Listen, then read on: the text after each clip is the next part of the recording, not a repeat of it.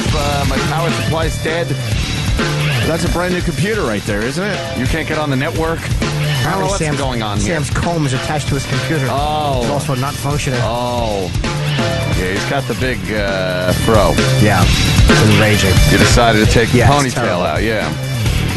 That's good. Is that a new computer there, Sam? Yeah, I mean, it's new in the sense that it's newer than the last one we complained about. Oh, really? Yeah. How old is that computer? Can we get a new computer? I think this is the new computer.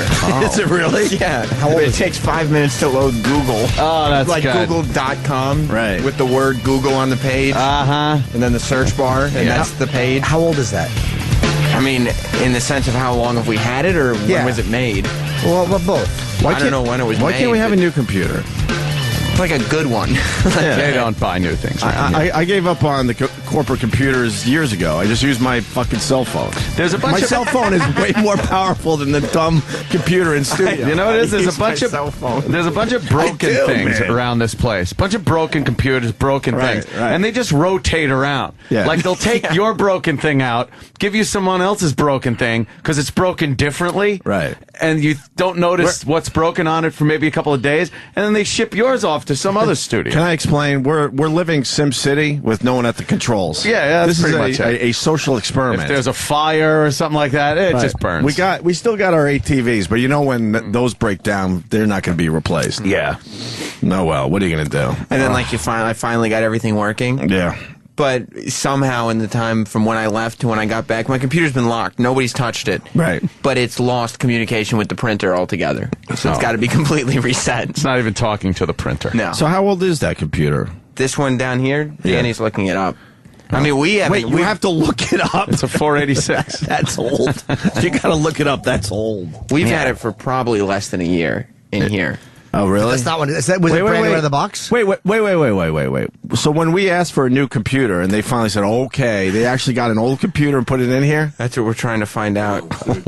Those sons of I thought bitches. for a second that this was actually a good computer, but then I checked the system specs and it's a different computer. Yeah, so I thought this was the Dell Optiplex with the 4 gigs of RAM. Why would it because be? we all know Like Dell is gigahertz. happening these days. Yeah. But then I checked the system properties. And Yeah. it's not as good as that. Oh, it's not quite as But good. how old is it? Well, it doesn't seem to be too old, but we are running the very latest service pack of Windows XP. So that's good, right? Hey, Oh, yeah, you can tell because it says version 2002. Oh yeah, cool. Yeah. Oh, man. That's good. That's only 10 years old, right? XP, yeah. And then they're like they told us, don't worry, we're going to be upgrading all your software. Could someone just answer this question? It could be a question for Twitter today, I guess. Why don't they give a shit about us? I just need to know. Have we dropped off? No. I don't think Is it time to admit we dropped off, and that's why they don't give a shit about us? No, that's the way it Why is are we running for software everybody. from 2002?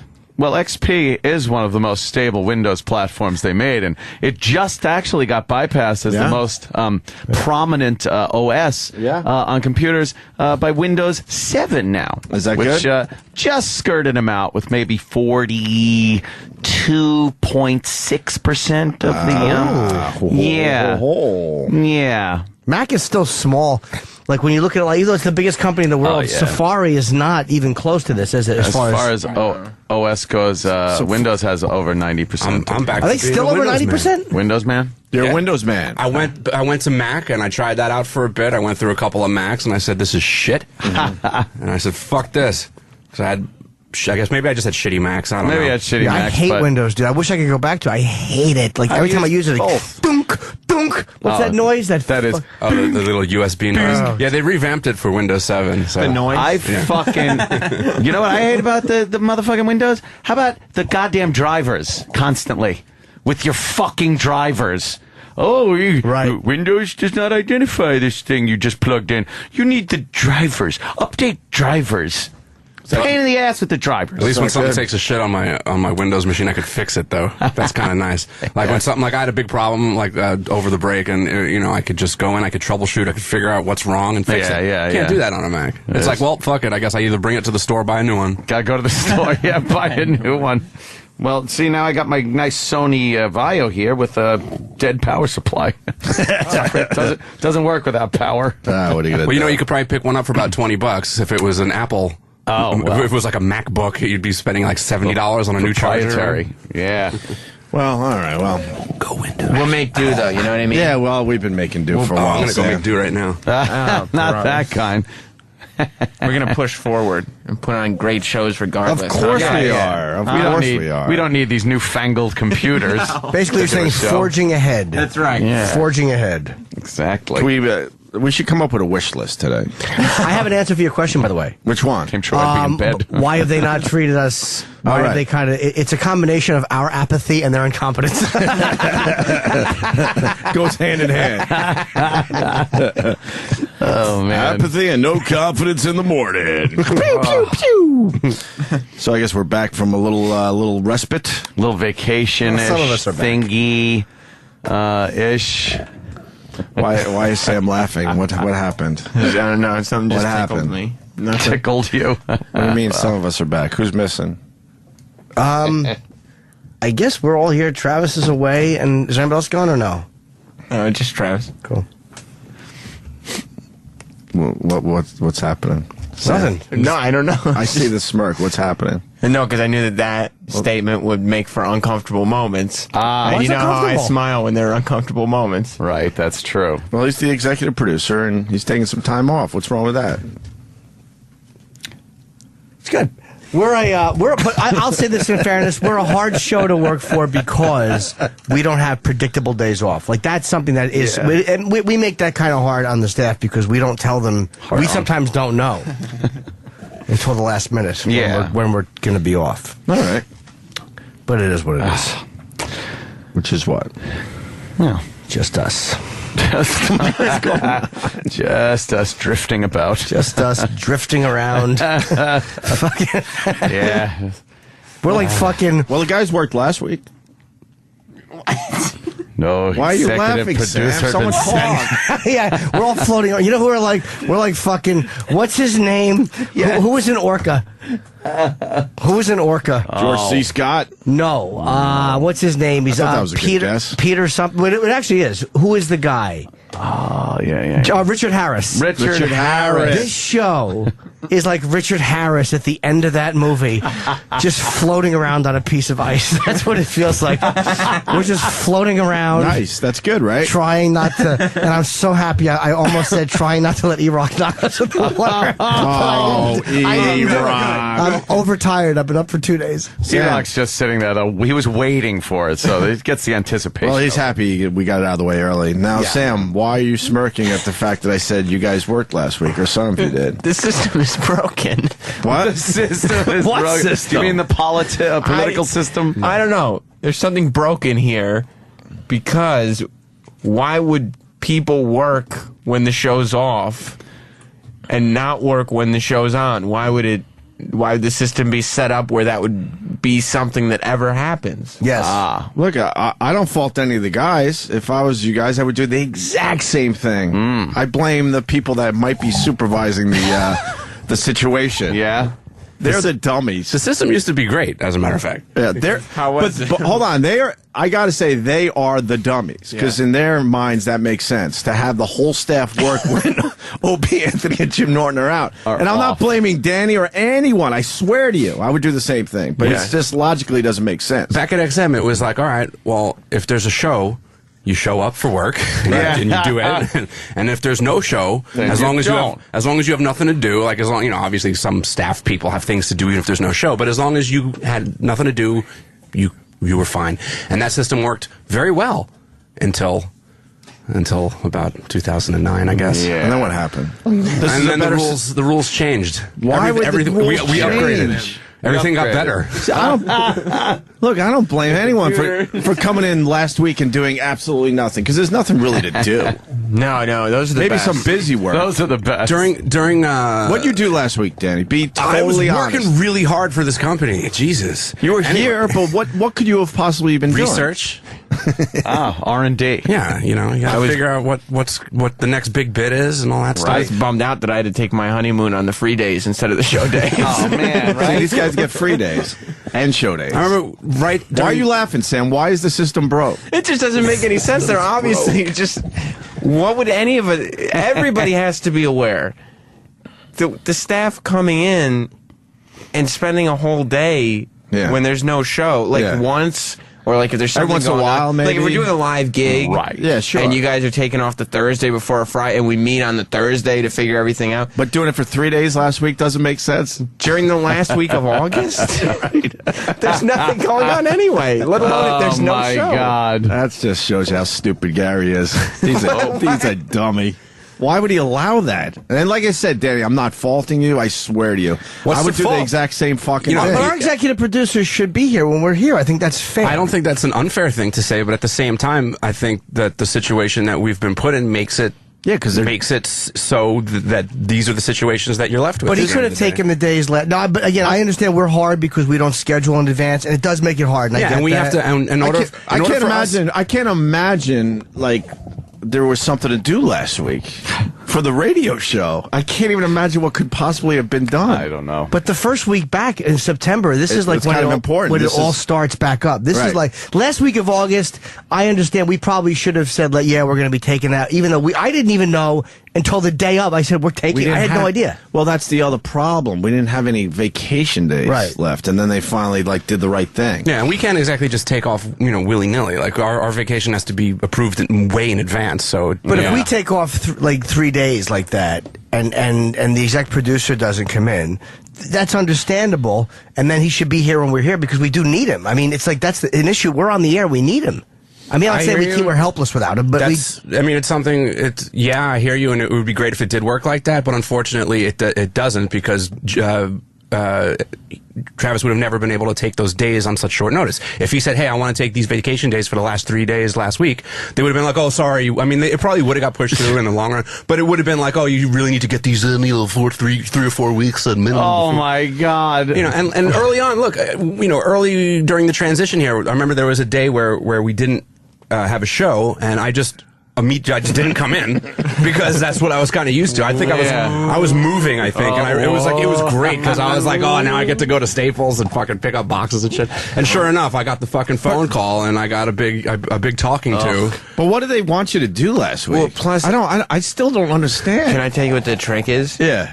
Like, I wasn't here, obviously, but if it worked out the way it usually worked out, most of the guys still come in at like 5 o'clock in the morning. And so they just get to sit here because there's nobody here until like I'm not gonna waste my time in rush hour traffic coming in at a regular man's day from 9 o'clock in the morning. Fuck not only is there no show, and not only is it the last week of August, but it's 5 o'clock in the morning. Yeah, I'm still getting up at 3:15 a.m. So what did they want you guys to do last week? Make radio, they want us to make a reservoir of radio, so that when you guys get here, we have something to take a dip in. Yeah, you could just turn the faucet on and radio pours out. So you guys were here Wednesday, Thursday, and Friday just doing busy work. Well, we're making sure that the news got recorded. What did you do recorded. last week? Right. I made sure that all of the big stories were remembered for you. Right. The big stories. Don't forget about the stories. Gary is as dumb as they come for allowing this. No offense. The only thing that would be well, because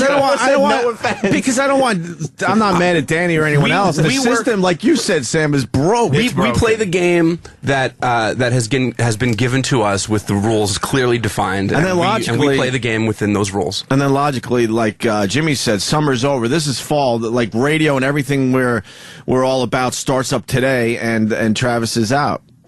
And it's like I know that like even if he planned for that. Like, I understand, this is where the company would be dumb. Like, why would they make you guys give notice if we're a last-minute show, and that's annoying for you guys? I'm sure it is, and I know it is.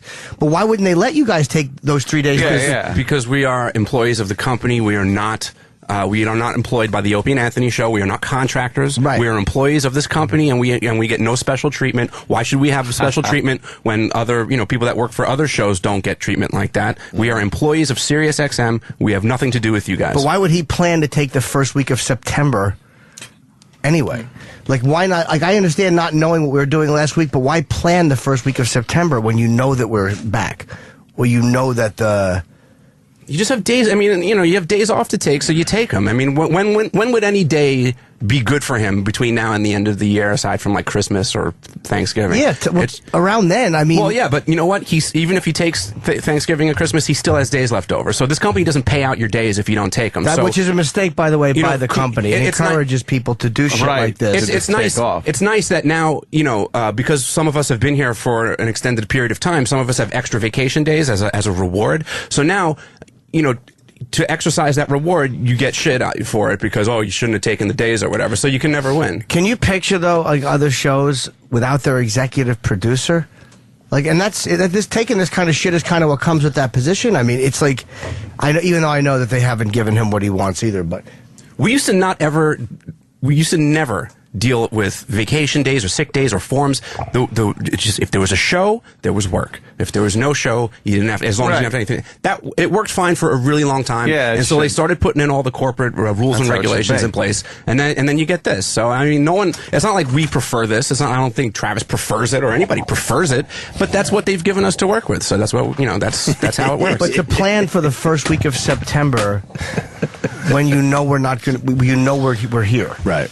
Well, doesn't make sense. That's Gary's responsibility. He should understand all that and try to figure it out. I get there's a lot of moving parts here. Yeah. But then in the end, the guy that supposedly was hired to kind of supervise this channel should be on top of it and figuring out a solution to this. Period. I blame Gary. There's a reason vacation days are approved, right? Huh?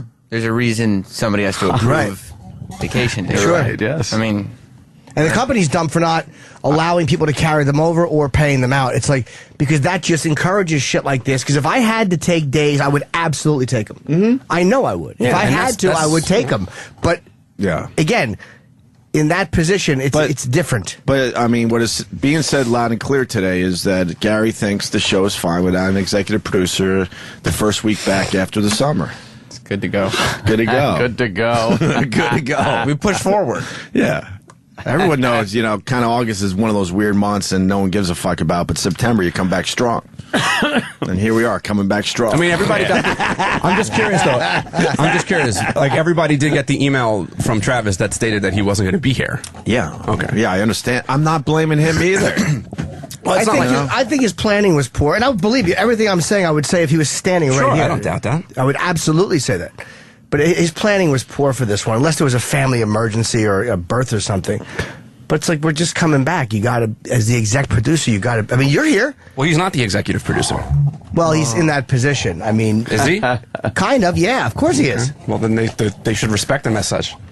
Maybe so, but, with the exec being the exec, I mean, I'm not going to argue against Travis when he's not here in that capacity. I'm not going to do that.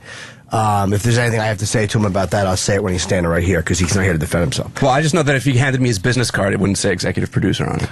Okay. No. I'm not trashing the guy. Fair it's enough. just that he's not executive producer. Then let's move forward. I mean, look, fair enough. That's what the company wants to treat him like it, but they don't want to acknowledge it. So that's the situation now. Well, do they really acknowledge anything financially? I mean, let's be honest. They'll acknowledge anything, anytime, really. Unless it's bad. If you did something bad, they'll absolutely acknowledge it. Yeah. It's illustrated in that flow chart, right? Yes. Let me see. Did we do good? Yeah, I guess so. Right? Did we do good? Yeah. Well, yeah. All right. Let me check. Let's see. Oh, we have a problem. All right. Well. Ugh. Welcome back. A hug. Didn't take long to get right back into the swing of things. I feel like the show needs a vacation. You think so? Yeah. I'm well rested. Old computers and no executive producer because Gary doesn't know what the fuck he's doing. Oh, yeah. You got to blame somebody in the end. I think it was a combination. But in the end, Gary should know better. Gary probably should sit down and go, Travis, as sort of the almost executive producer without a business card, you probably should be here the first week in September after the big summer vacation thing. And then Travis could argue, well, the guys, they don't give enough advance warning about vacation days and all that. And then Gary, because supposedly he's this wizard, this radio wizard, he should figure it all out. Yeah. It's not up to me to figure out anymore. Sorry. I didn't know Gary was a wizard. He's a radio wizard. When he sat down with me and Ant, Steve Blatter said, "Here's the radio wizard. He's going to get you to radio wizard." He said that, and he actually just appeared in a puff of smoke. Right. It's creepy. Forging ahead. Unbelievable. We're forging ahead. Yeah. Hope everyone's vacation was nice. Had a nice time. Sam went on a big honeymoon, which is... Oh, yeah. I was telling a lot of people in my dumb little world that how is it that Sam has a better summer vacation than than all of the show hosts? Well, he, it was a honeymoon. Yeah, it was a honeymoon. He went to Hawaii. I went to a couple concerts. I mean, no one did anything like Hawaii. No, that's a real Why vacation. are you special? I was married. You had a honeymoon. That was a mini moon. And that was just Bermuda. Mini moon. Oh, just That was a half Bermuda. moon. Exactly. That was the quarter moon. Maybe. That would be a honeymoon for most people. Bermuda. Not when you're rolling like Sam Roberts. Oh, man. Yeah, no. I mean, Bermuda was just like a little fun thing right after the wedding. I hear Bermuda's nice. It's beautiful. A lot of people don't even get to go to Bermuda for their honeymoon, is what I'm saying. Why? They don't. Well, if you live in New York, it's not really. They maybe get to Disney World or Disneyland. Bermuda's probably closer than Disney World is. From New York, it's like 2 hours. You shouldn't be allowed to have 2 honeymoons. You get a mini moon. That's a very typical thing these days. And you should have been working last week. I agree. Sam was fucking around in Hawaii when things needed to be done around here. Right. Where is the radio wizard? I like his new nickname.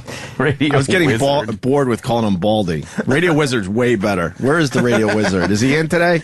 I'm sure he will be. Why wouldn't he be in today? I mean, it's not sure he'll be time. He'll be here. But why wouldn't he be like, okay, summer's over. I'm going to show the guys. I'm going to come in early the first day no. back. Oh, no. Maybe bring in some little donuts or something and say, hey, we're all on the same team. I'm the radio wizard, and we're about to broadcast. Why would he do that? Why would he do that? Why would he do that? Yeah, that would be an embarrassing way to introduce yourself to people that you already know. Terrible. Hi, I'm the radio wizard. What?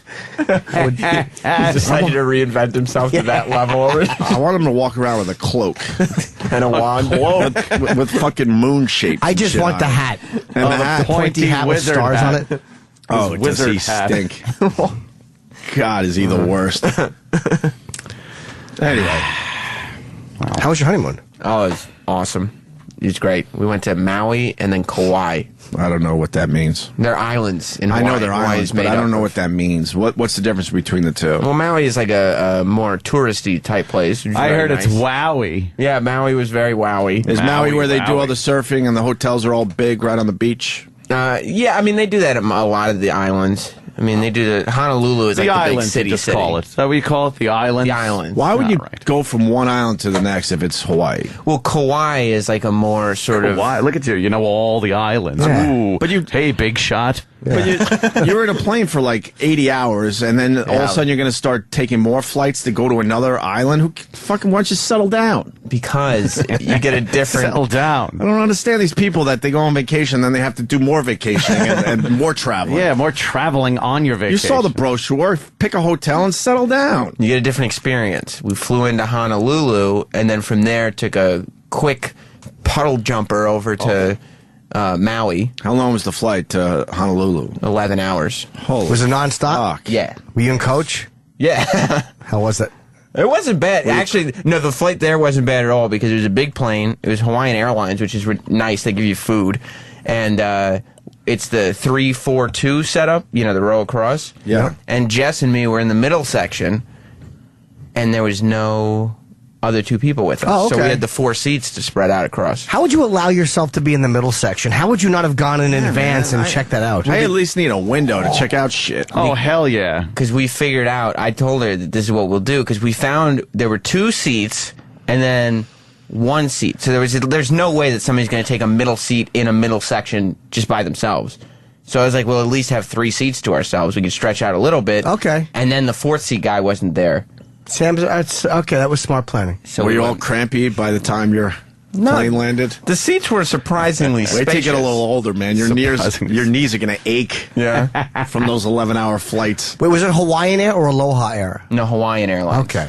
Because that's probably the one you want to fly, the one that's constantly going over the ocean and having saltwater erosion. And that didn't hurt a few years ago. I don't think you'd want that one. No, you really wouldn't. When the roof got ripped off and the woman got sucked out. Right. Oh, nice. Man. How great would that be if the only thing that saved him was his shitty hair? He just fucking clogged up the hole. All right, God, sorry. Like a drain. They appear to be new planes, though. They're really nice planes. Okay. And They want you to think they're new planes. They give you meals in coach. Oh, yeah? Yeah, the seats go back further. What do you mean than they give you meals? You're in the sky for 11 hours. They better feed you. Nobody gets fed in coach No, they anymore. charge you, man. They Even charge for you. 11 hours? They give you free blanket and pillow. They give you free meal. Wow, and coach? Yeah. All right, Hawaiian Air might be the fucking shit then. The seats are wider and they go back further. What's the wider? first class seats look like? I couldn't see them. Wait, didn't you walk through it? Oh, I love it. Did they have it where you walk in and you to the right and you to the left? Oh, I love that. They had two separate doors on the flight back. You might have had big stars on your plane. You don't even know it. No clue. Wow. I looked at business class, though. Yeah. It really didn't look very much different from coach. It was Right. like $350 to upgrade. So And you didn't. how What a much? Wait, chiseler. how much to upgrade? To business. $350 a seat. And it didn't look any different. He's a cheap. Sam's a cheapskate. I gave you a nice cheap wedding fuck. gift. You should have used a few bucks to fucking do the right thing. You are had the money. That's terribly You cheap. had the money. No. That's I mean, exactly the stuff that you hated that your dad would do. Like it's your honeymoon. being your dad. And you could upgrade to at least business for $350 more a seat. You know what? Your next honeymoon, you could do the right thing. You're nuts, dude. Even Jess saw it, and she said the business class looks like it's exactly the same as coach. It's the same number of seats. There couldn't have been that much more It's a legroom. lot different. Trust me, I've flown Yeah, business. It's a lot You should different. have done the hell right yeah. thing. Oh, my You need therapy. God. You're gonna it's be so just much like your different. dad. That's OCD, dude. We flew very comfortably still. That's OCD. You had the money. You just had a wedding where you did very well. Yeah, but you we brought had- in a lot of fucking loot. But we had to do like 9 days in Hawaii. That ain't cheap. No, but and if you would have said it's 1,000 extra a seat, that's crazy. But an extra $350 a seat, You're flying for 11 hours, and it's only $350 to be a little more comfortable. You do that. and you'd be a lot more comfortable in business. The food is much better because you're probably getting first class meals. Food. Yeah, the- All right. You're getting much better service. The chairs go way back. Yeah. It's much better. Sam. Yeah, you sleep. All right, enough with the dumb flight. So what'd you do? We did a lot of relaxing, a lot of pool But time. then you had to get on another plane and go relax on another island. That's so man. stupid. No, because the island flights are not bad. No? You relax in Maui, and you also drive around. And we did the road to Hana. I don't know. What does that mean? They have all these roads in Hawaii. They're like these little skinny roads, and you're driving up mountains and stuff. Are they interstates? Sounds dangerous. No, they're not interstates. They're I think they're islands. still called interstate highways, even though, that's dumb because there's no other states. Maybe there's they no are, I going don't know. interstate. Yeah. We had to sign a thing when we rented the car that said we wouldn't drive to Mexico. Really? I pointed out the absurdity as I was That signing is it. pretty good. How about they adjust the forms for the Hawaii people? Yeah. So what? You relaxed and then got on another plane to relax somewhere else? That so doesn't make sense to me. The flight from Maui to Kauai is only like 45 minutes. And That's we went to way Kauai. too long. Kauai was great. They had like 5 pools and a saltwater lagoon. But didn't you have pools where you were? Not as nice pools as in Kauai. But you were in the air for 11 hours. The pools better be fucking nice. They were very nice in Maui. And why are you in a pool if you were in a plane for 11 hours? When you go in the ocean at that point? I went in the ocean too. You could have That's been the in a beauty of pool it. in fucking, what do you call it? Bestchester? Chester. Oh, God. But we get in because you get in the pool and then you can get out and take a dip in the ocean, come out of the ocean, go back in the pool, get in the saltwater lagoon in Kauai. In Kauai, you can drive around and see more of the local flavor. It's a little less touristy. See. Oh, well. Yeah. I think, island hopping is just dumb. No, it's you great. pick a good one and then you hang Because out. they're different. How long did you stay on one island, then go to the next one? We did like 5 days on one and 4 days on another. All right, that's not that bad. As long as you're not going back and forth. And how long No. a flight? Is it an hour?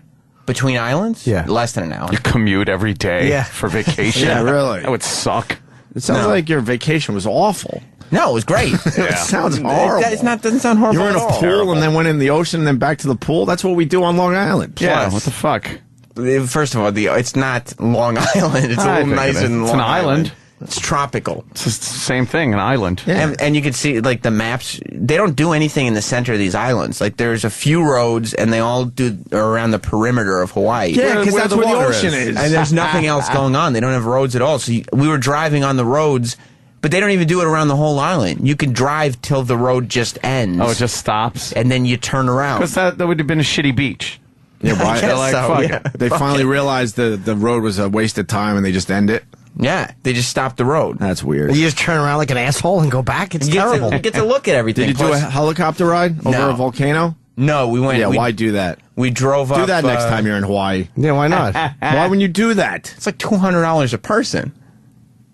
Holy fuck. Yeah, you're on your honeymoon. It's a sickness. We drove up a canyon. You hold on. You realize that you're going to look back on this, and you didn't spend the $200 to take a helicopter over a volcano. I didn't want. That's a once in a lifetime. No, you should see everything there is to see. I mean, I'm not. We were not leaving. It was only $200. That's not bad. Did she want to do anything that you guys didn't do? No. Okay. She was very happy, relaxing. Well, she's probably signed. She knows his sickness, like she knows he's OCD, so she's probably just kind of toes the company line, like, "Oh, Sam, it's the same seats up there." Were you sitting there figuring out how much money you're saving?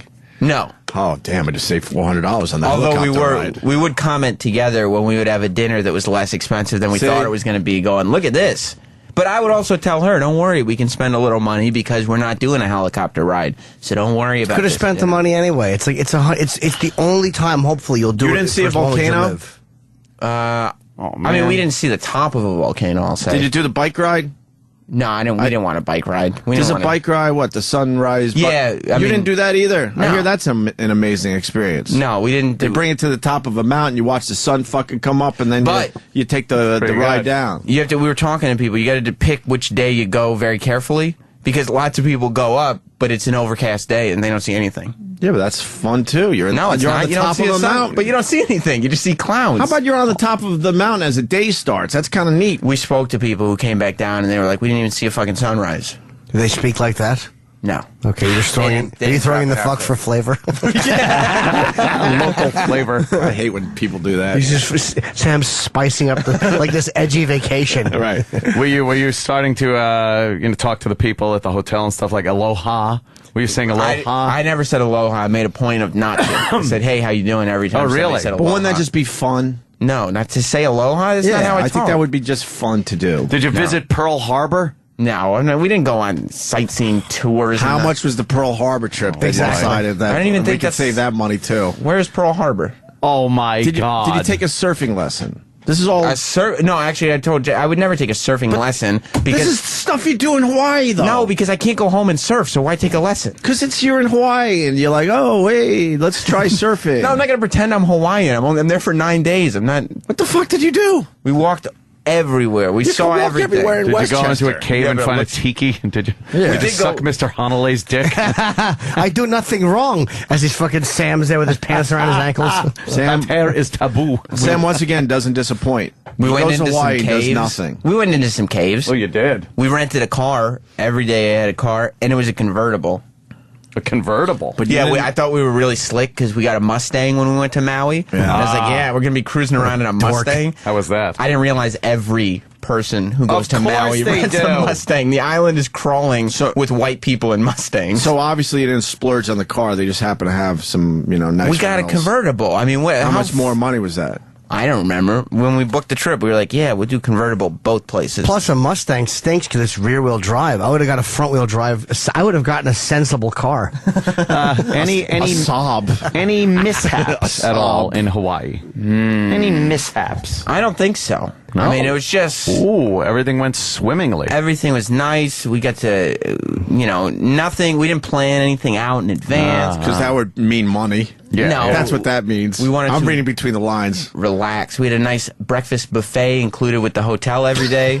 So, you know what you do? Yeah. Eat heavy breakfast, skip lunch. Who's with me? You are. Who's with me? I have done that in the past. He's a total I'm not gonna lie. 9 days in a row? Pinch penny. No lunch in Hawaii for 9 days. So then helicopter ride. No. Go, all right, we're going to sacrifice lunch, but I'm going to show you a volcano. Want to see helicopters? From a helicopter.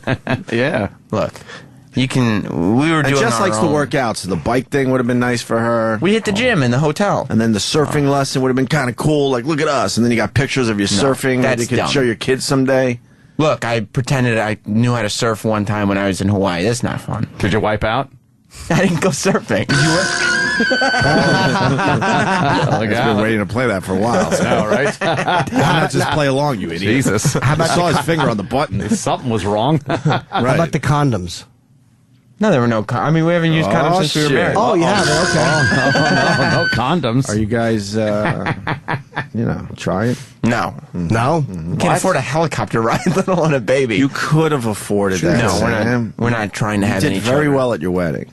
Yeah, we did. We're trying to You should have bank some of that. pushed a few of those bucks to the vacation. A helicopter ride. We didn't even care about the I went to the helicopter Grand ride. Canyon. I was like, yeah, I got to see this from a fucking helicopter. It's a we didn't- no-brainer. We didn't care about the helicopter ride. The only helicopter ride worth doing that we didn't do was in Kauai, because it takes you, because that's where they filmed Jurassic Park, Oh. and you can only get to that waterfall by helicopter. Why would Like you do they that? did in Jurassic Park. Right. Why would you do that? Because right? I don't go on movie tours when I go on vacation. It's still, Yeah, exactly. it's still a cool waterfall to check out. And you just pretend you're looking at the island like the old guy did when he got off the helicopter. Take my picture. No. There's no reason to. What was the number one thing you did on vacation? Like the one thing where you're like the wow moment. I really liked driving up I think it was the Wamalea Canyon, something like that. But it took like Driving. 40 minutes. That's what he enjoyed the most. Yeah. Driving. Driving up a for hill. 40 minutes up a hill. You get to you can see it's very scenic. Plus, we went on a road Who's Nick? by accident. You're good. That was way longer and nobody else was driving on it, so it was a little like, uh-oh, where are we going? Because it was the wrong road. And all the Oh. street signs had bullet holes in them. Ah, But that's nice. we got to the top of the canyon, got to see the beautiful scenery, beautiful canyon, way up high, and drive back down. It's amazing in Hawaii. How are the hotels? Really nice. Did you stay in the honeymoon suite? No, we Why just had would you? We just had a room. Oh, you have man. a Not even a ocean honeymoon view? suite. Oh, Boy. no. Ocean view costs a lot more. Why would you? No. I actually, Hold the on. first I night- understand. Like you have a checklist and you go, all right, we can't do all these things, obviously. So maybe we'll blow off the ocean view What? so we could do the helicopter ride. We're just chilling And in maybe we'll Hawaii. blow off the surfing lesson to, Just chilling. Yeah. How long you spending in the room anyway? Am I right? Keep the curtains drawn. Who cares? What difference does it make where you are? Oh. You want an ocean view? Let's go to the beach. Am I What right? was your view in Hawaii? The first night of the honeymoon was not a good view. What was the view For her. from? The first night? Yeah. Because we had to switch the room. He had to switch rooms. Why? Oh, what happened? Well, we got to the hotel and they said, you're Tarantula? in... No. Oh, no? AIDS? Oh, you're playing on Dad's ribs. I love that one. Yeah, it's an oldie but a goodie. Oh, I love that. We were in room 101, Oh. which we were like, okay. Don't go into room 101. Yeah. Room 101 in any hotel has to be the worst place to be. Has to be. Because then we found out the lobby is on floor 3. Oh. Which it's the basement. You're but in they the just basement call of it. the fucking... You were in a basement in Hawaii? So Wait, did you have no window views? well, we went. This is just the first night. we go down the elevator. You never disappoint. We go down the elevator and we looked out, Oh. and directly across from our room It's like is the hotel. a little piggy blowing some man. Did someone spill fucking avocado all over? Avocado on you. So what happened? You were going downstairs to go to the goose and duck soiree.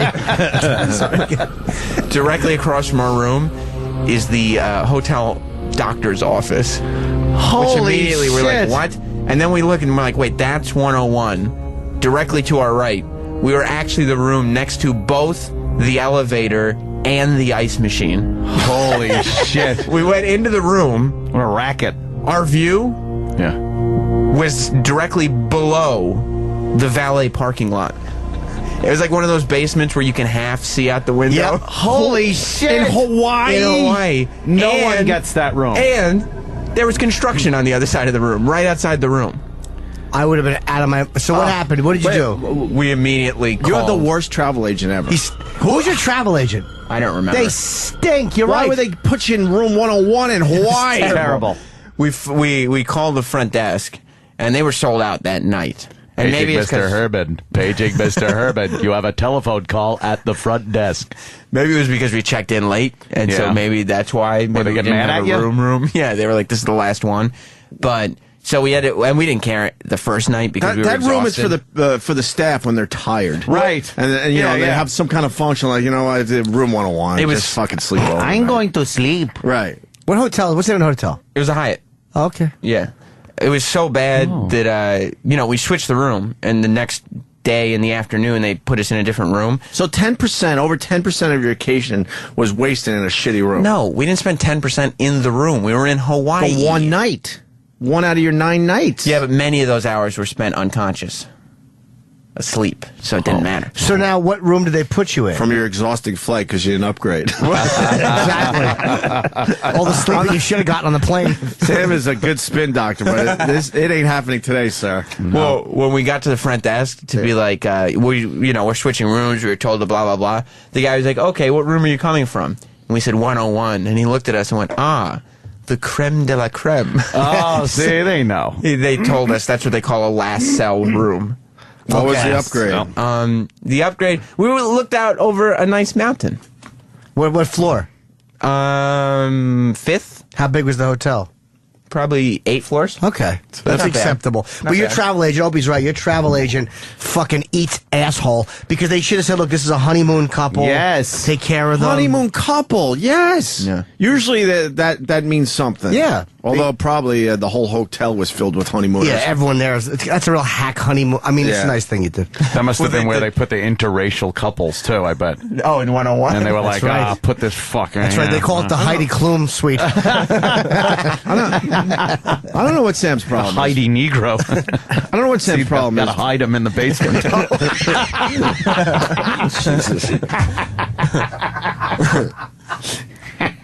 Sam's got a real problem. Yeah, he's a Because it's easy, and I'm sure we'll hear it later today. Oh, you guys have money, blah, blah, blah. When I didn't have money, I just did the right thing. Oh, yeah. It's called debt. Irresponsible. Look into it. You know how to splurge a little bit. Yeah, we're I not don't have talking debt. about blowing a lot of money. $350 Yeah. a seat on your honeymoon to upgrade to business from Coach is a massive upgrade. Mistake number 1. But that we- was mistake number 2, no fucking helicopter ride to either the didn't waterfall or the fucking volcano. We didn't care about the helicopter That's mistake ride. number 2. Mistake number 3, no surf lesson while you're in Hawaii. right. The surf lesson is stupid. Why would you take a lesson in something that you can't do? Did you go to a luau? No. We were like, that's lame, too. Did 'Cause- Jess take a hula lesson? No, she didn't take a hula man. lesson. Mistake know why- number 4. You know why the luau's lame? Because you have to sit around and talk to other people who are staying in your hotel. So? That's the worst. But then you could say, please pass the poi. Please pass the poi. Yeah, What is poi? I don't know, some fucking Pork? traditional dish. She pig? And but you know what we did? We were smart. We went to dinner, and the luau is outside, right? So guess who watched the performances without going inside the luau? Sam God. and Jess. Was the luau Oh, charged? my God. Oh yeah. Oh, It's like my- $100 He, for the luau. he did the strip club move on his Oh, you honeymoon. did. Holy shit. Oh yeah, we The did. strip club move, obviously, you watch someone else's lap dance. Yeah. Sam and Jess were like the locals in Apocalypse Now when they were watching the strippers. Yeah. Right over the bushes, we saw they were talking about the history I bet of you had it- Hawaii and whatnot. I bet you had to turn all the way around to see the performances, right? Well, we had to look over the bushes, Wow. like tiptoes. It's like when you park up the hill to the drive-in. Gotta watch the movie. Oh, Sam's the Oh, worst. you are. You are It's terrible. not too late for you. Well, I mean, it's not It's an illness. Why don't you heed our advice? because we had a wonderful time. Yeah, but you're doing the same mistakes your dad did to you. Yep. And the same annoyance your mom had, Jess is going to build up. Because Jess is fucking Who was your travel smoking. agent? Obviously, that had something to I do with don't- this, too. Jess Yeah, should be I don't treated like remember, a but- princess, right? That's right. Yeah. She's happy. Oh, stop. She had a wonderful time. She had a satisfactory time. Yeah, she probably did have a nice time. Yeah. But I guarantee Yeah, there you was a guys- couple things oh. that bugged her. Mistake number, I forgot what number 5. I'm up, 5 or 6. Yes. No lunch for 9 days. Oh, my Yeah, God. we had heavy breakfast and snacks by the pool. Snacks by the pool. And you guys aren't drinkers, so you saved a lot of money on the drink bill. Yeah, and they gave us a free bottle of champagne or something like that. Yeah, we just sell it. Yeah, I wanted to. We didn't drink. You didn't drink it? No. Well, you don't drink, so I can't beat you up for that. You know what we did? And this one was Jess's idea, not my idea. This is a very smart idea on her part, though. Went out and met gentlemen. You stay here. Went out and separate evenings. Wow. Just explore individually. You stay here. We knew we were going to have snacks because we planned in advance skipping lunches. Sure. So Why were you skipping lunches? Were you really doing that just to save money, or were you guys just busy? no, You didn't skip lunch to No, save we money? knew going. We Look, were you're like, bringing we're not- tears to Erock's eyes just saying skip lunch. I know. Two things he hates. So what?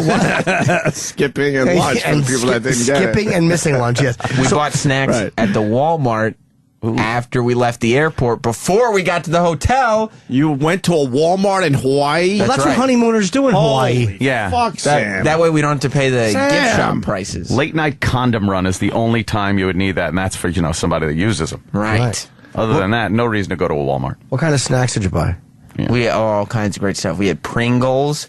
We had mini Oreos. But she doesn't eat any of this stuff. She's Some of the Oh, no, she was enjoying the mini native Oreos. Hawaiian food. Yeah, that you exactly. partook Have in. some poi, you jizz bucket. Baked Lay's. Did you have any pineapple? Jess enjoyed the pineapple. I did not. I had my breakfast every morning. Oh, no. Was Raisin Bran, bacon, and watermelon. Watermelon. That one he can't help. Watermelon, of course, yeah. You're so black. Wow. Every morning. Pineapple. You didn't even try fresh pineapple in Hawaii. No. Jess said it was good. though. Mistake number, what am I up to? 17. I had fish and chips, though, What's for that? one meal. Fresh fish. That's good in Hawaii. That's good. And I had to explain to Jess the battle that runs through my brain as I'm chewing the fish, knowing that my taste buds are enjoying it, but my brain just keeps reminding me that I don't like fish, I don't like fish, I don't like fish. Again, don't like that's your fish. OCD. Yeah, that was- You're wow. sick. Why don't you like fish? I don't know. I was eating it and it tasted fine. So why The say texture wasn't why even say bad. to yourself, I don't like wasn't fish? doing it. Oh, It was man. my brain involuntarily doing It's it. sickness, dude. wow. He's OCD. He's terrible. That kind of chronic cheapness is OCD, and like that, your food stuff is all OCD weird shit. But at least you ate the fish and chips. Do you feel like you've accomplished something when you get to not pay for something? Do you walk away and just Yeah. think about it for a while? You're like, I really saved some cash right there. When there's a good value, that's a feeling of But not satisfaction. on your honeymoon. That's when you have to Oh. kind of let your brain go, all right, shut the fuck up, brain. I'm going to do a few little things here today. No, there's no Wow. reason that we can't come home being like, look, we had a great time and we didn't even spend that much money. This is like a twofer. How much money did you save? Did you Yeah. figure it out in the end? No, not yet. We were exhausted yesterday, But you will figure it out in your head? I mean, we were allocating. We figured it could cost like $100 a night for the two of us to have dinner every night. Yeah. No, it did not. No, it did not. So we Pocketing saved some money condiments. there. What did you eat, leaves? Plus, we didn't do any zip lines. We didn't do any I was helicopters. going to ask you, did you do anything do that zip that was lines? Hawaiian? Dude, we did. Like, we explored. We went Yeah. to villages. Wait. For You're free. not getting away with that one. Why Okay. not the zip lines? That sounds like, wow, that would be a cool thing to do in Hawaii. Well, I didn't want to anyway because I'm afraid of heights. Right. But we didn't do any of the tourist stuff. Yeah, why do that in Hawaii? They didn't want to spend money. They wanted to walk around. She tolerated it because Oh, yeah. Sam did marry her. But believe me, there was a part of her where she was like, ugh, business class would be nice. What this could have been. No. She's Yes. so close to a good vacation. But she's at the Exactly. place. She's at the place, but then you just like don't do anything. Her whole vacation was peeking over the bushes.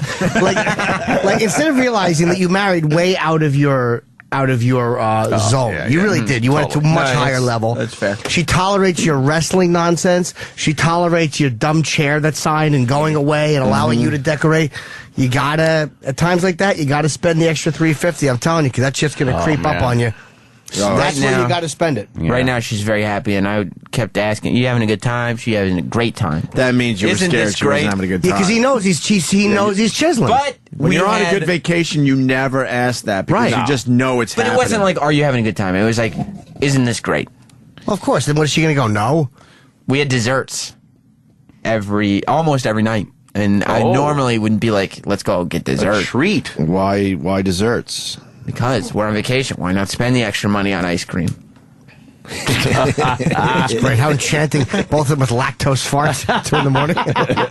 There's lots of shave ice places, so let's go get a shaved ice. Because that's pretty cheap. That's a cheap dessert. Exactly. Expensive. How old are you, 9? It's a little local flavor. Oh, no, it's not. This guy spent 22 grand on his Hawaiian honeymoon. Oh, my God. He's a fucking idiot. Why would you spend man. 22? I'm not saying you were supposed to spend 22,000. No. Probably for an extra grand, you probably would have had a little better time. I wasn't spending an extra grand. Why not an extra grand? Because a grand is a lot. Wow, it isn't. That's why it's Yeah, called it is. grand. You do great things with it. Grand. No, it's great to have. Oh, no. To do what with them? To do what? What are you going to spend it on that's more important? You don't spend it on a TV. Because Jess also, the reason Jess doesn't mind this stuff is because she is also of the future minded. She's not so wrapped up in the right now. Really? Was she getting a divorce lawyer? No, but what's happening in the... Think about it rationally.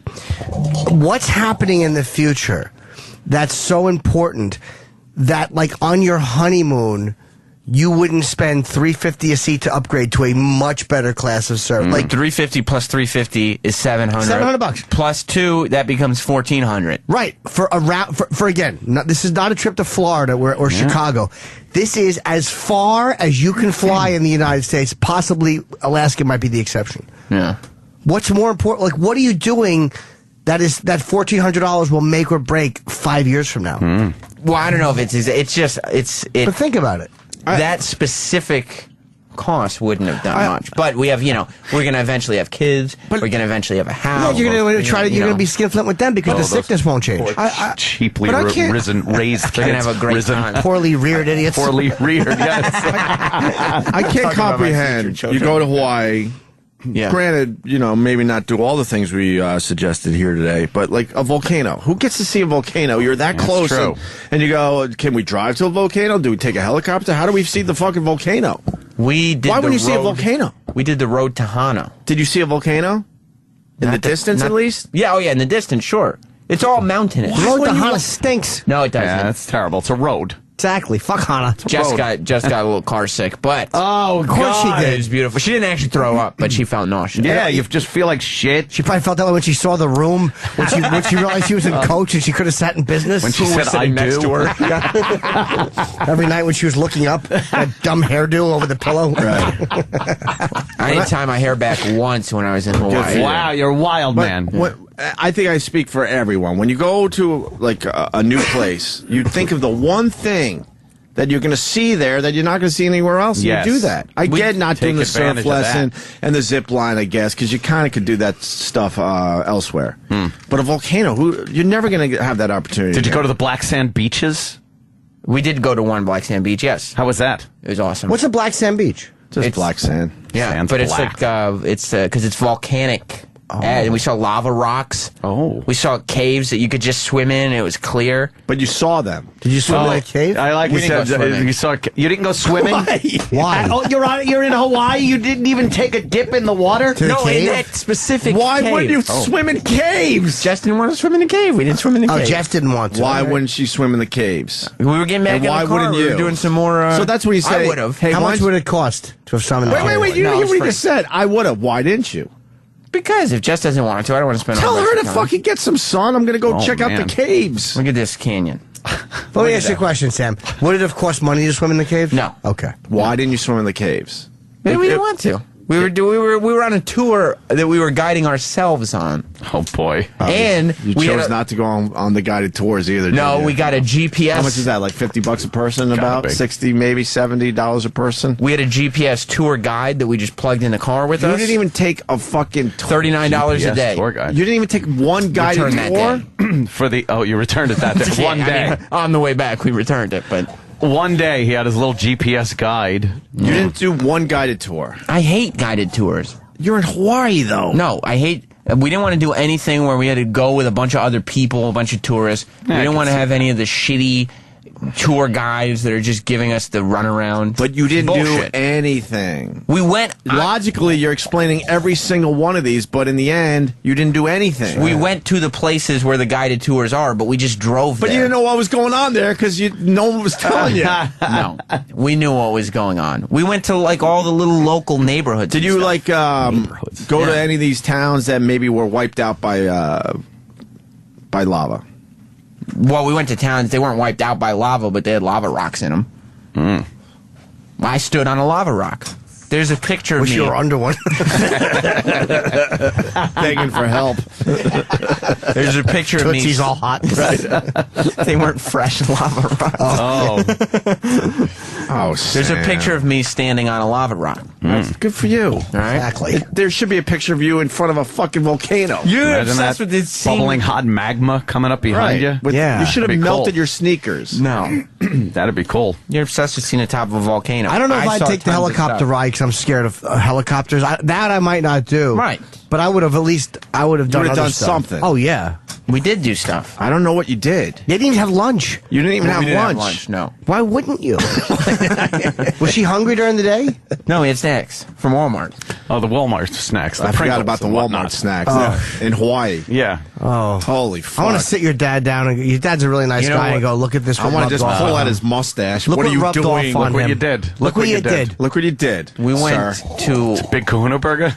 we went to Bubba's Burgers That's that Hawaiian joint. in Isn't Bubba? That's like you can get that anywhere. No. No, there's probably other Bubba's Burgers, but there's a franchise. It's in Kauai, and there's only 3 of them. But they had a broken toilet seat signed by Ozzy. That's kind of cool. See? Should have bought it. This probably wasn't Ozzy. It was probably some Toilet seat drunk guy. broke. Yeah. Yeah. We got to see all kinds of crazy stuff. Look at this. It's Ozzy Makawahani. Ozzie. Yes. He's an old fucking. What's that shitty instrument they play there? Oh, that's Ukulele? stupid ukulele. The uke? We got to see stores that just sold ukuleles. That's Really? crazy. Did you don't go see that. Don Ho? No, we didn't get to Don see Is he that. Ho. dead? Is he dead? I think Don Ho's We dead. saw a magic know. show. Did you go see yeah. where they filmed Hawaii Five-0? No. How about where they filmed Lost? No, I don't care about Lost. Or Jurassic Man, Park? What's the matter with you? I don't do these movie tours. What's the matter with you? But if I'll it's go to more than- Universal. It's more than a movie tour because it's an amazing waterfall that you can't even walk to. You have to fucking be in the air to see it. That's something cool. We drove around and saw waterfalls on the road to Hana. And I usually don't do tourist trappy things, but It sounds like you do. it does sound like I do, Sam. You're right, but you didn't do anything. Let's look did- at your honeymoon photographs. There's only a couple of them that I posted, but look at that. That's on top of the Waimea Canyon. What are we looking at? That's the canyon. That was what I was looking at. What is it? Not too many filters on that. I put It's like Mars. Know why he had to filter up his shit because he wasn't going to the cool places. Yeah, that's just So now he fucking takes wrong. his That was the boring cool photographs place. and he fucking filters the shit out That's of them. terrible. No. Why would you filter? Why would you filter any pictures from Hawaii? It's bored. Throw filters on there. It's Hawaii. They should be beautiful naturally. Yeah, you don't need filters. You fucking hashtag no filter, Might as well bitches. Photoshop a volcano in that motherfucker. Yeah, but I like you just put no filter. What are we anyway. looking at, Sam? I'm getting really fucking pissed. The top you of a spending money. canyon. But what is it? It's a canyon. What's down below? Grass? There's grass down below. There's rocks. There's trees. We're up in the clouds, for God's sakes. We're way high. Look at this view. Yeah, it looks like you're way high. Yeah. In the clouds. We take a picture from the clouds. All right, next picture. I'm not impressed by your first one. Well, you don't have You filtered to. the shit out of it. Yeah, Let's see. that's terrible. Look at this sunset. That's filtered. I do mean, that every fucking day. Yeah, but not like that. That's better than your sunset picture. You filtered the shit out of it. Yeah, of course. That's the new shit. But if you're in Hawaii, I hear the sun's sets are just beyond amazing there. They're great. So let's see the picture without the filters. I didn't post it. That's a good one. Sam is a cheapo dullard. Look at this. Just sitting by. It looks like a Funny. backdrop. Yeah, well, that's a nice view. Just sitting by the Sure. pool, That- chilling, looking. Know what we're looking at? You arrive at your hotel and go, holy fuck, look at this view. Right. All right, that's where you start. Now what? You hang by the pool for a while. You're on your honeymoon. You You're have relaxing. 3 honeymoon pictures. Yeah, on the internet. I'm not sharing my honeymoon photos with the Oh man! But you put your World Wide Web. you put your best foot forward. You put your best foot forward. Why? What do I have to prove to people? But I don't have to prove to All right, Twitter you have 2 followers pictures that I that you had to a good filter the honeymoon. shit out of to make better, and the view from your None. hotel, which is nice. Look. Yeah, that's all I posted. But that's what you get when you fucking step off the plane. But this wasn't a vacation of posting pictures Why am to I impress mad people. that you didn't have a fucking I had a better wonder- time? I had the greatest time ever. Why are we mad if I this know. is how he wants to live? You go and you relax. You spread aloha. Aloha. You went to Walmart for Spread aloha. I wish that was Hawaiian for your brains all over the ceiling with a gun. You went to Walmart to get snacks so you didn't have to eat lunch. That's crazy. Well, we had big breakfast, too. A lot of bacon. Ah, the big breakfast. The big breakfast. Did you fucking put a little in your swimsuit on the way out? No, but I should have. Definitely should have. That was hurting, right? You were bothered by the fact you couldn't grab. Oh, that he had to leave food behind. You Could I could have a to-go box? Well, you you're don't going crazy. go. Yeah. You hit that buffet on the way out. You grab whatever the fuck you can, And just go. and you No. see where that doorway is. Come on. I didn't do that. I was too busy relaxing in Hawaii. Oh, Ran into a couple listeners here and there. what? Yeah. Really? Yeah. You could do that. That's true. I mean, Sounds great. you ask people who go to Kauai. You go and you relax. How much did That was the purpose How much of did the your trip. honeymoon cost to Hawaii? Because people are saying I spent 10, 12,000. It wasn't. It was. We definitely kept it significantly under 10,000. significantly. But- that means 5. I would hope that that was the ballpark. It was probably about between 6 and 7, maybe 6,500. You went to Hawaii for $6,500 for 6,500. 9 days. I should be a Holy traveler. Two people. Amazing. Holy I think it was shit. about that. Fucking amazing. Maybe $7,000. I think that's almost impossible. Pretty good. Yeah. In this day and You age. go and you relax. You should write a book Thrifty. about that, and it's called "How to Put Saving Money Above All Fun." No. If you spend 7,000, which might be high, half of that would probably be your hotel bill or close to it, right? Could be. I mean, yeah. Maybe not half, but, you You know. should write a book, How to Be a Chiseler. Look, you go and you relax. I work a lot, go to Hawaii. That's you don't what- do anything. No, you do things. Then you gotta shouldn't do have picked something. Hawaii. Yeah. No, that's the perfect place to No, relax. Hawaii's the type of place where you're like you really should get out and experience things. Someone said you should have just gone to L.A. and gotten a studio apartment. There you go. Or I mean, you go to Miami for that. You get a nice little hotel room close to a No. beach and just chill out. By the way, why did you go this time of year? Like, why this month? Probably because it's very. I bet you the rooms are cheaper at the last week of August. I thought that the show was going to be off the last week of August. Oh. Okay. he did. No, he was. I That's a remember him good. saying That's a that. good guess. He just assumed. Absolutely. Good thinking. And he wanted to be back when the show was on. was on. That is responsible. I'm not saying that Sam's not responsible. His issue is this fucking money thing. I'm no Holy fun. fuck. Very responsible. No, but in your head, you're having a blast. That's why I think we all Jess get had frustrated. a blast, too. You just go and chill out. You think spread she did. aloha. She's and too just- nice to tell you, that it sucked. You throw up the horns, The horns. you know? What? You wouldn't believe. We saved one night, we thought we were going to spend like $100 on dinner. No. No. We found like a little Mexican spot that's like a hole in the wall Mexican. called The Crack. Called Taco Bell. You're eating Mexican food while you're in Hawaii? Little local spots. That's not. That's local to everywhere. It was delicious, fresh food. I got 2 Mexican joints within 2 blocks of my place. Yeah, they're nice, but Right. it's home. I don't know where I could get Hawaiian food in Right. Manhattan. So if I'm in Hawaii, I'm like, you know what? We're gonna eat so much fucking pineapple, it's gonna be coming out our eyes. No, there's like the nice, fresh What'd you have? ingredients. Well, I didn't go at The Crack. Then we went to Bubba's Burgers, and I got a chicken sandwich. Why not at least eat in nice restaurants? We ate at a nice restaurant. We did a nice mixture. Why Some did- nights we had a nice restaurant. Wait, you didn't eat Some at the nights- Mexican joint? No, because it was a hole in the wall. There was no place to sit down. So who ate there? Jess ordered food there, and then we went and ordered. Like there was not the place had She no got it to tables. go? There was Oh, no tables. she got- It was only She to got go. Mexican food to go. I don't know, in Hawaii? honeymoon. I can't wait until you come in Sam. frowning. She called a lawyer. Sam. That's what she wanted. No. And I don't know why it frustrates me. 'Cause It was- it's your life, but man. And what did you get on the chicken sandwich? Did you at least have it where it felt Hawaiian? Hawaiian it up. I did this Hawaiian thing where they put lettuce and tomato on it. Wow. Yeah, so what am I gonna? I don't put anything on sandwiches.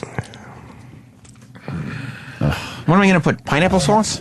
Mexican food to go on our Hawaiian honeymoon. We were all hoping to live through you because we didn't do anything for our summer break. It was fucking awesome. Like you guys you would have did. had a blast. I went to a couple concerts and you had this fucking. You would have loved it. That's how. Yeah, What I do would you- have.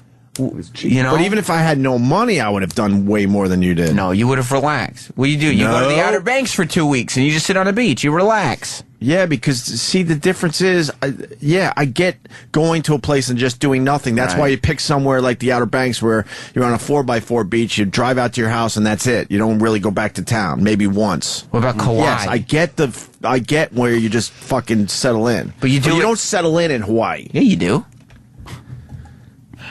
You don't settle in Hawaii. But you, when was the last time you were in Hawaii? It sounds like you should have done Miami for your honeymoon. No, you go to Hawaii. It's so much nicer than Miami. How do you know? I've been to Miami. You don't even know. I've been to Miami. No, for Hawaii. We saw your three. I encourage everyone to go to your Instagram to see the 3 sad pictures you posted. First of all, they're with beautiful. a lot of filters. It's not Sam on Instagram. They're beautiful pictures. Do you realize with Instagram, as soon as you start fucking around with filters, you know your shot is shitty. So you're trying to fucking pump it up. Shitty shot. Pump it up a little. That's the new shit. Is to go crazy with filters. Not when you're in Hawaii. That's right. You're going to go round and round with this shit. No, the new shit is to just load it up with as many filters as you can. If you're stupid rolling, taking a picture of the skyline for the 10,000th time, I get it. You throw a filter on it. Not when you're in Hawaii. You load that shit up. Roland and his dumbass pictures of the skyline. We get it. Every night. Plus, I would just post them night. From airports while I was waiting on planes. So you just play with the filters while you're waiting for your plane.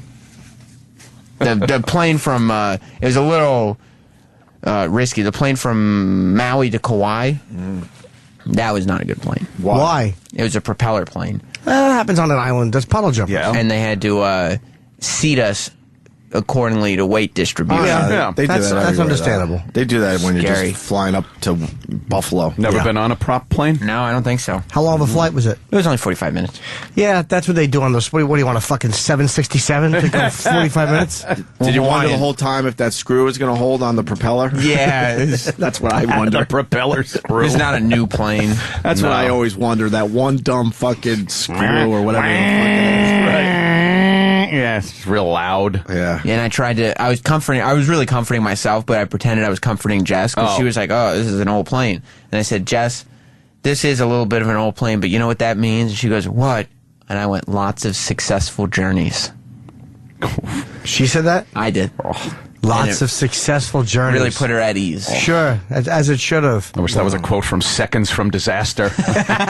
Love that show. Exactly. So what was the wow moment? The one big thing that you did in Hawaii?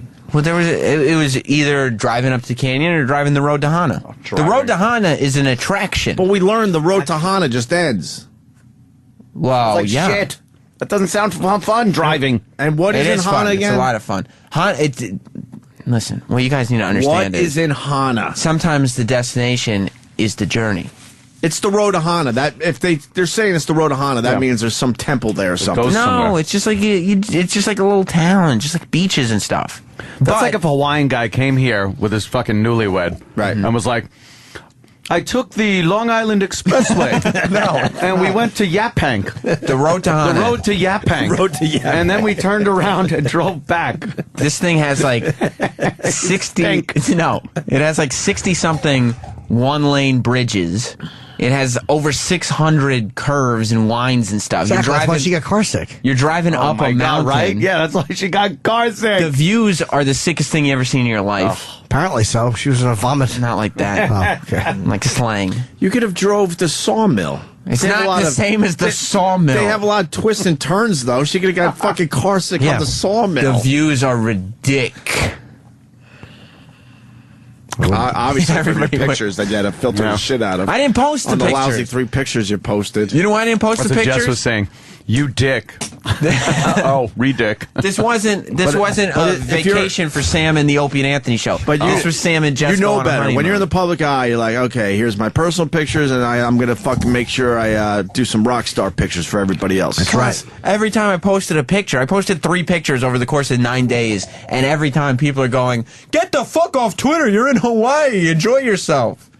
It's like I was trying to share with you guys. Come on. They were just mad that you didn't have much to offer. Exactly. from You your were pictures. clogging up their timeline with your shit. Yeah, because the other thing is, a lot of people listening to us right now will never get to go to Hawaii, so they were living Right. through you, and you give them 3 shitty pictures with horrible Scenic filters on them. views.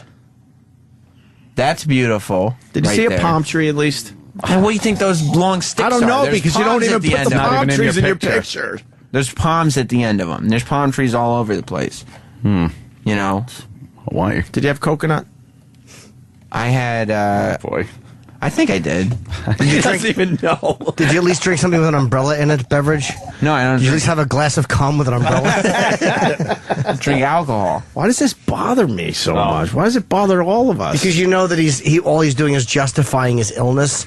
And Is that what it is? Yes, because you could see through, like, even though he's logically a smart guy, you understand that underneath it is a horrible cheapness, and it's an ugly thing to see. You're really good at explaining yourself, but I wonder if, like, you wish you were having a little more fun. I wonder. I had talked about the cheap restaurants. We also went to nice restaurants. We had one where, like, just for dessert. This was after the meal. This was bonus. Oh. And I said, you know what? What do you mean bonus? Because you found a place where it was like a price fixed? No. Did you go to where those price fixed menu places? Desserts included. No. This is me saying. But you allowed her to order off the dessert choice Right. they had, where they had to say, well, that's going to be $7 more. This is a quote from me.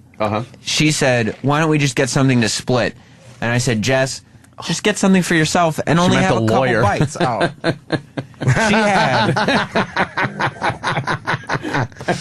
She had creme brulee out of a coconut while we watched koi fish swimming under us. It's amazing. They were eating better than you. Yeah. Why were they koi fish? Were they batting their eyes or something? There were penguins in the lobby of the hotel in Maui. That's disrespectful. Jesus Christ. No. Yeah. They're called nuns. Well, that's good. That's all free entertainment. Yeah, it is. His name was, yeah, it is. I was talking to the parrots. Aloha. I don't know. Is that what they said? Yeah. And one of the parrots, Cheap cunt. Chiseler. Chiseler. one of the parrots in Hawaii started talking to me because on the sign it said he loves the theme song from Hawaii 5-0. So in the middle of the hotel, I started humming do do do do do do, and the parrot responded accordingly. He sang along? No, he just started clicking at What a me. fucking dog. Man. It was great. It was great. Oh, it sounds like a fucking bore fest. Sounds terrible. Well, you really go, sounds You go to terrible. relax. You just go to relax. We're going around in circles now. You had a shitty honeymoon. There wasn't nothing shitty about it. You guys are very negative people. You We gotta are say negative that. people, Very Sam. negative. You're right, but you made it very easy today. And if you guys had come with me, which I wish you had, we all would have had fun. Next time we'll all go on a trip together. Because we would have paid for everything. That would have been nice. That would have been nice. That would have been I'm not nice. picking up any tabs Oh, I around wish you guys. Oprah were here. Yeah. They would have picked up this bill and not even thought about it. Yeah, you guys would have made me go to someplace nicer. Oh, yeah. Picked up the bill. Oh, what are you doing, this Jesus. poor girl? It was nice. She must be starving at this point. Oh, for everything. Everything. Yeah, especially peckers. Oh, man. Oh, hey. What? I'm just saying. They had cabanas in Kauai. Yeah. Yeah, we didn't get no. Oh, They also had, Why would you? more importantly, umbrellas, which are free. Cabanas are not. oh my God. Well, I'm glad you got an umbrella. Yeah, 'Cause I bet you if you had to pay for them, you certainly would have saved Nah, on the umbrella. You know what we would have done? Get in the water. How much are the cabanas? I don't know. We didn't even check. Well, those could be You expensive. didn't even I heard, check. I heard how much yours was in Vegas. Now it's Well, like, they are a little No, expensive. that's something where I would. That could be know. very expensive. But he could have and add checked. up. Right. Check Yeah. doesn't. Does it hurt to check? no, it doesn't Check hurt it to out. check. He He just just never knew. know. He just knew. He just knew. Unless it Imagine was that. $10 a day. Jesus There's no way. Son of a bitch. Plus, Jess wanted to relax too. Jess, One day you get a cabana, you and Jess are in there nice and romantic. we spent the whole day by the pool under umbrella. Oh, boy. You got Mexican food in Hawaii. It was delicious and fresh, according to Jess. I didn't have any. What a dick. You guys would have had a blast. It was about relaxing. I wanted to relax. Jess wanted You to didn't relax. try the local food. You didn't try. We did try the local food. We didn't try any of the tourist traps that you wanted to go on. I didn't go. You would have, but you wanted to. Why don't you go take a surfing lesson and have some guy pretend to talk Hawaiian and take you on a tour with a bunch of other idiots that are all, old people in Bermuda shorts. Doesn't sound fun. My next trip is Hawaii now. I'm obsessed now. I have to go. You go. I have to go just to see what Sam missed. And go in those. You know what we were doing? We saw the vans full of people on the road to Hana. First of all, the road to Hana would have taken 9 hours to go with a tour because they were stopping. The road to Hana stinks. No, it doesn't. Fuck that road to Hana. I hate it. Enough about it. Look it up. Look it up for yourselves, okay? It's an attraction. It sucks. You know what? You should look it up too, because I don't think you really saw it. We did see it. And they would have taken 9 hours on one of those guided Jess's tours. hair away from her mouth so she didn't get vomit on it. No. Jesus. All sick. Because they stop at everything. We drove right past those dumb buses where Opie would have been like, oh, great, another tree while I'm hanging out with all the other fat tourists. Oh, man. Nah, I'll jump on some of that dumb shit. Yeah. It's a waste of time. You could do it yourself. Yeah, and it's obviously. funner. It's called life experiences. I love how he tries to talk us all into Cheapo. it. Like it was He's half right in that he wanted to do certain things, but he understands deep down that he is covering up his chronic illness, which is horrible OCD, which is his cheapness, is part of his OCD. And I know on some level you know that. I don't think the cheapness is as bad as the food, though, so... But again, it doesn't matter. Just because one isn't as bad as the other doesn't mean that it's not bad. You should have done something. And you hated when your dad did it. And your Jess is going to feel exactly the way your mother did. No, because I pumped that AC when I get home. My dad never liked the AC. Yeah, that's true. But again, that's your big concession. Pump that AC. Rotten TV till the end. But if I see a wrestling figure I want to get, no problemo. Exactly. You spend money on that. Right. Yeah. Do you get But all not- mad looking at the electric bill going like, oh, boy, the fucking air Here's the beauty conditioning. of it. I spent 3 Hulks and a fucking Mr. Mystigo, whatever these fucking assholes' names are. Here's the beauty of it. I take care of cable and internet. Jess takes care of electric. Busted. No, not even power? No, that's the problem. Oh, that's the issue. Yeah. Oh, sorry. My little power inside supply's shit all for her. busted. We got I don't bored have with to. Sam. All I right, don't have Sam. to worry about the electric. Sounds like you had a wonderful fucking honeymoon. Yeah. It was great. It was relaxing. Good for you. It's good to get away. No, I'll agree with Just that. chill out. I'm sure. Not do anything. At least you're here today. Is the radio wizard here yet? I don't know. Yeah. I don't know for sure. I wonder if he was listening to the I am beginning. so mad right now. Why? At you. Why? Your first night in Hawaii, you had a basement hotel room. All we did was Who gets 101 ever? we went, we got a snack, and we went to sleep. We were exhausted. Someone's saying I should go on vacation with Sam. No, because guess who will pay for everything and not be appreciative? I will be appreciative. You would be appreciative at least? but you will be paying for Did you everything. text people on the show? Yeah. Well, just one. I was left alone, which was nice of her to just leave me alone. Sure. Except for one text I got while I was in Hawaii. Oh, I wonder who it was from. It's from Edgar. Edgar. So what? Oh, is that why you're asking about what Edgar. What did Edgar say? Who? It wasn't even the end. It was like Friday. Yeah. And I wasn't flying back until Sunday night.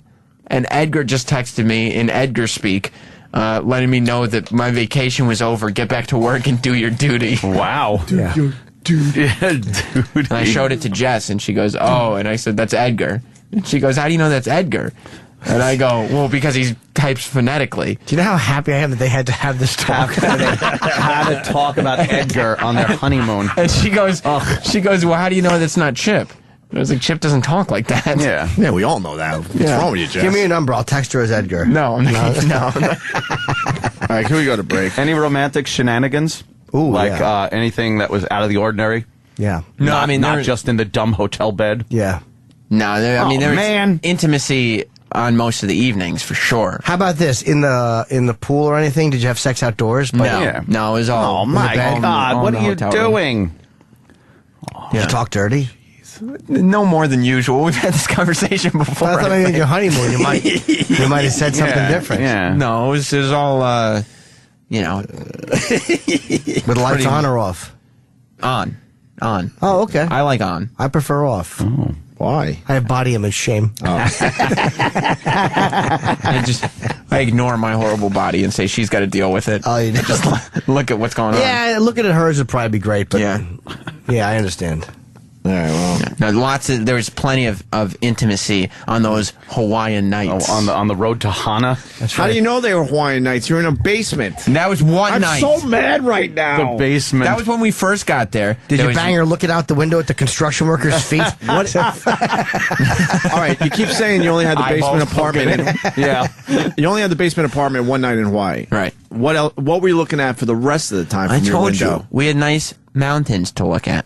Oh, you saw the mountains from behind there, the hotel. So you either had mountain views or an ocean view type of thing? There was ocean view, mountain view, and resort view. Resort Which view. we had mountain view, not resort view. You sure? Or did you have partial mountain view where you had to kind of like move your neck all the way around the corner? You got to hang out over the balcony and turn your head and go, yeah, it's right there. View? I looked out my window and saw a mountain and a rainbow. It is amazing. Double rainbow? Just a single. No, so you can't even get the rainbow right. No. We should break. Alrighty. Yeah, we should. I want to know what the fuck's going on with Ant's eye. It's creeping everyone out. I know, it's terrible. We'll explain that. It's annoying me. Like, I see it when I look down. I see, like, big blubbery fucking fat eye. Yeah.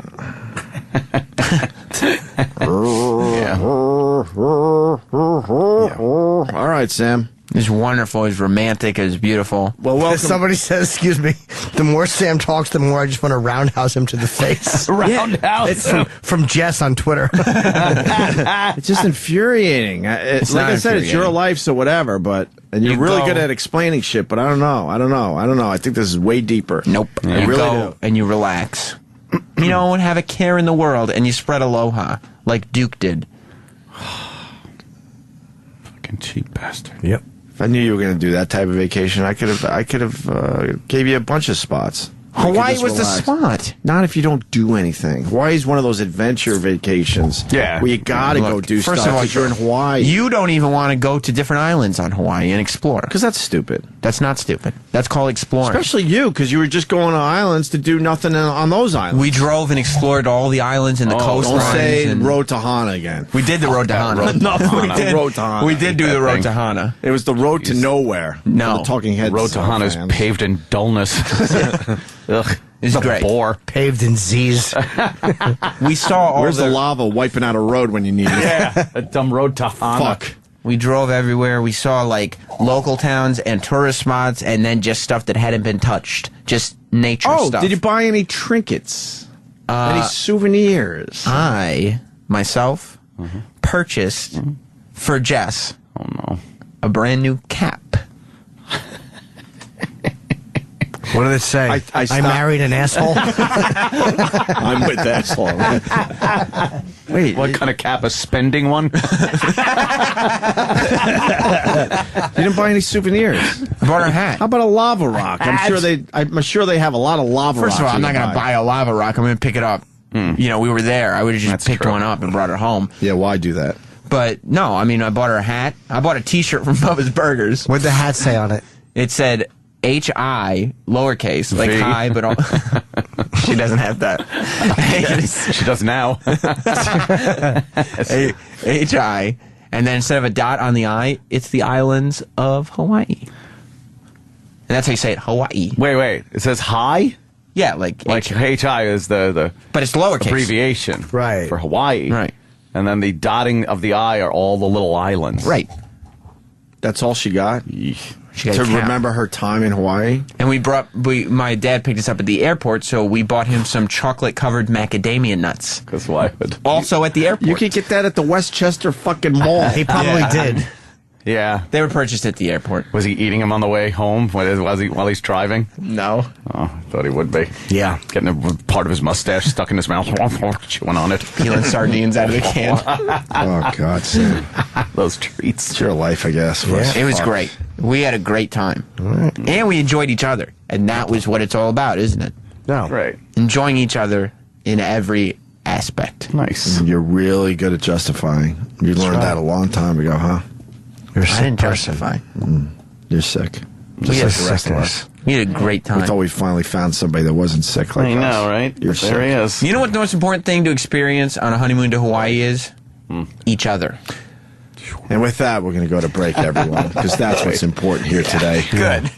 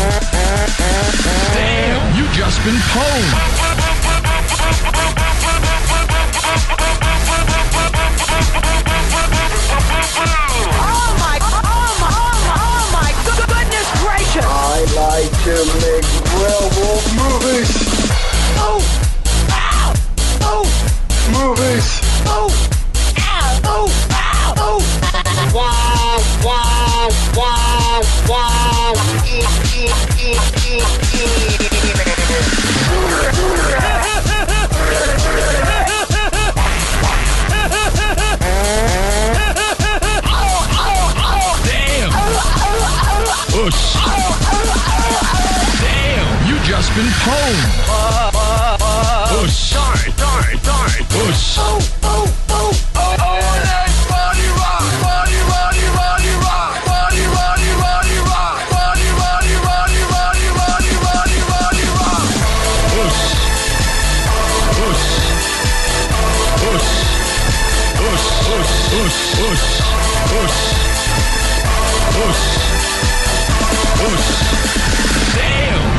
New from Got It Recordings and Egghead Records. All the hottest Opie and Anthony sounds repackaged and approved by management. It's Now That's What I Call Repurposed Volume 1. Never before has all this repurposed radio audio been available in a single compilation. Hear what happens when a comedian telling a story about a simple trip becomes a war hero. Every American soldier has to experience loss. I was over there. I had 2 milkshakes. One of the Marines goes, "You're gonna have both of those, fatty?" So I gave him one, and then my other one fell. I had to go back and get 2 more. The Comedians Don't Stop with Rich Voss and a conversation about technology that turns into a little something else. Good morning. Thanks for calling Radio Shack. You hook it up, okay? Are you listening? Are you listening to me? Can you open a browser and go to your homepage? Bingo. We have a winner. Hey, was Sam talking about circumcision or docking? Sam, what made you even want to get into docking in the first place? For whatever reason, I wasn't circumcised, obviously, when I was born. Now That's What I Call Repurposed brings you the racist rant turned into a country sweeping song. Tell them to behave. I want to see you make a movie called Bowling for Behave. And we really get meta with Repurposed. Purpose is sounding weird now. Repurposed. Nice. We've got to keep pumping them out, or they won't leave us alone. It's Now That's What I Call Repurposed Volume 1. Available now from Got It Recordings and Egghead Records. Sirius XM. The Opie and Anthony Show. Want to welcome Jim Florentine to the show. He was asking me about my Jets. I don't know what to think. They scored 1 touchdown. It's going to be a bad year for them. In preseason, 1 throwing TD. Well, and that was the 3rd-string quarterback against the 3rd-string defense. Yeah, I know.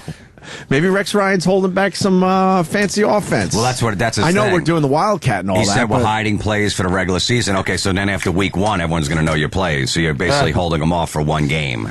Yeah, there's a lot of expectation with the Jets fans because we got the Tebow. Yeah, well, I told Florentine I loved watching Tebow. Abso-fucking-lutely. When he was doing his shit for the Broncos, I'm like, wow, this is exciting. And I was watching every fucking time I could. But I didn't want him on my team. No, you don't want that's a complete distraction. I'd rather watch him do all that weird shit for some other team and maybe win a few games. You don't like him doing the Tebow? He fucking can't throw the ball. Like, look, with Tebowing. He literally cannot he can't throw the football, and he's the quarterback. Man. Like 1 every 4 passes is like, wow, that's an NFL pass. But the other 3, you're like, what the fuck was that? And you need a quarterback to throw it fucking on a dime. Yeah, because this league, everybody's so fast. It's all about timing and patterns and stuff. You got to be right on the mark. But they're saving it for the Wildcat for the regular season. All right, good. Which they're playing Buffalo, which their offensive coordinator, this guy David Lee, is the one who invented the Wildcat. Oh, good. Who had it down in Miami, who knows every fucking play. Oh, so he knows everything. He's the guy who invented it, and they think they're going to go in on Sunday and show this new Wildcat. So basically, the Jets would be wise not to use the Wildcat. Yeah, against that guy who invented it. Right. And their coordinator, Sperano, was the coach in Miami. He's the coordinator for the Jets now. He never ran the Wildcat. He was just like, okay, do it, whatever works, because we have a shitty team. That's when they had Chad Pennington. He can only throw like 5 yards. I like Chad. No, Chad was great. And then your Dolphins took him for a little while, right? Yeah. Where's he now? He's finally done. He's done, yeah. What do you think? Jets make the playoffs? That's all I need. No, not even close. No, it's going to be a disaster year. Give me a number. Give me a number for the Jets. 6 or 7 wins. 6-10, 7-9. 6. That's the best they're going to do. See, Rex Ryan's already saying we have the best team. He's saying that like he's throwing it out there to be a dick. Well, you got and then he's also saying about that Harris. I think his name is Harris. What that receiver that they picked in the 2nd round. Right. Forget his. And he's like, I didn't even like the guy. I saw him on tape. I'm like, you really? You're going to pick this guy? He's already trashing the GM and his partner. Really? Yeah. He's like, I didn't see anything in this guy because the guy's dropped like 4 passes in the preseason. So the Dolphins don't have a shot. So who wins the AFC East? Oh, come on, the Patriots. No problem, right? No problem. Yeah. I mean, yeah. What about The Bills aren't going to be good. Come on, the Bills. Everyone's picking the Bills to win like a wild card. They're going nowhere. And this you got Chan Gailey as a coach and David Wanstead as a defensive coordinator. What about Peyton Manning? Wanstead was a good defensive coordinator though with Dallas. I like him a lot. In fucking 1994 he was. Peyton Manning he stinks now. So was Norv Turner as an offensive guy. Yeah, but that was 20 years ago. What about the Broncos with their new guy there? It's a weak division, so he's going to do okay. He'll do all right. He'll do it like 8 and 8, 9 and 7. He's not going to be old Peyton Manning. He's going to cry eventually. No one takes Tebow for their fantasy football team. I think that's hilarious. Nobody should be playing fantasy football. It's for fucking fags. You don't like fantasy football? It stinks. It's fucking gay. It just brings a nerdness to fucking football. Nobody watches fucking football with a laptop open. Thank God. Nobody. You have a fucking case of beer and some sandwiches, and you're talking about fucking getting a hand job from a stripper and during the commercials from the night before. Go to that page. What's this? Calvin Johnson's got one catch for 3 yards, and it's 2 minutes into the game. All right, fucking get that shit off my screen. I don't want to see that. It's fucking 1:02. The game started at 1. I got stats in the bottom of the screen. I don't give a fuck. Everyone plays fantasy football. I don't. They're fucking fags. They all are. I don't give a shit. No fucking manly men play fantasy football. I don't want the Ravens defense when I need them to beat New England. When I'm a Dolphin fan, I'm not rooting for anybody else but my team. I like when the fantasy football guys feel like they're doing something. They're doing because they had a good draft. The fantasy football draft. We're all gonna get together and have a big draft. It's gonna be fun. We're gonna sit around and have snacks, and we're gonna open our fucking laptops and our iPads, and we're gonna have a draft. This. Who are you gonna take? Finally. Yeah, how about taking in the ass, you fucking homos, with your fucking fantasy football? It's just nerdness. But fantasy football, you do the draft, and then you just kind of. I don't give a shit. Then you just kind of watch your guys for the rest of the year. Yeah, so all right. So that's all you do. If you get a guy in the Patriots, every once in a while you'll switch a player. All right, so if you get Wes Welker, right, and you're a big Jet fan, do you want him doing good? You don't, so why even playing that? If you're a real football fan, you shouldn't be playing fantasy football. Oh, man. You don't want that guy doing good. A lot of people do. I don't care. Makes Sundays a little more exciting. No, it does. There's nothing exciting about fantasy football. It's fucking guys in khakis and button-downs watching football. Serious though. They bring their laptops to a fucking sports bar and come over. Who just scored that touchdown? I go, why? I got him on my team. Fuck you. Go in the ladies' room and take a piss. But Sirius has a whole channel dedicated to fantasy football. Yeah, well, okay. So, they got a fucking gay channel, too. They got a book channel. Those guys read books. Jonathan listens to it in the car. It's terrible. Of course he does. Wait, what does he listen to? Book radio. I want to fucking strangle him with a piano wire. Listen to that? Because he's an idiot. That's why. It's terrible. That broad gives me dirty looks all the time. What's her name? Pia, Padua. What's her name? Yeah, she gives us dirty looks because we beat her up once. She wants to come on the show so bad. I'm like, no, just fucking do your book thing. Wait, so you don't like when guys are rooting for just random players? You're not a football fan. If you do that, you're a Cowboy fan, right? Would you be rooting for a Giant guy because you have the receiver and they're playing a team because you want the fucking Giants to lose every week? Yeah. So you don't want that guy catching 3 touchdowns. You're not going to go, all right, well, that's good, but fuck that. All right. It's How about stupid. just betting on the games? Like, betting is great. Like absolutely. A real man. Degenerates should be watched. That's all should be watching football. Degenerates. Yes. Give me 5 teams that are have the chance at the Super Bowl. What do you think? Well, the Patriots are always in it. Right. The Ravens. I think the Ravens got a shot this year. Okay. That's probably the only 2 from the AFC. Texans, I don't know. And then the NFC, you got the Packers, Giants, you got to throw in there. You never know. And also the Saints. Well, that's just about it. And maybe the 49ers could possibly. I don't know, though. I think the 49ers. I think they had a good run last year, though. Oh, you think they were lucky? Yeah, Alex Smith, I don't know. That was his first good year. I mean, he was ready to get cut. Huh. And San Francisco was ready to take Manning over him, get rid of him this year, but they couldn't get him, so. Really? I like the whole name fantasy even sounds gay. I know. It's fantasy, but well, it's my fantasy. Yeah, it's my fantasy. Yeah. We're gonna have a draft. Where do they have these drafts at? Is it fucking gay bathhouse? Yeah, that's where they should be. We're gonna go over a Nick's house and we're gonna have the fantasy football draft. Yeah, I think they do. I'll see that. you later, honey. They do. They all get together. It's a big serious thing. But the draft parties are usually over the top, and they really do them up nice. Oh boy. What do they do? I don't Serve fruit. They have a fucking fruit platter. A lot of guys that get a T-shirt made for the year. Oh, brother. What do you mean? No way. Well, what is that? Oh, yeah, What do you mean? man. For the league. For the league. The league? What? Yeah. Every fantasy What does it say football on the fucking... shirt? I don't know. I'm just saying. Does it say I wasn't like... relax. I'm not in fantasy football. I just know. Yeah, let's I see know a one. little bit Come about on. everything, Florentine. Come on, here we go. Let's see one. Huh? What? Yeah. I never saw one of those shirts. I think the guy should call up because we're talking. We're talking to a lot of people that are in fantasy football. FFL. Fantasy Football League, FFL. Owner, GM, head coach, and head scout. That's right. Oh, he's doing a lot of work. He's wearing a lot of hats. I know. It's unbelievable. I don't know why he's not running a real team. Oh, he's wearing a lot of hats and a Roman war helmet. Remember that Balls commercial? across the nose. Sorry. Remember that commercial last year that made fun of all the fantasy football guys? No. Oh, we should find it. It was pretty funny. And it had the names of their teams, and everyone gets clever with the name of their team. Oh, 'cause they'd make... You don't remember that commercial they ran during the season last year? Because they were all depressed that their teams were out of it? Their fantasy football teams were out of it? Bad. Can you find that? Oh, boy. Forget it, Sam. And they have names for their teams, too? I didn't even know that. They make up their own names for teams? Fantasy. Oh, fuck yeah. Yeah. How'd the guys call? You're out there. Don't be shy. No, because they're Fucking defend afraid your to. fantasy They know. football.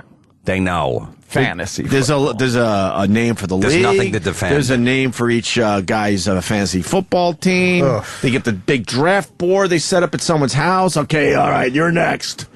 You got 5 minutes. Okay. Oh, so they got 5 minutes to make a pick. I don't know, a few minutes. Right, whatever. it would be. Whatever, yeah. Oh, but they're on the clock. Oh, it's very serious. And what This about fantasy like football is what about very mid-season, serious. like trading? Do they trade with trade? each other?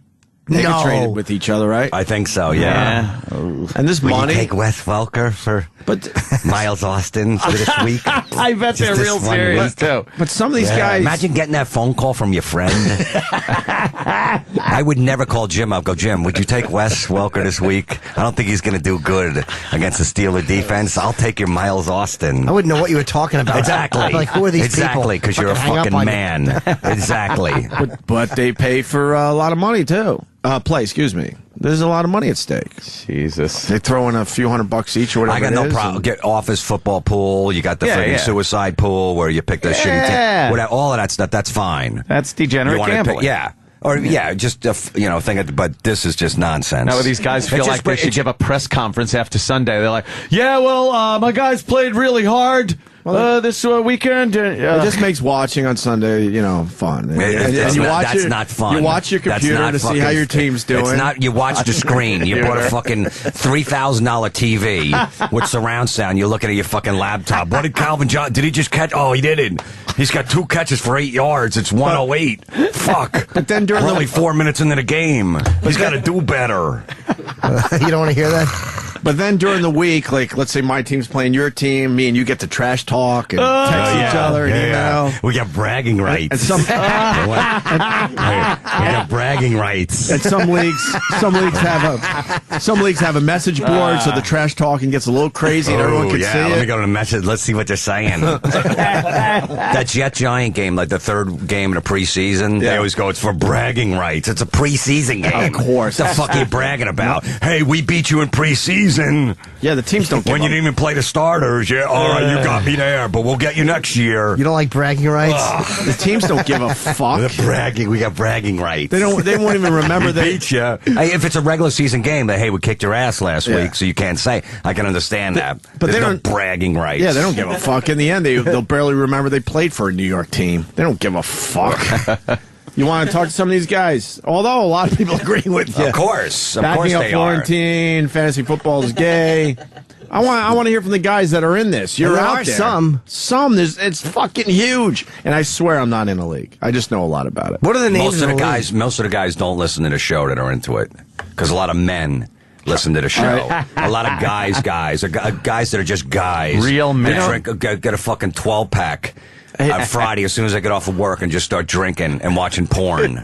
And none of those guys watch fucking fantasy football. Whoever's the asshole screening, we don't need people backing up Florentine. That's easy. Oh, boy. That's easy. Who's screening? Is it puppet hair? I told him to find the people against it. Okay, who? That's one of our new interns. Okay. What? What's his name? How is it that an intern gets to answer phones for a huge first radio day. show on his first day? His first day. What Day the one. fuck? Where's the radio wizard when we need him? Is he the one that was avoiding eye contact this morning? That was funny. I don't know. I walked in the door, he just looked down. The radio wizard's got some shit to do today. We can't have interns answering the phone day one. He doesn't even know what the fuck is going on yet. He doesn't even know everyone's names. Let's go to Brendan. Brendan! What's up, guys? Hey. Hi, Brendan. Hi. Yeah, fantasy football is not gay. I don't know what you're smoking, Jim, but it gives you a reason to watch the games that your team isn't playing. That's true. I live in Detroit. It gives me reason to watch the stupid Jets or the stupid 49ers. And with all my buddies living across the country, it gives us something to keep in touch with. To your point. You know, you stay together through fantasy football. Yeah, right. See, because you wouldn't talk to your buddies across the country without fantasy football. So you only talk to them during the season. Yeah. You got nothing else to talk. Why don't you just watch football because you're a fan? Go, the Jets are playing the Giants. Let me watch that game even though I don't like it. And be a real guy and talk to your friends about pussy. Yeah. What's wrong with you? That's right. Some money. By the way, you're going to have to deal with Ron Bennington, Florentine. I'm staying out of that one. He fucking fantasy footballs his ass off. Really? Good luck with that. Good luck with that. Well, this guy's been doing it for 10 years. You want to talk to Pete? That's 5, yeah. All right, let's go to Pete, who's been doing fantasy football for 10 years. I didn't even know they had fantasy football 10 years ago. Dude, I was confused 10 years ago, and I found out that at that time, they'd already had it for like 10 years. Really? It's been around a long time. I mean, if you grew up watching sports, and you're a sports nut, you're a sports junkie, whether it's football, baseball, whatever it is. Right. You have always, I mean, you can't deny it, Jim. You've always thought about one day, like, man, why did those guys make that trade? I would love to be in the No, never. Never did. No? No. You don't want to be a GM? Did. No, there's only a couple things that I do pretty good, and I don't think I'm a GM of a team. I really I don't go, what the fuck did they do that for? They're wrong, because they always, the trade is always right. 9 times out of 10, it's right. So I don't think that. Miami.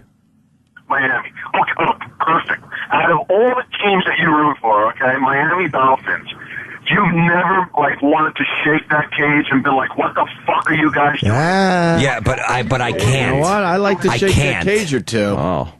Yeah, but haven't you thought about why wouldn't you? Can't you see that you see things a little bit better? Oh my God, that's true. No, I don't. They're there every day. I don't. I'm just a fucking fan that watches on Sunday. That reads a couple of articles. I don't know what's really going on. I have no idea. They're the pros, not me. I'll be honest with you. Football is easy. I know people. I can't get into baseball because, as far as the fantasy goes, because dude, it's fucking every day. Why even show up to work? Because all people do with this fantasy baseball team. Football is once a week. You have a shit talk with your friends, just like Opie said. Hey, a little shit talk. Yeah. Look out! Yeah. Look out! Yeah, got you last week. Won't get you this week. I don't know. No, I'm telling you. I don't know. He's hurt. He's not playing good. Yeah, but his hammy's coming back strong. Sometimes it gets personal, man. You bring up some old dirt. Maybe I'm the guy. Man, me and Jim are friends. We'd never do that during the week. No. I don't know if his hammy's going to be ready for Sunday. No. That is true. No. Never once did we ever say that to each other. You're in trouble this weekend. I don't know. Never. I see that Jim was in Cleveland the week. I text on Monday. How many loads did you drop? Yeah. That's what I don't know. Exactly. How was Walker's hammy? Yeah, it's kind of fun to trash talk, though. I mean, when you do a good job or when you're in a league that pays out, dude, it's 15 grand. You don't have a chance to win 15 grand to watch football? Come on. Gambling's fine. Yeah, man. The gambling is fine. In the end, you can win some good money. And I forgot to mention one other thing. The trophy. Oh, man. That you get to keep for Let the me year. see What is some it? fantasy Pete, have you football won a trophy trophies. yet? Pete, have you won the trophy It's a yet? seat with a fist on it. Some of these guys really get into their trophy. Pete, have you And won then a they got trophy? bragging rights, so when you go to your friend's house, there's the fantasy football trophy until next year. Oh, so he's sitting in an easy chair That's because looking at he's the an trophy. armchair quarterback. I get it. Yep. I won once. I won once like 6 years ago. All right, hold on. I want to know, did you win the trophy? There's no trophy. Do I want that money? All right, but a lot of guys, they have the money and the Look at trophy. these two fucking assholes. I know.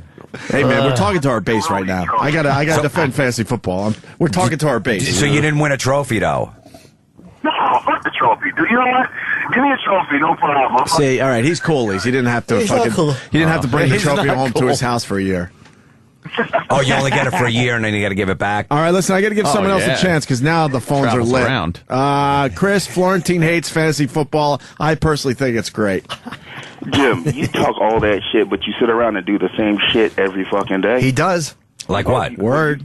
Because when you sit around and talk about who's going to do what team is going to do well, what team is not going to do well, you doing the same shit we doing playing fantasy football. The only difference is we're going to make money at the end of the season. If you're doing fantasy football for free, that I don't understand. I'm not doing fantasy football for free. I don't have a guy on a opposing team that I hate. I don't have their receiver. I don't have Tom Brady as a quarterback. I want him fucking dead every week. You sit there every week and pontificate how well Tom Brady's going to do. No, I don't. No, I don't. I just root against every team that I don't like. That's all I do. Well, you just listed out 5 teams you thought were going to make it to the Super Bowl. You just listed out that the Jets weren't going to do any good. It's no different. You're stating your opinion, and then you're making money on it. He's just his opinion on who he thinks is going to win or not. It's not this technical, serious, oh, man, my guy's injured. Everybody goes through that. Mm-hmm. Hey, what's the name of your team there, Chris? I'm a Skins fan all day, so fuck Dallas. No, I mean, what's the name of your fantasy football team?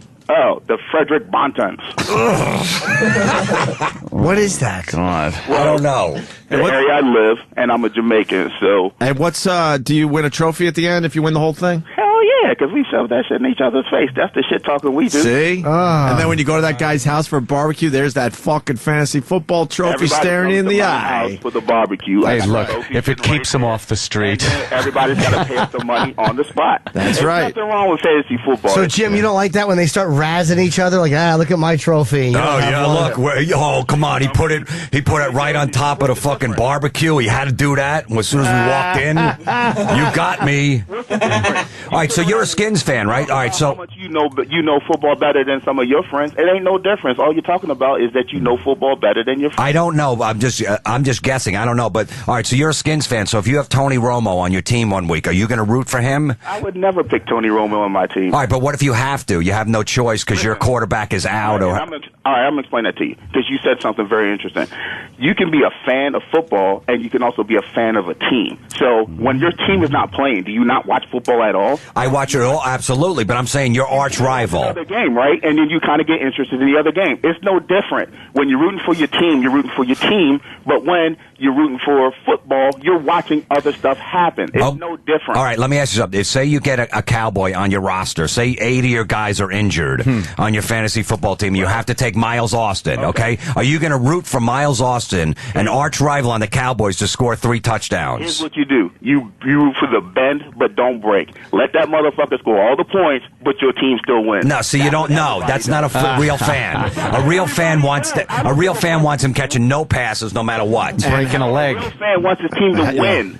Right? No, you don't want Miles. You're not going to sit there and go, I'm glad he caught a 50-yard pass. That's good. All right, so he scored instead of... No. 2 touchdowns, and my team still wins. What did it hurt?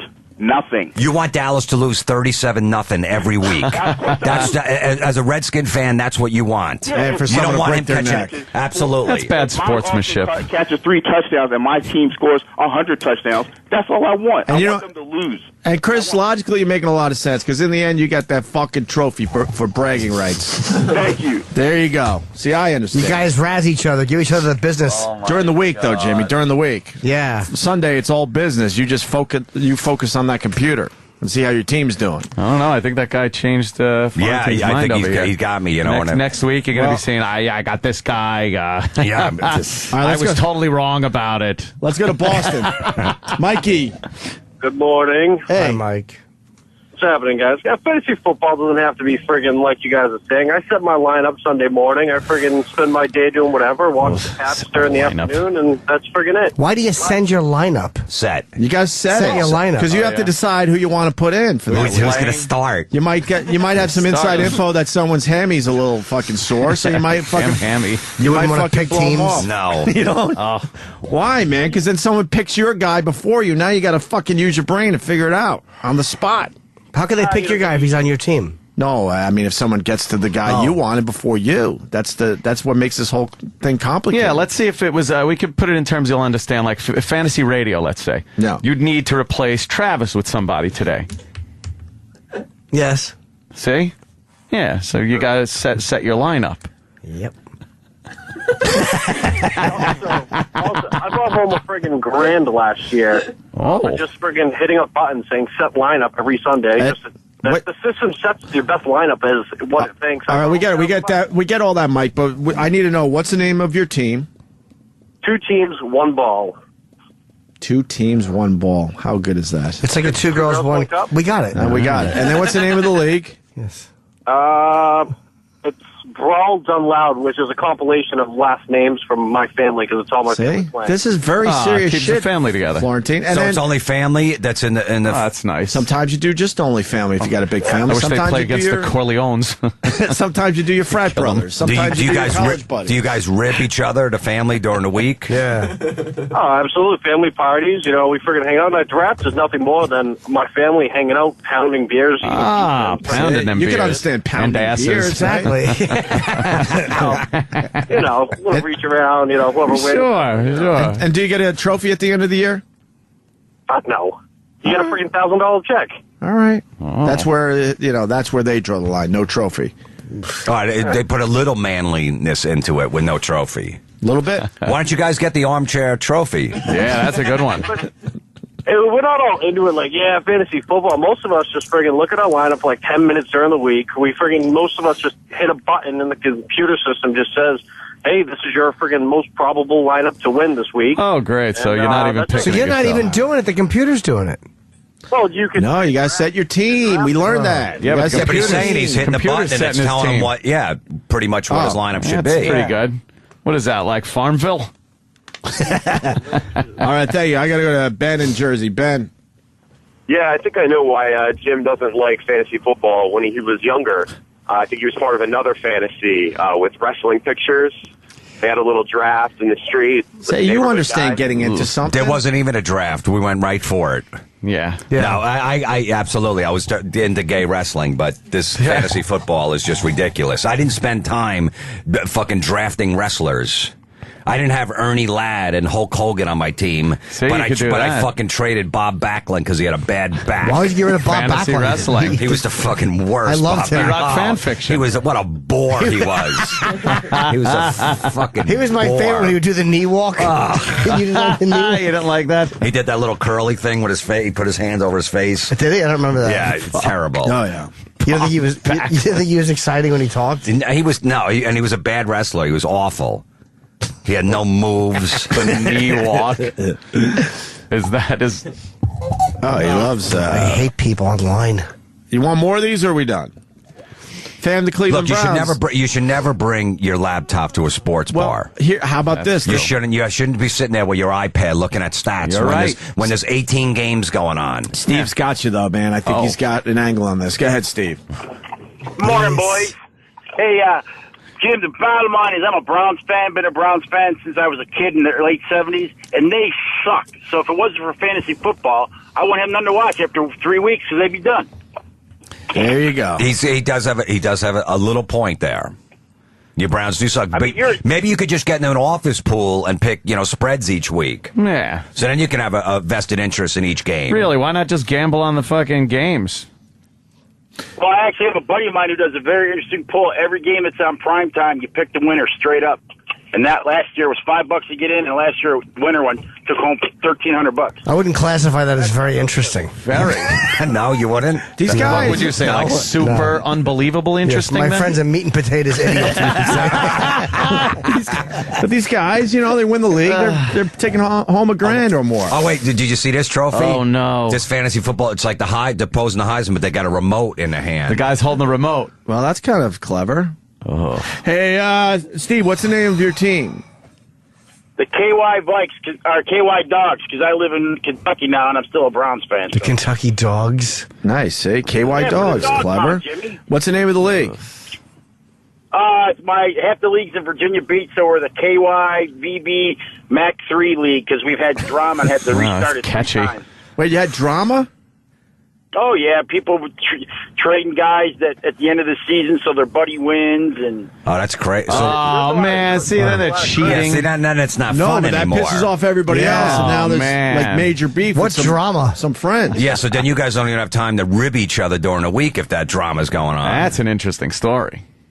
And then the worst part is I'm a commissioner, so I got to do the right thing for everybody. But you end up winning the league. The right thing for everybody. You're the law, then. If you said I have to do the right thing for everybody, that should be followed with a gunshot.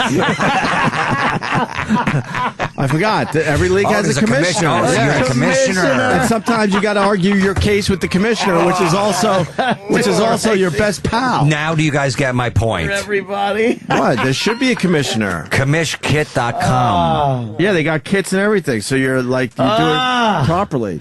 Where have you guys been? Fantasy football is massively huge. Very involved. Did you go to the commish kit, sir, honestly? No, I've been doing it for years. But why do you think they have the red zone in the NFL? Can I ask you, hold on, as the commissioner, what was your toughest decision you had to fucking toil over? Well, my wife's in the league, and we made a trade 4 years ago, and everybody said it was a bogus trade, but She traded you for a black gentleman? You hear this, though? See, she made what could have been an illegal trade, Florentine. 4 years ago, and they're still talking about it. There's a website called commishkit.com, I guess, where you get your fucking commit. Yeah, your commish kit. They have a shirt. They sell a shirt in there. It says beer. Can't draft without it. And they show a mug of draft beer. All right, so now does everybody get what I'm saying? That's funny, though. You can, I'd laugh if I saw that. Like, I get it. What's wrong with keeping it fun, Florentine? Yeah. What's fun about that? What's wrong with just keeping it fun? What is fucking fun about that? It just shows that they're beer drinking cool guys. You know what's fun? Having guys drink beer. You know what's fun? A party at Anthony's on the weekend. Night That's on a fucking there fun. You go. Yeah, right? Not a fucking not a trophy of a guy sitting in an armchair. But not everyone could go to Anthony's parties. Yeah, now but that's fun. Now what do you got? Now what do you got? You could do something else, but not that. Oh, man. Anything else there, Steve? Nah, bro, I love you guys. Love you, Jim, on TMS. Hey, commissioner. Thanks, and I love fantasy commissioner. football. Thanks for calling, Commish. He earned that title. Commish, all right. Hey, I hope you have it, Yeah. Is there any bounties in fantasy football you have to deal with, Commish? Yeah. What about using steroids? Have you come out either way on that? One more, but let's go back to Ohio because they're hurting up there. So they get 2 today. 2 phone calls from Ohio. Tommy, here's the draft room. The picture of the draft room. Look at that. The commish stands up in front of everyone. Everyone's on their couches. He's there. You got the big fucking draft board behind the guy. Yeah, you do. And then he keeps. It looks awful. Why? He's got to keep it organized. I'd rather be in Amon Gert's living room. Yes. I'd rather be in the draft in Vietnam. and you could have been.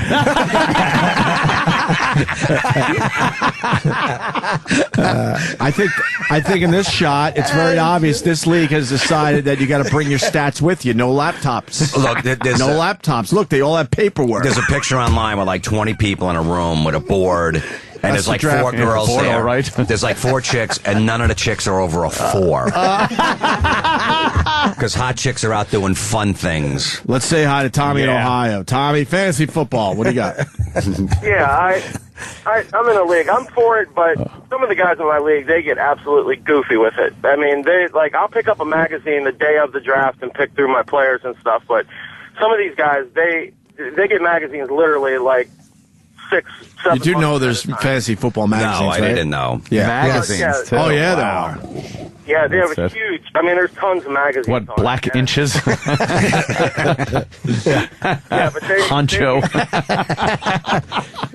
They get goofy with it, and it's fun. It's not fun. Is that fun, that picture? There's a picture online of a draft. Does that look fun? terrible. It's terrible. Look, they pulled the curtains. It's got to be all no distractions from outside. We rented out the back room at Applebee's, and we put the curtain up so we have some privacy. Yeah. For our fucking. Here we are. Look at that. They're all staring into their laptops. It's like, yeah, look at that. Fucking got a big board in front of them. They got mozzarella sticks out. Oh, yeah. Partying. Some brewskis. Hey, let's order some apps before we start the draft. Chicken wings. What kind of apps you want? Let's just get a lot for everyone. Yeah, We'll let's just share. can we just get the general app thing? Yeah. Some of these the guys. sampler size. And just keep bringing the brewskis. Yeah, bring the, Look, some of the guys, they get it catered. You got any IPAs? Because I don't drink Coronas. Some of them get them catered. Sometimes the wives, if they're not involved with the fantasy football, they'll fucking cook some fucking dishes and bring them over. Yeah, that's great. Bring the wives over. That's and they'll great. hang out in the backyard or whatever and check on the guys every once in a while. How's it going? How's it going? Good. Oh, How's we're it taking going? 15 You guys minutes break behaving right out now. here? Yeah, what round are you in? We're in the 4th. Oh, this is going to take forever. Oh, God. Don't you have to get up for your job tomorrow? No, but come on, honey.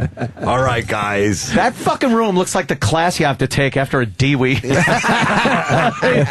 Who wants to sit there? That's The guy that runs our league, his wife is the only one that's in it, and she'll cook and stuff. But she's in the league too. Right. What's the name of your team? Tominators. What? Tominators. The Tominators. Is your name Tom? Hey, the Tominators doing pretty good. Look out. Why the Tominators? I don't know. I've been in the league about 5 years, and I just picked something. He's embarrassed. Is your name Tom? Yeah. So you your name is Tom, and you called your name the Tominators? Hey, man. Hey, man, I used to call myself the Opster. What's wrong with that? What's wrong with that? You should have called them the Cocksuckers. You don't like the Tominators? I despise it. No, you don't like that? I've never hated anything more. Why? I like the name Al-Qaeda more than the Tominators. Oh, the Tominators. What's the name of the league there, Tom? Balls Deep 1. See, that's a cool fucking fantasy. I like the football name. league. Balls League name. deep. I'll give him that. Yes. And do you guys get a trophy at the end? No trophy, just money. And how much? I think it's only like $200 for first place. What the fuck? A waste of time. It's Ohio. They're suffering up there. Why are you making fun of that? I'm not making $200. Have you been up there lately? There's no jobs. Yeah, but Jesus, $200. You playing with people from the fucking Sudan? How much does it cost to get in? $1? Nah, it's like 15 or something. It's Yeah, man. That's, it's just for fun. It's fun. Who's the commissioner? Who's the you the commissioner? No, his wife. He already said that. Oh, she's the commissioner? No, she cooks. The She's wife the cook. cooks. Oh, what? She cooks. Yeah, the wife cooks. We don't really have a Oh, I'm commissioner sorry. or anything like that. No commissioner. So what happens if some drama goes down? If there's a trade that, who handles that? What we do is it's like online. Like everyone has to vote if they accept the trade. Like, say I want to trade with somebody, everybody in the league would have to agree with it. So they can't just be trading willy-nilly. That'd be great, getting phone calls out of nowhere if you agree with a An trade. email, you got to check over. Well, you know what I mean? Wait, I just got an email. I got to approve this trade. Tominator wants Wes Welker. Hold on, honey. Tominator.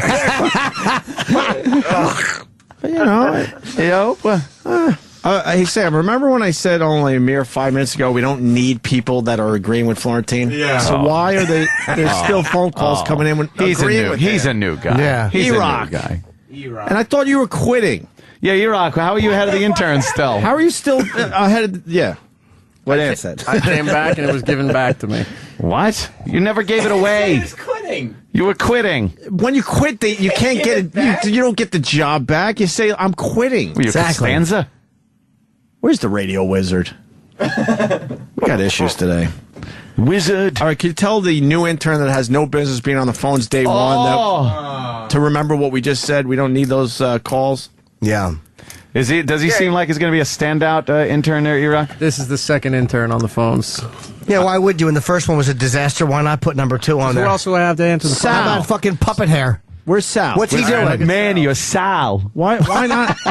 Every time it makes What is he doing right now? He's cutting up other audio. That's not more important than the live show, you fucking dunderhead.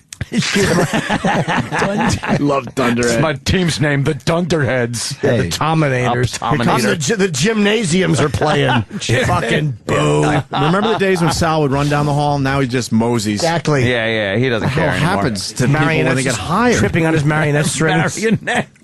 His floppy legs of nothing but cloth with big wooden feet. Are you guys mad at Erock? Erockinator? Erockinator, man. Sal, what are you doing? I was just putting together some stuff for the weekend.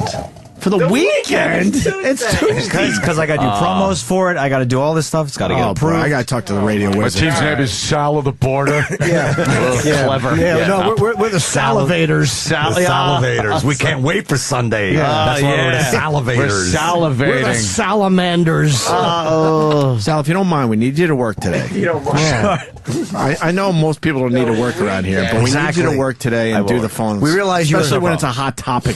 This is called a hot topic. We realize you were having your hair modeled for an Anson Williams wig, but could you please?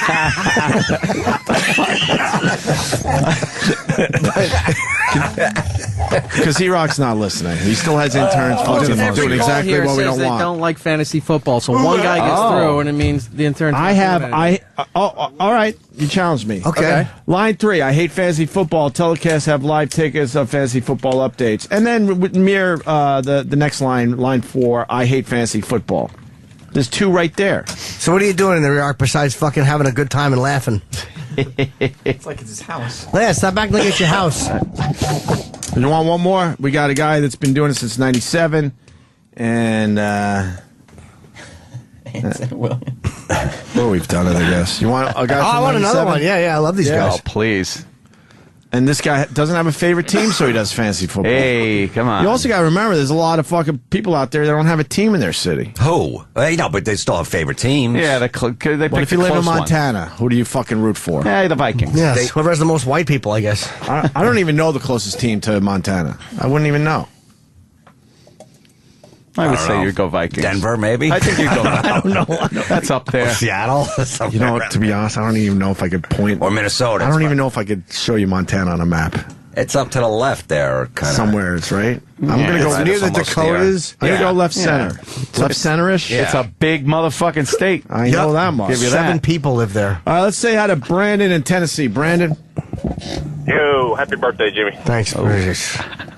I've been doing this since '97. I actually got into it when I was 14. I had a group of my guys I walked into the room one day and they were like, "Hey, we're doing fantasy football. You want in?" And I was like, That's what they told you they were doing. Did you ask why there was a cracker on the floor? I did. Fantasy football, you had to lay there with your mouth open while I called you Michael Strahan. When I was 14, the guy with the wrestling pictures did that to me, too. Yeah, see? Yep. Hey, we're having a wrestling draft in here. Come on in. Yeah, it's a draft. Oh, we all sit in a circle. Yeah, we all open our pants and we reach in and grab the magic team picker and put it in our mouths. By the way, we're looking at the map. Montana's supposed to be 2 states. Look at Montana. That's supposed to be 2 states. Wyoming's western border should have went straight up to Canada and cut Montana. Yeah, what's that? There. Is that a river that looks like a face? Coming down Ohio? It looks Idaho? like a profile, cartoon profile. It's not, so why it's all wiggly on the left side? Yeah, they Everything all else is made them perfectly wiggly straight. lines. They all made them wiggly lines. Montana could easily be cut into 2 states. I like how the United States got all fucking like, all right, enough with cutting these states up so small as we went west. Yeah, no kidding. It was like New England and stuff with the first few states. It's like all very small. We got to cut it up. And then they got all this land. They're like, fuck it. Yeah, fuck it. There should be so many more states. Yeah. Whatever. What do you got there, Brandon? You've been playing fantasy football since '97. Yeah. I mean, it's kind of like what a lot of the couple of other guys said, too. I mean, it's just, one day a week, you sit around, you kick it with your boys, watch some games, talk some shit. Kick it with your boys? You're all watching games with your laptops out? Oh, no, hell no. I don't sit around and watch it with my laptop on or anything. Well, because they got the fantasy football apps. Let's not forget. What's your name? You could get a What's the name of your fantasy team? football Oh, yeah. My team name, actually, Uncle Paul would love it. It's Sandusky Hurt My Tight End. All right. Oh, it's tight end joke. Yeah. Yeah, but what was your name before that? It wasn't your name since '97. Right. I've kind of just play on words throughout the years and stuff. Call me the Cruiser. Well, give me one example. I see another one I've done. See Jones Drew Bush on my Johnson. It's a lot of play on words and stuff like that. Oh, yeah. What was the one right before the Sandusky one? Before the Sandusky one? Yeah. Being a Cowboy fan, Romo no. Here's a play on words. Ilk yourself. What the fuck? They're just blowing off steam, guys. Come on. Wait, what was it? Romo what? Romo no homo. Romo no homo. See, that's clever. Stinks. See? It's not bad. It's hideous. It's just blowing off steam, man. What's the name of the league? Just basic head-to-head league is what it's called. Just head-to-head matchups every week against different guys in the league. I mean, we don't go balls out and name a crazy league name. Oh, yeah, that's silly. Are you the commissioner? No. Who's the commish?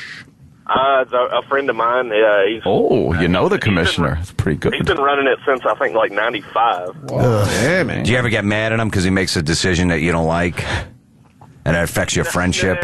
Oh, do you guys make T-shirts every year? Actually, the first couple of years I did do T-shirts for it. Did you wear them every Sunday? All you guys wore them? Yeah. No, not at all. Look, come man, on. The T-shirt. He wore him. He went out to the bar with him, and somebody would like be next to him getting a beer and go, "Hey, fantasy football? Yeah, man." And they'd get into a big conversation. But the about T-shirt's important. You don't know what you're going to do. You know, and there's a lot of discussion. What are we going to do for the T-shirt this year? Oh, yeah. Are we going to focus on one guy in the league, maybe? Is that everybody involved in that, or you think the commish has a lot of say over what the T-shirt's going to look like? Yeah, the commish probably. Yeah, you got to go to the commissioner. Nah, it's a majority. Majority rules on the T-shirt. I'm thinking big cock and balls. Yeah. Let's just have assholes on the T-shirts. Perfect. Just open, gaping assholes. There's a lot of discussion on the T-shirt during the off-season. Yeah, I know. All right? People throw their ideas in a hat, and then they fucking figure something out. All those T-shirts should look like fucking Kennedy's after he came out of the limo. Shit, man. Fucking gaping asshole. Perfect. All right, really Brandon. Is. What a bunch of adults. Is that another picture of the fan? Yeah. Oh, yeah, look at him.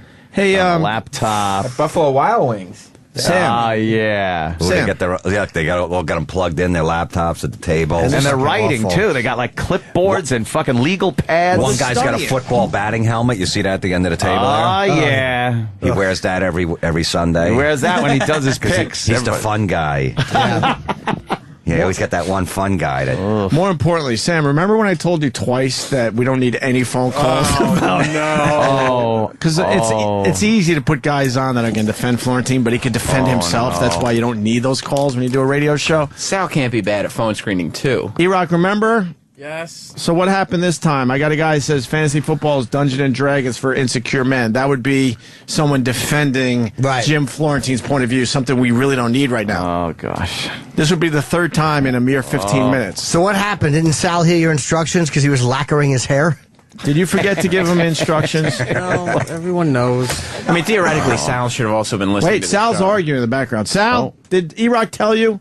He told me one thing, and then when I got in here, he tells me another thing. What did he tell you? Screening. What did he tell you the first time? I don't even remember. He said we want 4 fantasy football. I can't remember. Thank God we're really good at doing radio. Wait, you don't remember what he told you? It was 2 minutes ago. All you got is yourselves. We really just have ourselves. Yeah. Sal, what do you mean you don't remember? I'm confused if you guys want 4 fantasy football or against it. Do you listen to the show? I am, but Eric told me one thing when we got you in. listened to the show before you now was asked to answer the phone. Yeah, I was. No, he wasn't. How are you cutting up audio for the weekend if you were listening to the show? I do multitask. Okay. There's no fucking way he was listening to the show. I know that Jim doesn't like the fantasy football league. You think it's retarded, and I understand that. But I don't know if you currently want those calls or you don't want them. Oh my God! He wasn't listening. You weren't listening. No. You weren't listening. He took the overarching theme of the last 40 minutes. And it's like, yeah, I was listening to the whole thing. All right, we all know Sal's stupid, but I got to go back to Erock. Sal, did Erock tell you not to put those phone calls through? He told me one thing when I initially got here, and he told me another. What did he tell you when you got there? I think he said he wanted it 4. When did you say that, Erock, when you walked in?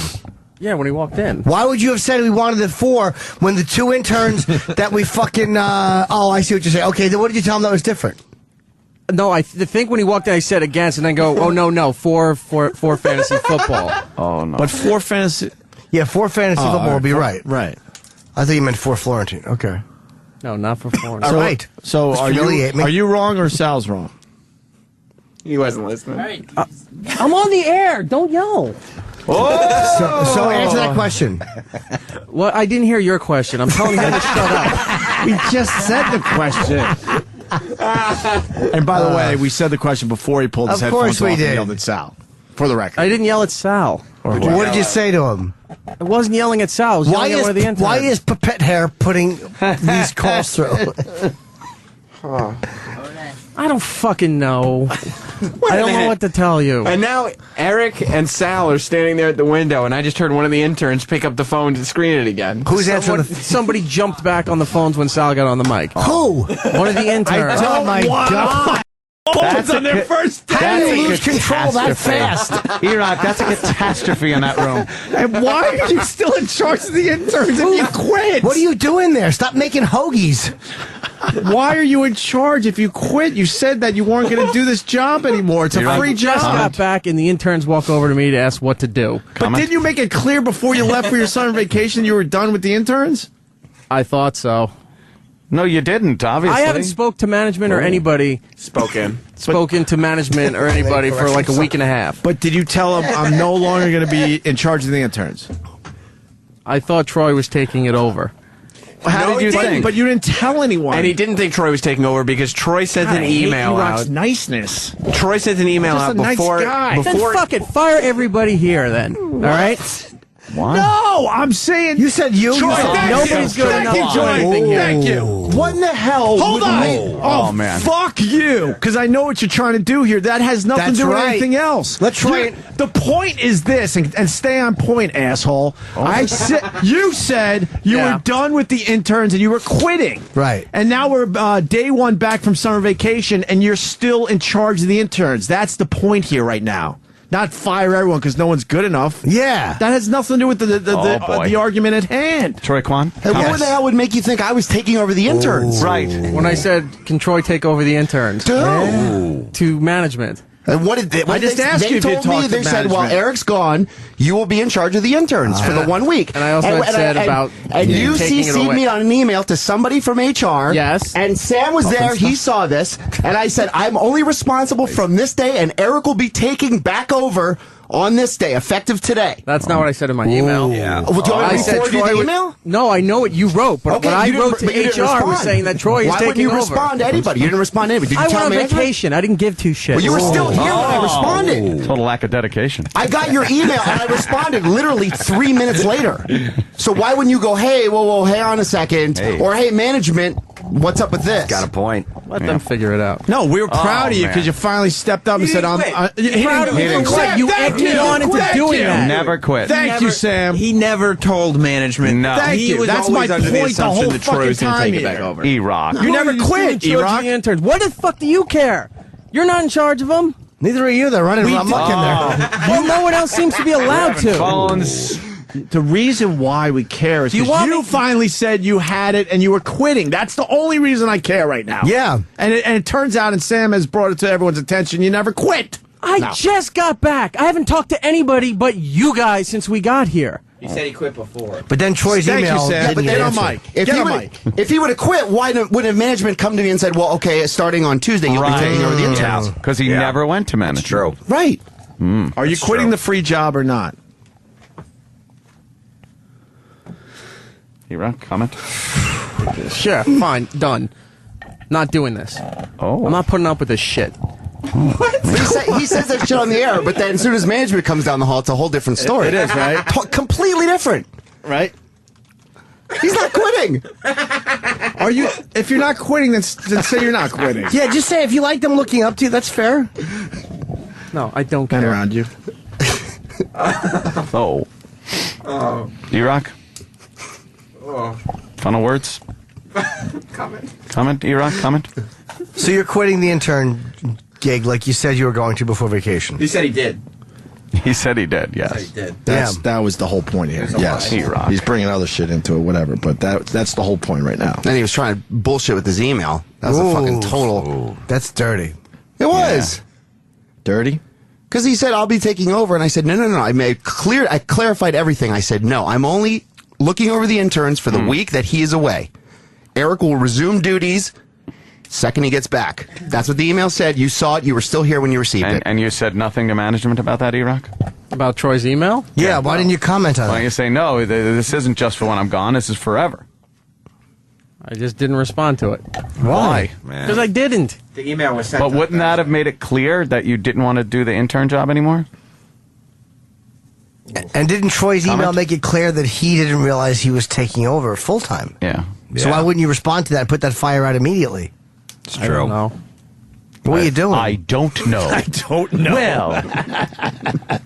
Oh, boy. When does the radio wizard get here? There's issues. Let's leave Mr. Nagel's words up there for everyone to see. Right. I don't know. Troy's getting a nice fucking Hitler thing going. Yeah, exactly. That hair is fucking fantastic. Fucking Boardwalk Empire look. Yeah, right? Mm-hmm. Yeah. He has the Hitler at the Eagle's Nest hair. When it was a little windy and he was kind of casual and relaxed. Yes. He was just watching Eva run around with the dog. Looked all sexy. Yeah.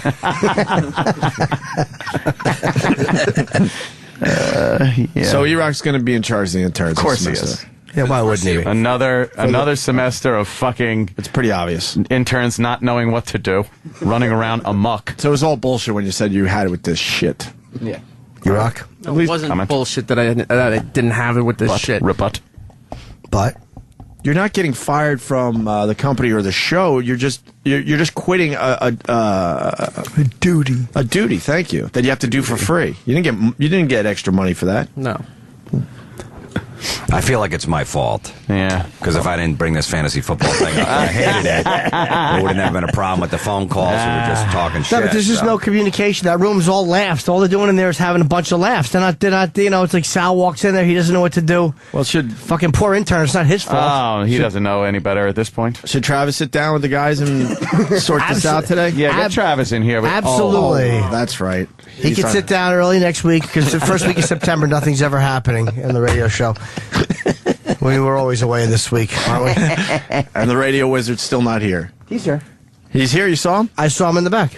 All right, tell him there's some problems he's got to get We should on. get a no horseplay sign for that room right there. Yeah, it's all everybody's having a ball in there. Yes. Mm-hmm. Not a lot of work getting done. Fucking Sal doesn't know what to do. He's like, I don't know. Erock tells me a bunch of things. He didn't even know whether the calls. He's screening the calls and had no clue whether we wanted calls that liked it, but the whole or didn't like it. And the whole reason he was in there, right, is because the intern fucked up. So we didn't have problems with the phones. The intern fucked up, so they bring in Sal. Then he goes in and he doesn't even get proper instructions according to Sal. But then while he's on the air, we hear in the back, "Hello, O&A." The intern just takes over again. The intern's back on the phones. This is ridiculous. Erock, comment? No leadership in there. Erock, comment? Leadership? Why aren't you having fun like we are? Oh, I wonder why. Oh, why? Is it that you don't think that you're above Sal to have him come in and do it? Ooh. No.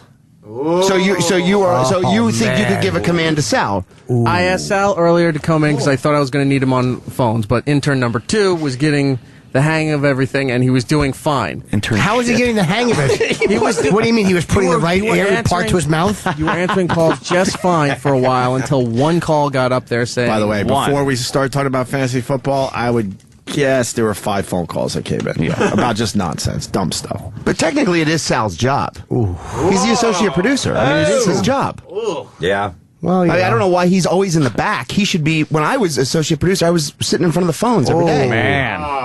Damn it. That's going to leave it blue. I mean, that's the truth. Yeah, well, truth is the truth. That's true. Right, Eric? All right, yeah, that is true. That's what you were doing, but I'm not Sal's direct boss. Well, who does Sal answer to here when the executive producer's not here? Exactly. Who's in charge of this? Like, what the hell's going on? Wait, the operation would have ran a lot smoother if Travis was here today? Well, I mean, at least you could. There's somebody to point the finger at, right? I mean, that's what everybody needs to do. Is somebody needs to point the finger at somebody's blame. Finger pointing here. We do. That's for sure. Yep. We do All right. very well.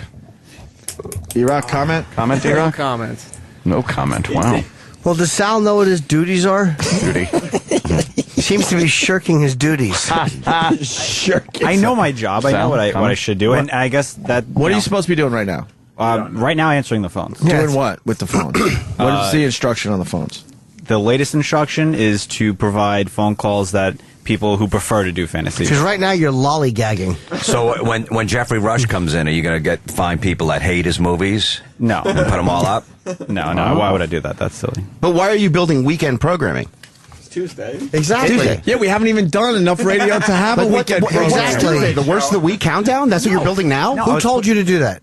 It's just something I've done since I Sam, was an intern here. Isn't it true? I'll go back to Sam with this. Okay. If we haven't done radio yet, it's almost impossible to build weekend programming.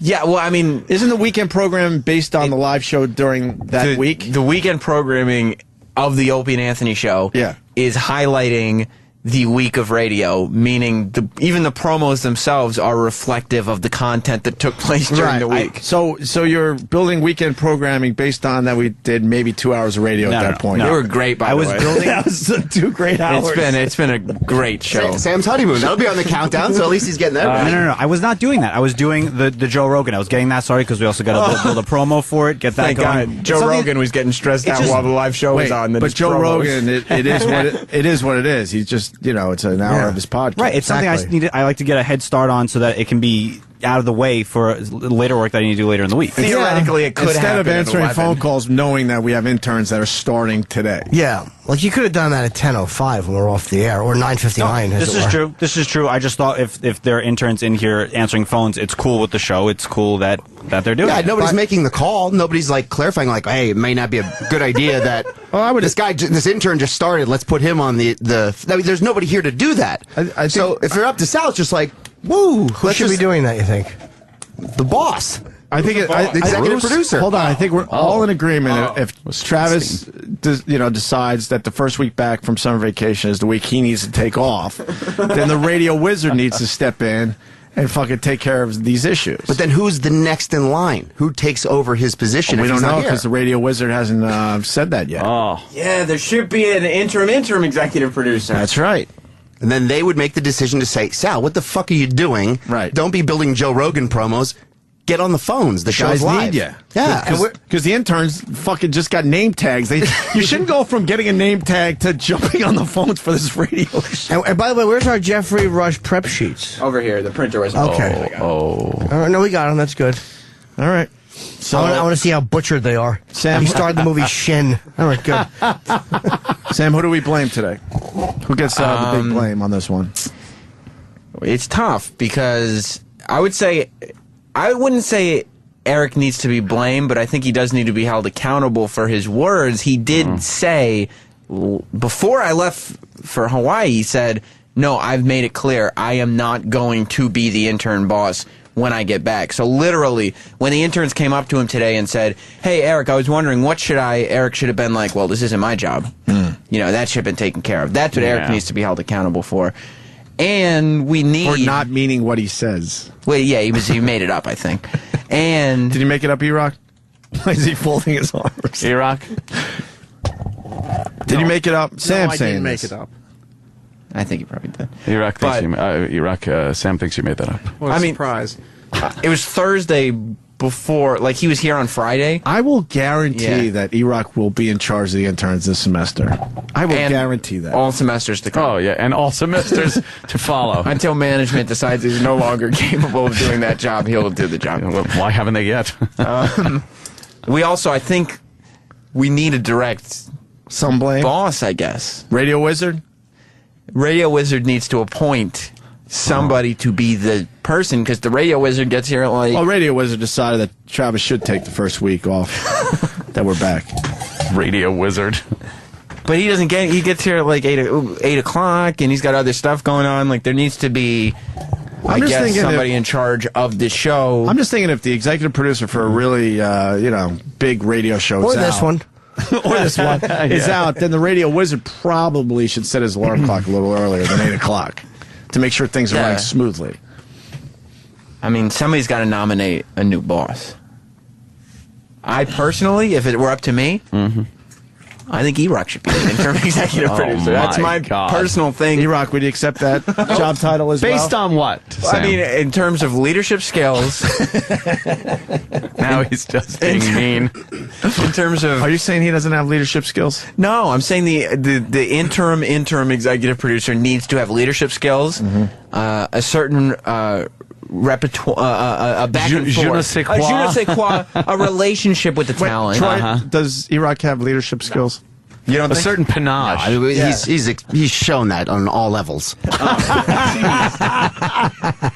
That he has no leadership skills. The way he needs to also have a relationship with the talent that they can go back and forth, exchange ideas, not only on a personal level, but on a creative level. Sure. Do you think Erock likes to be liked too much to be a boss type thing? Like, I don't think Erock likes blasting out orders to people because I think he likes being liked. Like he'd be like, Sam, go do this. And I'd be like, I thought we were going to do lunch later. And he'd be like, all right, don't worry about it. He'd be like, look, I don't want to tell you to do this, but, they're getting on me. And then that just breeds no respect. Right. And I'd be like, yeah, I'm not going to do it. Yeah, but I'm not going to do it. And it's totally cool. I'm not even going to get in trouble for it. Right. Yeah.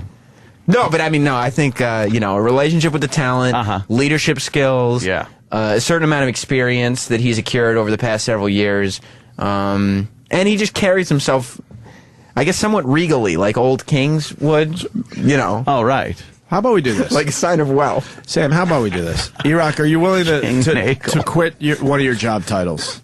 Head of the interns. Head of the interns? Yes. All right, why don't you officially quit on the air, and then, Sam, I want you to go down the hall and tell the radio wizard. Yeah. Let's get it done right now. All right, are you officially quitting? As head of the interns? Yes. All right. And you want me to... Yes. I'll go down and because right now, as we speak right now, interns can run amok. And there's no one seeing what they do or anything. And make sure you address him as the radio wizard from now on. They're like freshly and Roland, freed make sure slaves. He does it. Roland's going to make sure you call him the radio wizard. That's Gary's new name. Florentine, why are you here? Why am I Hang here? out. No, what are you plugging? Yeah. Oh, no, my new CD came out today. Awful jokes from my first comedy notebook. Nice. I like the fucking cover art. I heard a clip of it. Did you hear it? Yeah. It was fucking, and I remember those jokes. Oh wait, what? You doing something a little different? Yeah, well, I found my, my first notebooks I was writing in. Right. When I was moving, I went through them like, holy shit, is this brutalist stuff?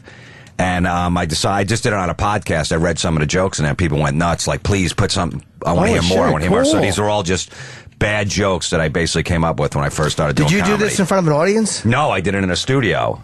Fuck it. We're going to play a track from it in a second, but Sam's now So running it's all back just down the hall. bad jokes that either made the stage or didn't. And some of them actually did, because I remember I used to do a joke like, I got a sports car. Yeah, you got to be a good sport to be seen in it. I remember that one. I remember fucking one of my favorites is when fucking Florentine would do his impression of Stephen Wright, and the fucking joke was I broke my toe.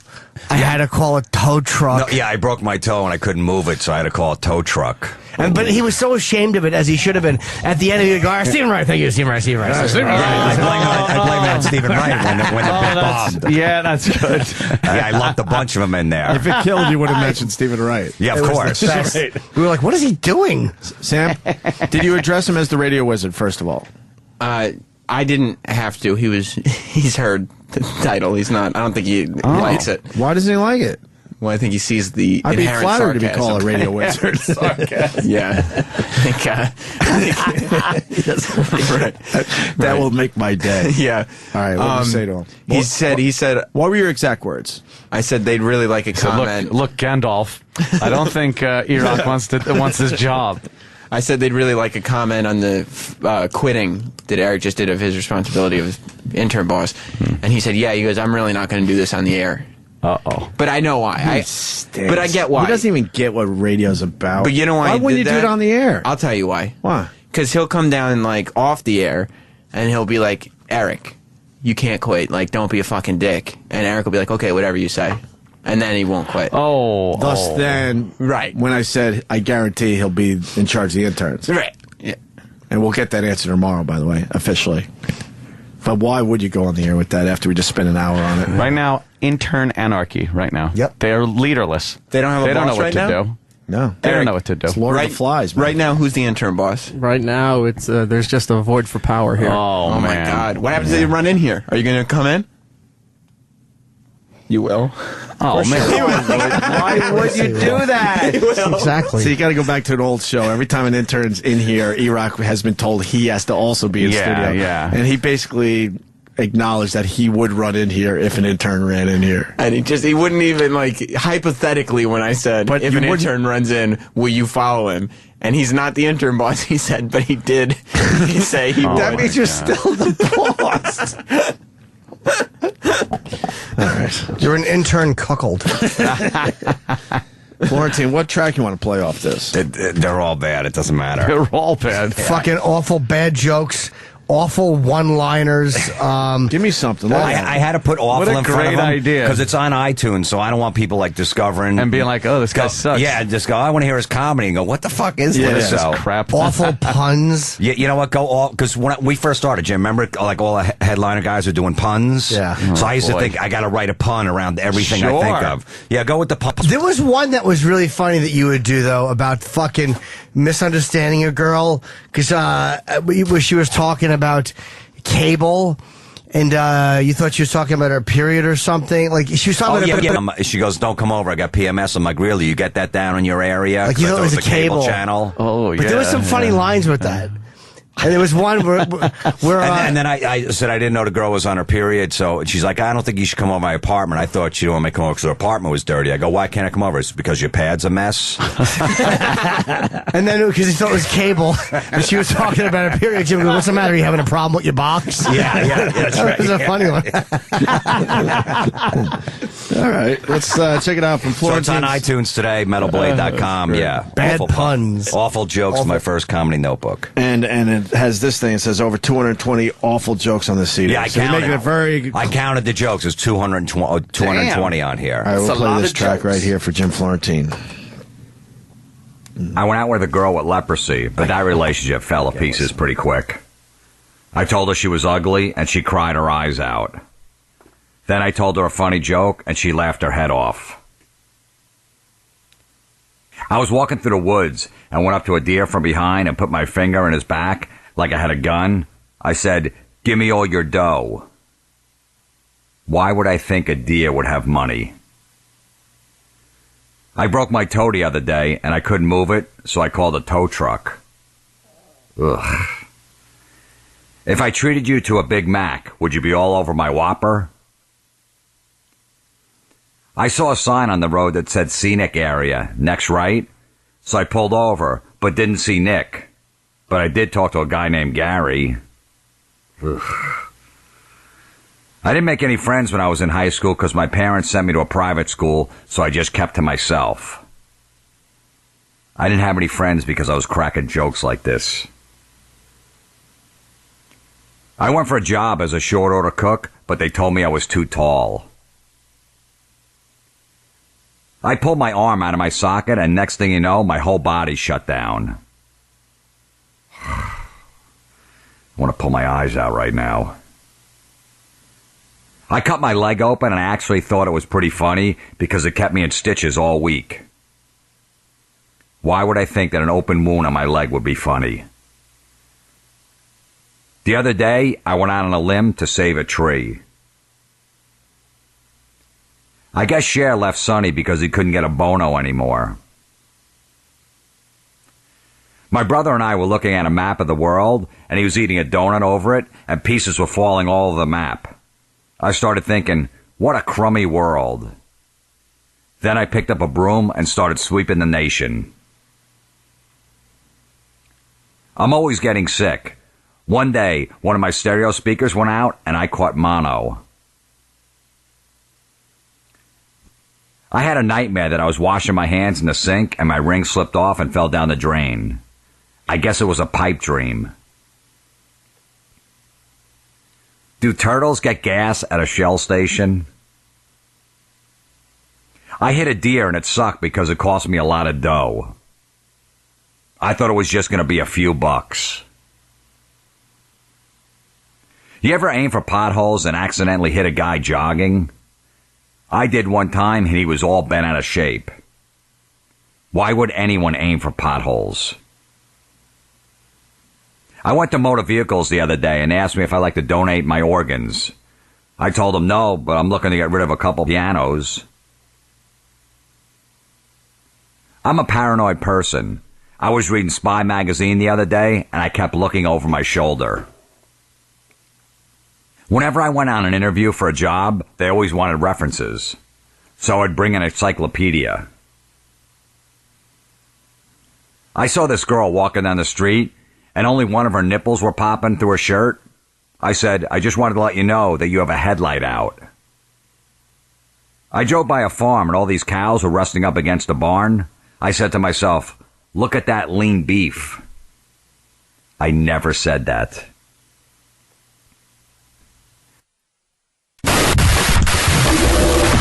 This is the Opie and Anthony channel on Sirius XM. Have you ever wondered how many cubic feet of flatulence it would take to lift a hot air balloon? How many peanut M&Ms would it take to fill the average dog colon? Well, wonder no more, friends. Join me on my journey for knowledge, seeking out answers to the questions man has pondered since the dawn of time. On today's episode, how much period blood would it take to fill a Chevy Trailblazer? The average total menstrual cycle discharge measures 5 tablespoons. That's 74 milliliters, or 2.5 clumpy shots of coppery goodness. Bottoms up, the usable interior volume of a Chevy Trailblazer measures 125.5 cubic feet, or approximately 939 gallons. That means it would take 240,384 tablespoons to fill the Chevy Trailblazer to capacity with uterus. That's enough period blood for 48,078 periods. That's enough women to fill every seat of Safeco Field. More like mushrooms and pennies field. LOL. If one woman were to account for all that period blood, she would have to be perioding for over 4,000 years. In the business, we call that YOP, or years of period. What did you say? You want a how much bonus round? Well, okay, fans. How many tampons would it take to soak up all that bitching, crying, and needless spending? Well, let's see. The average woman goes through an estimated 20 tampons per cycle. Using our previously calculated figure of 48,078 periods to fill that Chevy Trailblazer, we would need to go through 961,560 tampons to clean that mess up. That's enough tampons to cross the Great Salt Lake at its widest point. Now that's what I call one heavy flow. Get it? Join us next time for an all-new edition of How Much? Sirius XM. Sirius XM. The Opie and Anthony Show. Got Florentine in studio today. Let's not forget about the new CD that's out today on iTunes and Metal Blade and where else? Anywhere else? That's pretty much, yeah. All right, good. It's called Awful Jokes from My First Comedy Notebook. Over 220 awful jokes on this CD. Mm-hmm. And we heard a track, and wow. Right? Very uncomfortable. There's a whole thing on there. It's the last track. I put it at the end, is where I wrote this MTV audition script. I was trying to be an MTV VJ, so I wrote up this whole script of how it was supposed to go. And pretty bad. Ooh. Wow, I'd love to hear that one. I was trying to be like the cool guy. My name was Jammin' Jim because I was a DJ back then. It's like, hey, Jammin'. The girl, I had like 2 girls around me. Hey, Jammin'. Why don't you tell them how you're a comedian? And then I start doing jokes. Oh, whoa! And this was serious? Oh, yeah. This was a thing I was going to, and my friend was going to videotape it to play, and we were going to send it to MTV to be a VJ. So this was my script that I was sending. This is a script I wrote. No. I was trying to get a job as a... Oh, shit. I don't care. You can play it, but it's probably very good. I want to hear a little of it. This is a script I wrote. I was trying to get a job as a VJ at MTV, and I was going to film this. And I used to call myself Jammin' Jim. Oh. And this script, I really thought I was going to impress the MTV execs, and I was going to get this gig. It fucking stinks. Here goes. Jim is standing with 2 hot girls. He's talking to them, and they're very attentive and giggling at his comments. Jim: I took this hot-looking chick out to dinner the other night. I really wanted to impress her. I mean, money was no object on this date, is what I'm trying to say. So we're sitting in this Burger King, right? Girls laugh. My date starts to tell me that the last date she went on, the guy spent $400 on her, and he didn't even try to kiss her at the end of the night. What do you have to say to that? I go, well, number 1, the guy is a loser. And number 2, if I spend $400 on a girl in one night, I'm bringing a farm animal in bed with us. I'm getting my money's worth. Can you pause this for 1 second?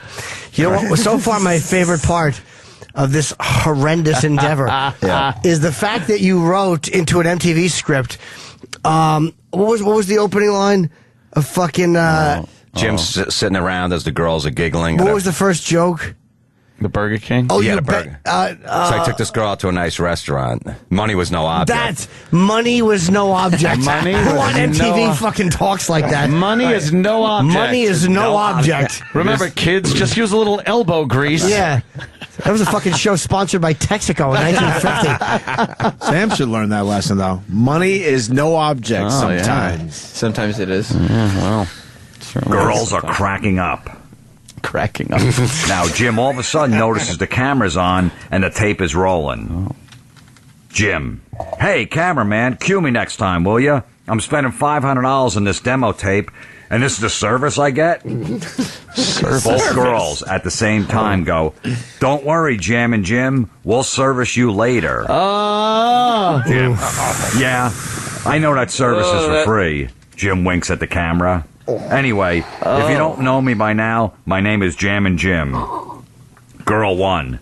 Hey, Jam and Jim, tell MTV what you did at the radio station you worked at. Pause. Jim. Jim, I sucked. I love how they're referring to you as Jam and Jim. Jam and Jim. Nobody. Hey, Anthony Cumia. Hey, Opie. No one talks like that. Hey, Jam and Jim. I'm just getting pleasure out of it. Even though I'm cringing, I'm just watching Jim's face. Oh, yeah, the whole yeah, time. yeah. I'm just keying on him It's as this is playing. Because I knew him when this happened. I know. This wasn't Why are you mid-80s. still friends then? I didn't know this was going on, obviously. Jim. Oh, you girls like that story, huh? I bet you do. Well, a few years ago, I was the morning man at this radio station that played soft rock. So one day the manager comes in and tells me things aren't working out, and tomorrow's my last day. Look out. So the next morning, I got to the station before anyone was even there and nailed the front door shut so no one can get in. Jam and Jim. I went on the air and had a Black Sabbath festival for 2 hours. After every couple of songs, I'd get on the air and tell them I was protesting being fired, and I wouldn't get off the air until a local newspaper comes down and does a story on me. So I received my wish, and as soon as the interview was over and I took the nails out of the door, I got arrested. Just another day in the life of Jam and Jim. Come on, you weren't serious. You were not serious. You are not serious. Another day in the life of Jam and Jim. Just another day in the life of Jam and Jim. Because that's what MTV wanted, you know. So a hip loose guy cannon, that would a wild man. would do that. With Yeah, a just little another edge. day in the Little life. edge. Not too much edge, but a little edge. That was pretty crazy. If you liked that story, That made up there's story. plenty more. Hey, There's plenty more. Can we clean up Jeffrey Rush's area a little bit? He's coming in early. Really? We didn't even announce that we're having Jeffrey Rush in today. He won some Academy Awards, right? He's won the Oscar. He won at least one. For which one? Which performance? He won for Shine. He was amazing in '96. Fuck yeah! And I think he was nominated for the King's Speech too. He's phenomenal. Yeah, we had him scheduled for 9:30, but I guess we're going to get him early, which means we're going to unfortunately have to stop the Florentine CD thing right now. But People are waiting to hear what's going on. Wait, there was more to that? Another 3 minutes. There's another 3 minutes. Oh, good. I love that. It's all Florentine's new CD, Awful Jokes from My First Comedy Notebook. Available on iTunes. Metal Blade. And, there's also a section where I go, you're jamming. Tell them how you're a comedian. Then I tell these jokes. Like, I do examples. I forget what the jokes are. But they're something about being a dog's a man's best friend. How could he be your friend when... I don't know what the joke. It's bad. You must have just pictured the Jam and Jim fucking logo up there, the like shit from MTV. But then I have a real serious moment. I go, please give me this job. I'm a comedian at night. I can work during the day. And I go, I'm a loser. I still live at home. I go, even when when I walk by my cat, instead of my cat going meow, my cat goes, move out. Oh wow. Even my pet frog took a leak on me. That's fucking terrible. Oh my god. Move out. The worst part is the fact that the girls are going, "Hey, Jammin'," and not going, "Well, shut up, Hey, you asshole." Jammin'. Here he comes, Jammin'. Jeffrey Rush. Holy Yeah. fuck. Nice. Big star. Hi, sir. Good Have morning. a seat. How are you? Jeffrey Rush, everyone. Jeffrey Wow. Rush. Take a seat. Very good. Nice to have you here. Thank you. Man, you're like a real star. we get some, in between guys here. And every once in a while, we get a real star. Yeah. Today's real star day. Definitely consider real star. That's for sure. Seen you in quite a few movies. And I'm embarrassed to admit we got your movie and did not. We were on vacation last week and did not realize that it was your movie. No, because we had one from Deepak Chopra, which we was not good. Wait, you checked out the Deepak? I don't know where to begin. I know. Yeah. Right? You checked out that movie instead? Yeah, because I didn't realize that was Jeffrey's film. It's our first day back, so. Yeah, we've been Maybe away. Jeffrey would like my MTV audition script. No, probably not. So the name of you're promoting is called The Eye of the Storm, and it's in theaters September 7th. Could you just kind of give us just let us know what it's about? The Eye of the Storm is about, well, look, in a nutshell, it's based on a very famous novel by our Nobel Prize-winning author from the early 70s, Patrick White. But don't let that scare you. Right. Really, it's a massive, sprawling novel that's been made into this rather smart film by Fred Skepsey, who's one of our great senior cinematic maestros from down under. Dysfunctional family. And interesting, the sort of buzz that I've heard from some Americans who've seen it, they don't worry about its literary pedigree. They just say, it kind of reminded me of a crazy Wes Anderson flick. Or, really, yeah? Who do you play in the film? I play a failed actor. Oh, wow. So you're playing me. Yeah, no, well, Jimmy. I hopefully had to do a lot of research for that role. I don't know. It came unbearably easy. Is it hard to play, because you're such a great actor, is it hard to play somebody who stinks? Well, the film is set in 1972, which is exactly the year when I started out as a young actor. So I was very much looking at Australian actors, all of whom at that stage used to migrate to England. That's long before people started doing the push across to LA or, American films and stuff. So there was a certain generation of a kind of actor, the names may be familiar now, people like Robert Helpman and Leo McKern and Peter Finch. You know what I mean? That generation of actors.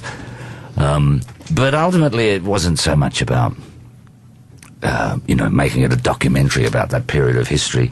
It's more about coming back to visit my dying mother, because my sister and I have fled home in our youth because Mum was a bit of a handful.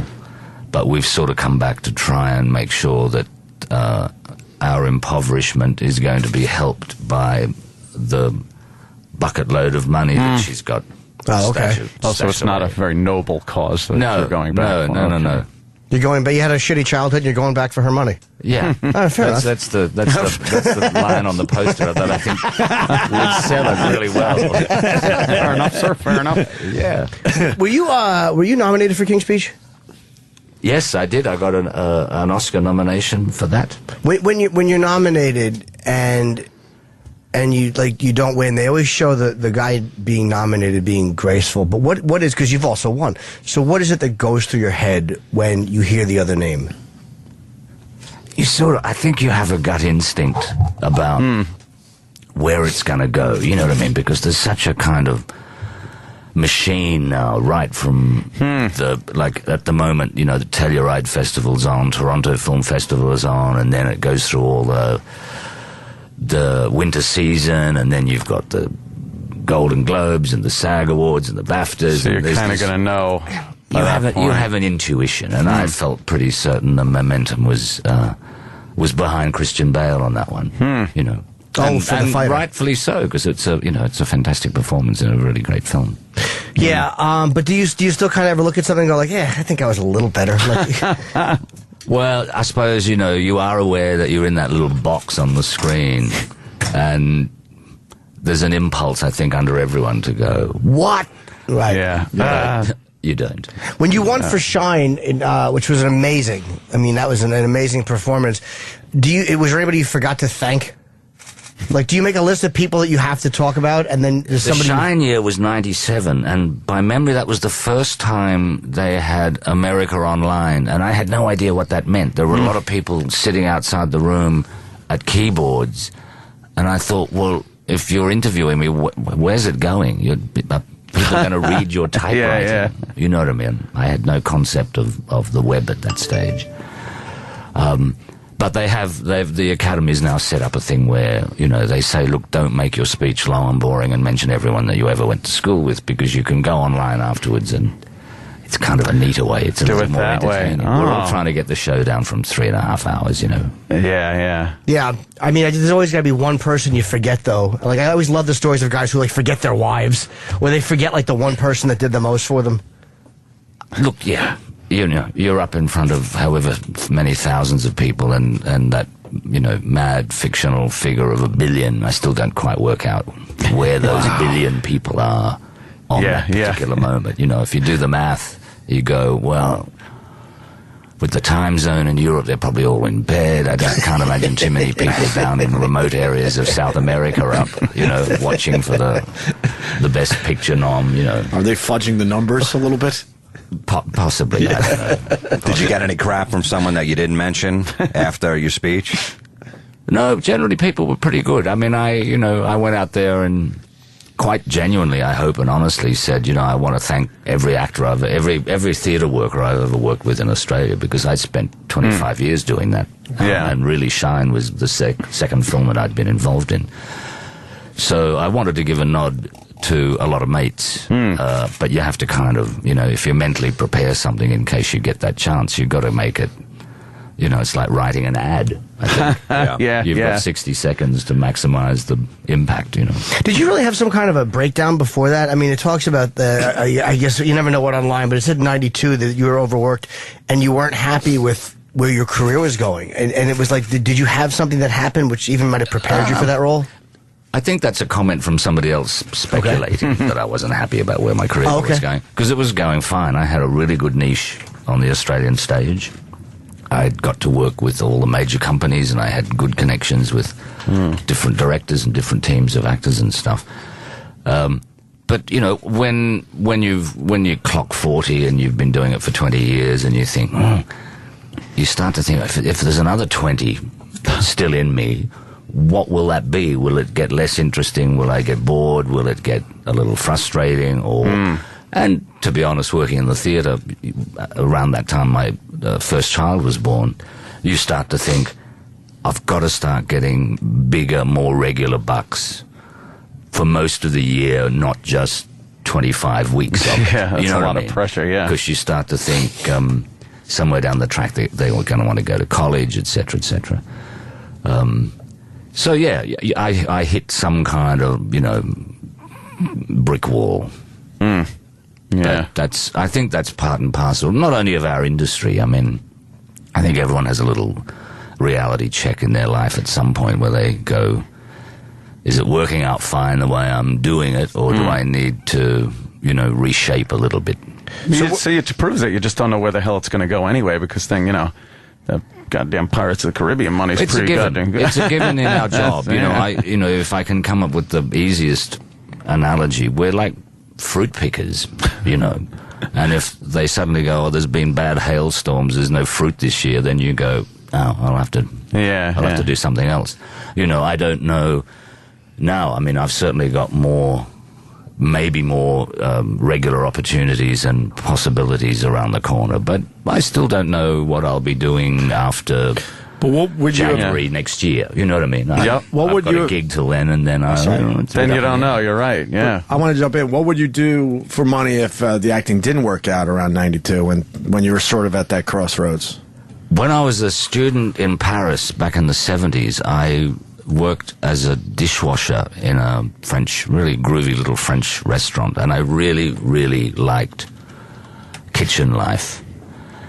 But, to do that now, you've got to go on television.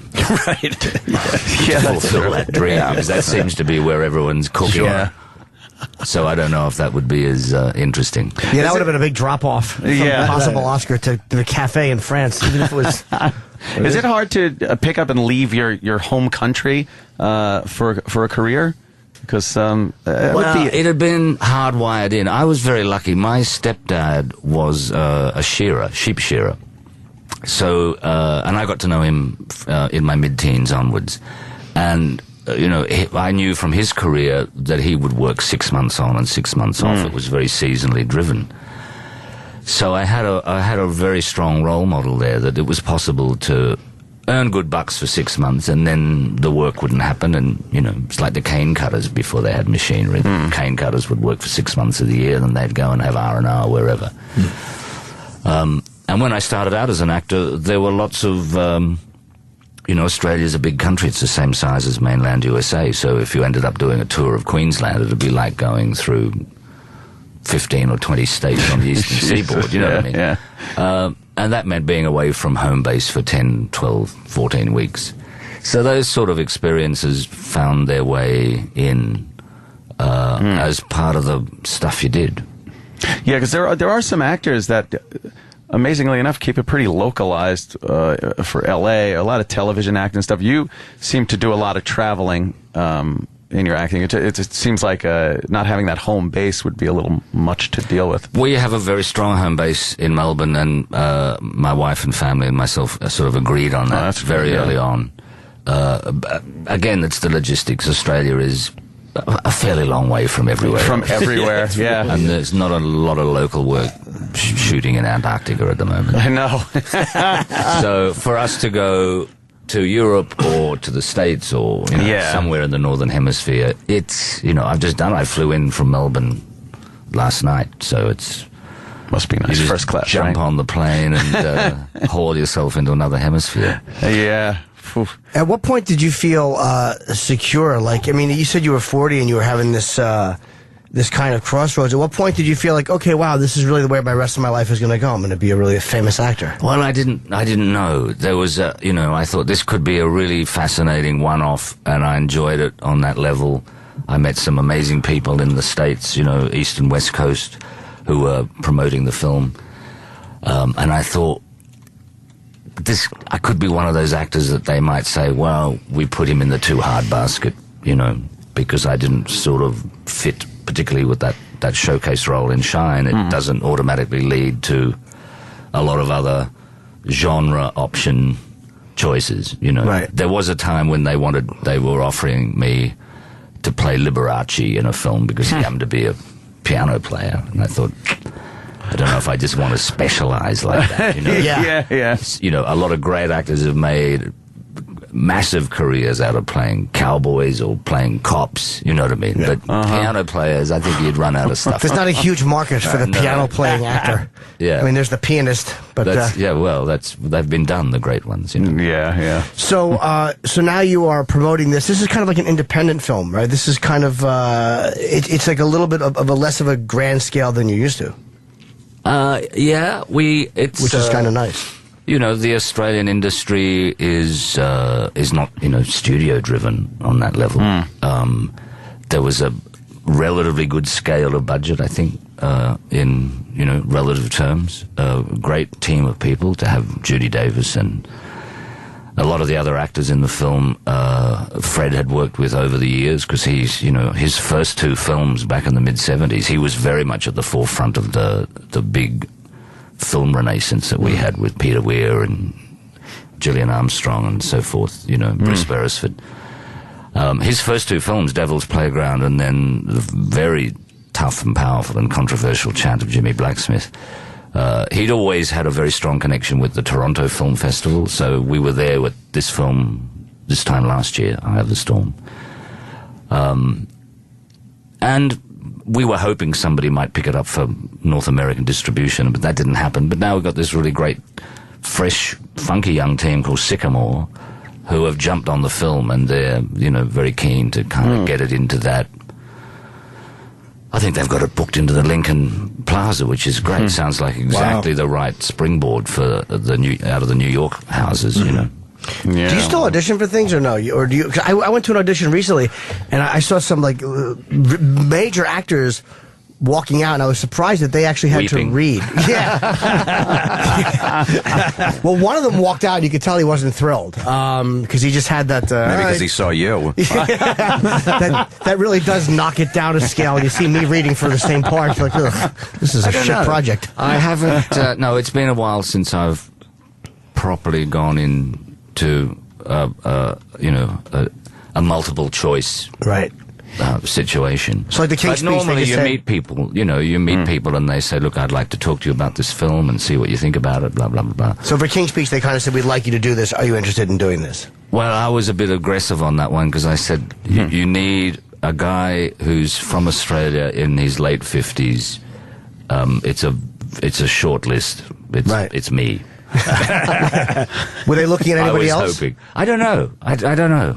But you heard about it and you wanted to do it? No, I think, in fact, the actual play script of the stage play that has only just recently been produced in the UK, I think, it landed on my front doorstep. So I was one of the first people to actually get to know that the story existed. And the producers from England who wanted to put it on stage thought I might be interested because of the nature of the character. And I read that play script and talked to my agents and said, I actually think this would make a pretty fascinating film. So I kind of got in on the creative side as well. Yeah, you kind of pushed it and then said, hey, by the way, I'm available, which is kind of smart. And I can do it. you ever get with the Pirates of the Caribbean movies, do you ever start thinking like, oh boy, if I do 3 of these, people are going to start thinking of me as that character, and obviously you seem like somebody that enjoys acting and wouldn't want to be typecast in that. Does that ever cross your mind when you're doing that? Gore Verbinski, who directed the first 3 films, he sent me this really fantastic cover note with the script. I'd never met him, didn't really know who he was. And by memory, the cover note said something like, Jerry Bruckheimer's going out on a limb. The pirate genre's always failed and has done since 1951 or something, you know what I mean? But he said, there's a great role here for the main villain of the piece, and he said, I've always been attracted by actors, and I'm quoting from bad memory. He said, I like actors who can have something going on the outside, but that something else completely different might be going on the inside. And he referenced Alec Guinness. Now, Alec Guinness is, I've never had the chance to meet him, but he's always been a kind of a hero. So that letter kind of got me interested, because he said, I don't want a summer blockbuster phone-in performance. I want you to treat this with any of the sort of gravitas that you put onto any other role. Yeah.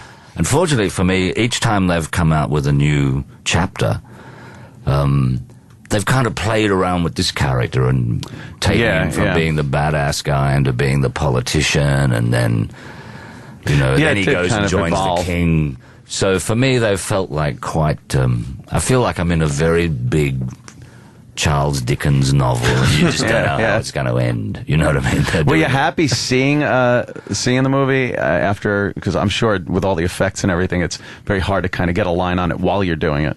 Well, there was a great energy around the first film because we were buried in the summer release of 2003.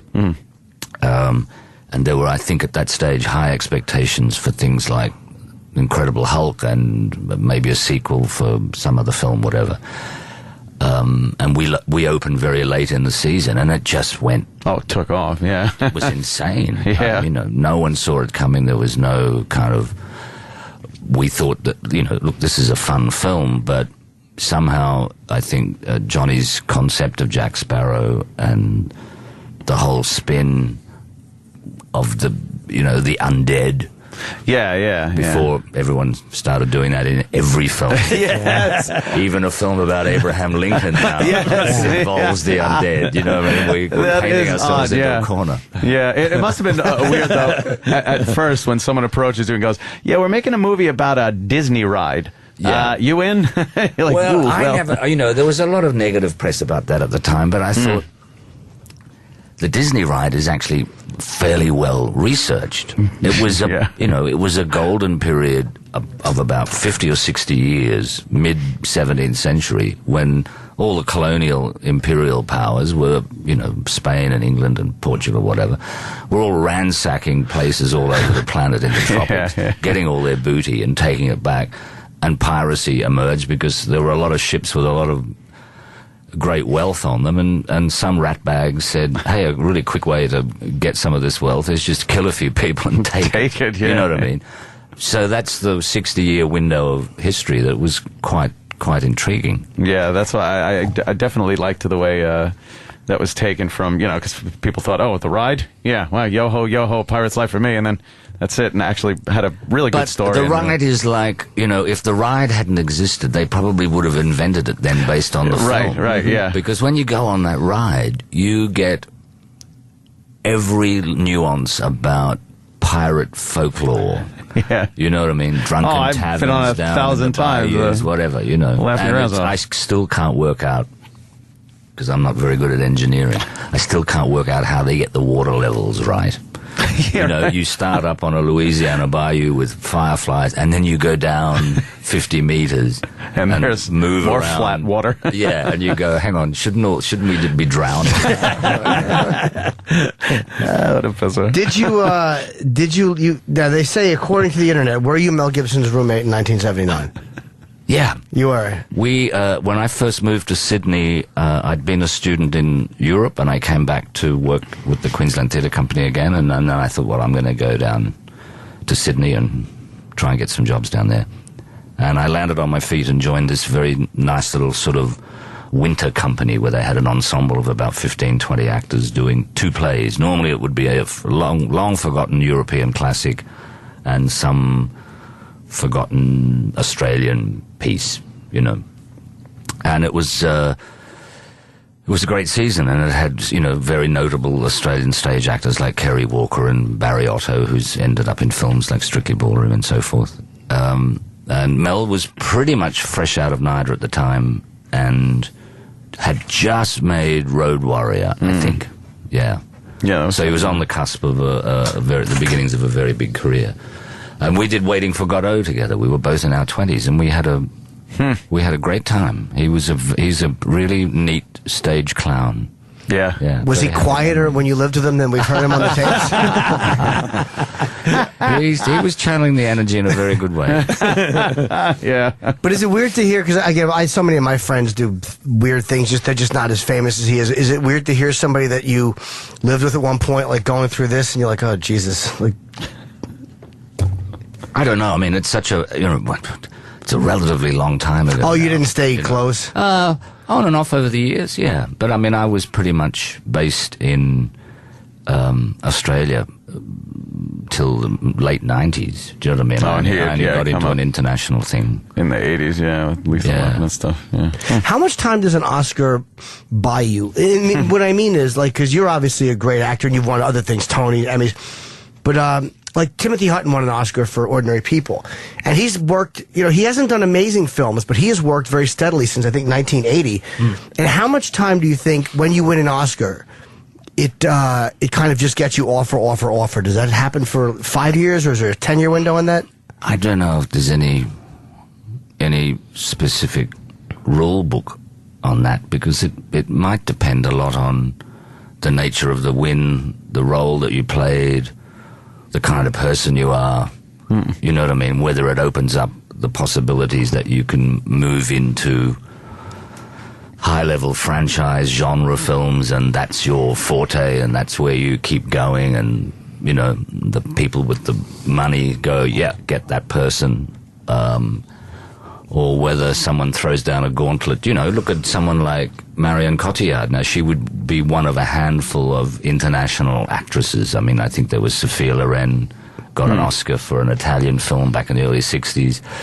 That's kind of rare, but she seems to have found a very strong kind of inroad, not only into continuing with European films, but also making major studio or even independent American films. Yeah, I guess it gets you in the door, but if you're a jackass, you're probably not going to. Well, there are enough people. There's enough people out there now who have got enough time on their hands to analyze and write about these things. And they're pretty quick to write about the people who may have nosedived or presumably didn't use their Oscar cred.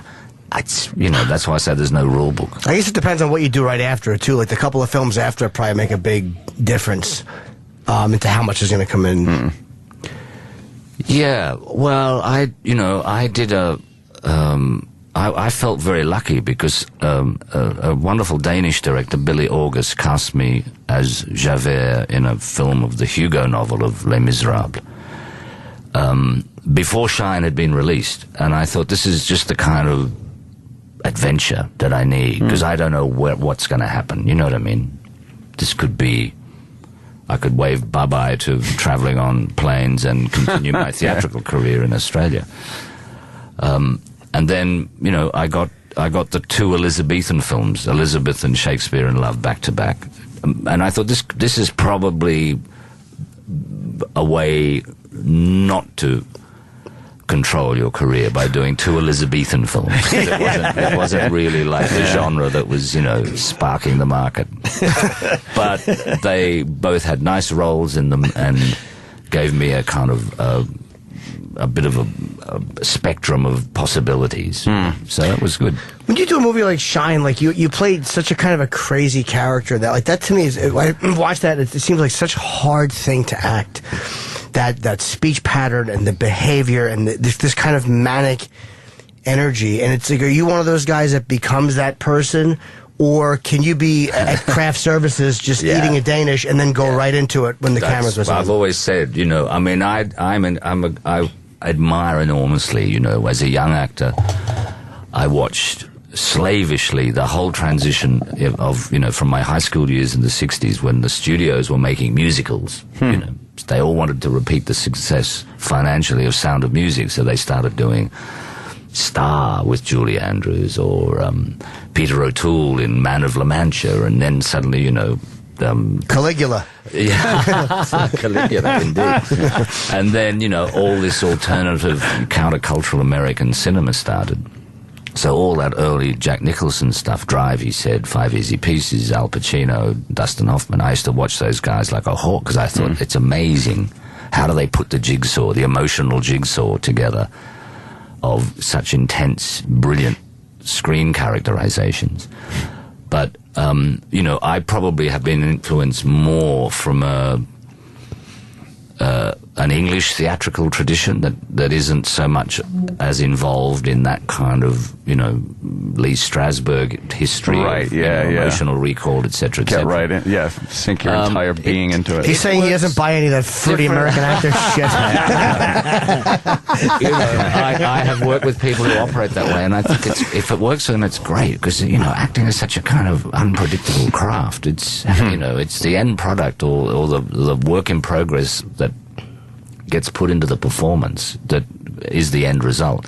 But I've often said, you know, for me, I like to take the character off at the end of the day and you know, and then pick it up again the next day because it's you're putting yourself into an imaginative state of play. That's how I see it. Yeah. And if you're constantly in character, just to quote you, you might end up doing your best work at the craft services station. Right. You know what I mean? Right.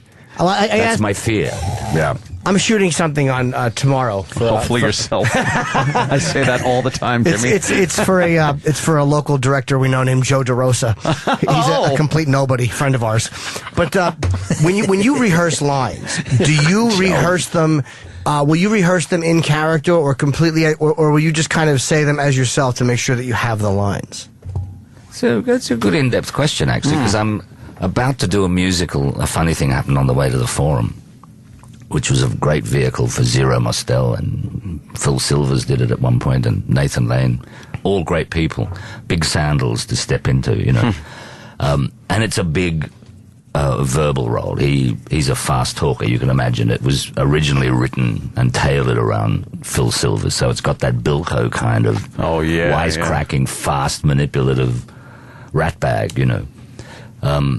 I find what I do now is I liked it, that period of investigation, I like to keep it in the third person. So I just go, I don't even read the script. I get somebody to read it so I can hear it, the words in space, and not really know where they are on a page. Because you can get a little blocked sometimes thinking, I know the line is down the bottom of the page, but there's no way in the world I can remember what the verb is, and I know it's a very particular one.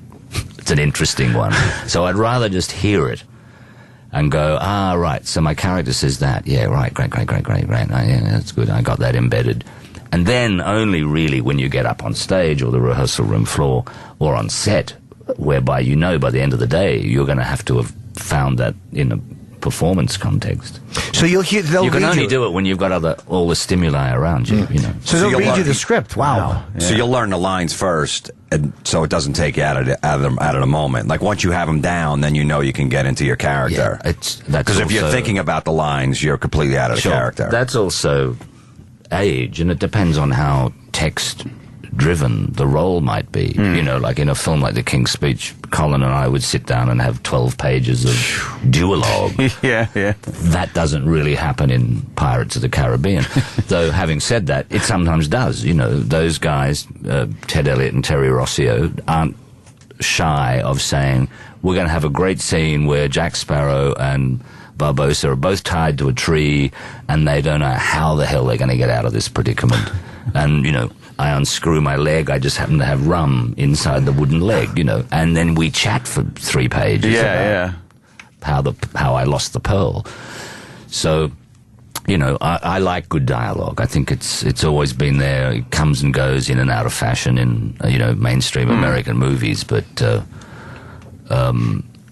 it's pretty fast and funny. I watched the Three Stooges on the plane on the way over, and it just killed me because I'm a huge Larry David fan. Yeah. Larry David playing Mother Superior. Now he had chunky rants. You know what I mean? He had really good stuff. And those guys were doing very fast verbals with all that great slapstick hits. See, I had been a huge Stooges fan from the old days, as they say, but then I thought the movie had some really good laughs too. Yeah, I liked it more than I thought I would. To be honest with you. I said that, and then people jumped on me like, bah. I'm like, no, I thought it was. It's tricky because the original Curly, particularly in the early 30s, was, I think, one of the great screen genius comedians. Yeah. Like, fantastic, out of this world, you know what I mean, in terms of a feral child, idiot, lovable, you know what I mean? He lived in a whole world that you knew the entire rule book from. But those 3 guys, I know nothing about the actors who played those roles, but I thought they cast it extremely well. They did a good job. That's another thing. It's so hard to look at anybody else in those characters, so it was kind of hard to see other people doing it, but I think they did a good job, definitely. Well, it's sort of becoming now where Larry, Curly, and Moe have become characters, even though they were, you know, played by those people, right? Yeah. It's like, I remember Steve Martin talking about this when he was remaking the Pink Panther. He said, well, you know, the Pink Panther is now a kind of character who exists. And yes, there was the way Peter Sellers did him, but I'm going to do a different thing in the same way that Jude Law might do Hamlet, and then next time somebody else might do Hamlet. Or James Bond or other characters that have kind of, I guess, changed. They're telling us earlier that Jeffrey has to rap. I guess he has other He's a press. busy man. But he's promoting the Eye of the Storm. Yes, the Three Stooges. Nobel and my shoot. The Eye of the Storm. Your dumb shoot. My shoot with Joe DeRosa. That's good that I asked Jeffrey Rush for a little advice to shoot with DeRosa. Why couldn't I have a real thing tomorrow that I was get to good talk advice to him is don't show up. Exactly. Murder the director with a hammer. Of course, the great Jeffrey Rush. It's called The Eye of the Storm. It's in theaters. Today's the 4th, so it's in the 7th, which I believe is Friday. It is limited release, but that means, of course, New York and probably L.A. and a few other major cities. So, you're one of the great actors. I mean, you've won a tremendous amount of awards, and you're truly amazing. And it was thanks so much. Great honor to meet you. Yeah, nice to meet you. Yeah, absolutely. Okay. Jeffrey Thanks, Rush. guys. We're going to Thanks. continue, by the way. Yes. We're not going home. We got Matchbox 20 next. Stay there.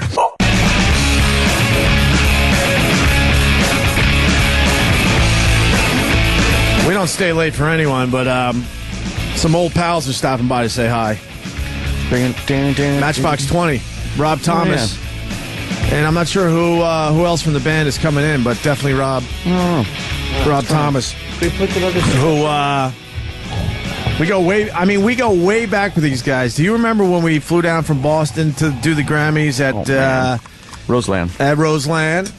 And all of a sudden, this band sits down in front of us. And our first question was, who the fuck are you guys?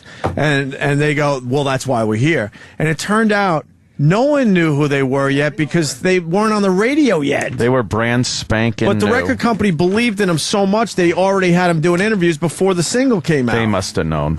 They had to have known. And that was Matchbox 20, and that was Rob Thomas. And then fast forward, they come up to Boston, and they filmed shit for our dumb Real Rock TV show back in the day. And And Rob Thomas goes on to be a massive fucking star, and we continue to do our dumb show for the last fucking 80 years, and now our paths cross again today. 5 minutes. Okay, that's where we're at.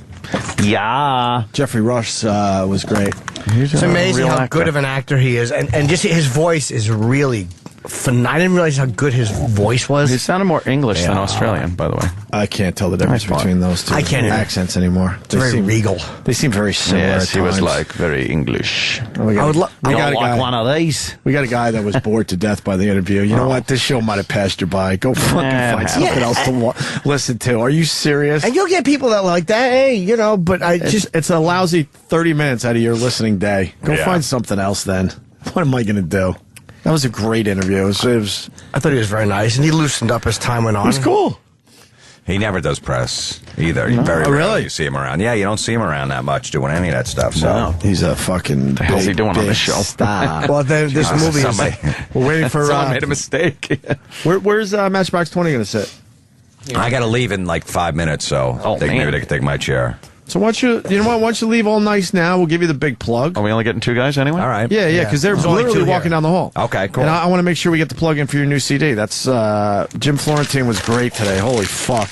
Awful jokes from my first comedy notebook. Over 220 awful jokes in this CD. And when he says awful, he means it, by the way. Yeah. I hope you've made that point perfectly clear. I just saw Fez in the hallways. I love that Jam and Jim stuff. Oh, really? Like, oh my God. Jim. Yeah, I am going to have to hear the rest of that. I'll have to leave you guys a copy. Oh, I love it. I'll actually buy it. I'll get it on iTunes. I'll pay for it. Yeah, we got to buy it. I'll demand my money back for that fucking heinous more of the hijinks of Jam and Jim. Yeah.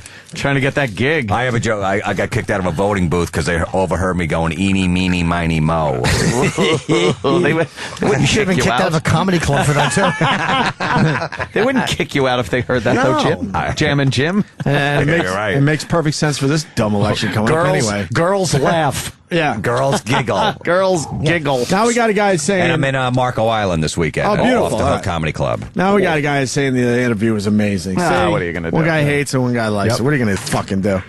Matchbox 20 is entering the... Well, I thought they were. Yes, no. Oh, it's 2 old guys instead. Never mind. Yeah, what the hell's that? Never mind. Thank you, Florentine. Yeah, it was great seeing you guys. Always fun, man. Yeah. September 13th through 15th, I'll be at the Irvine Comedy Club in Irvine, California. I return.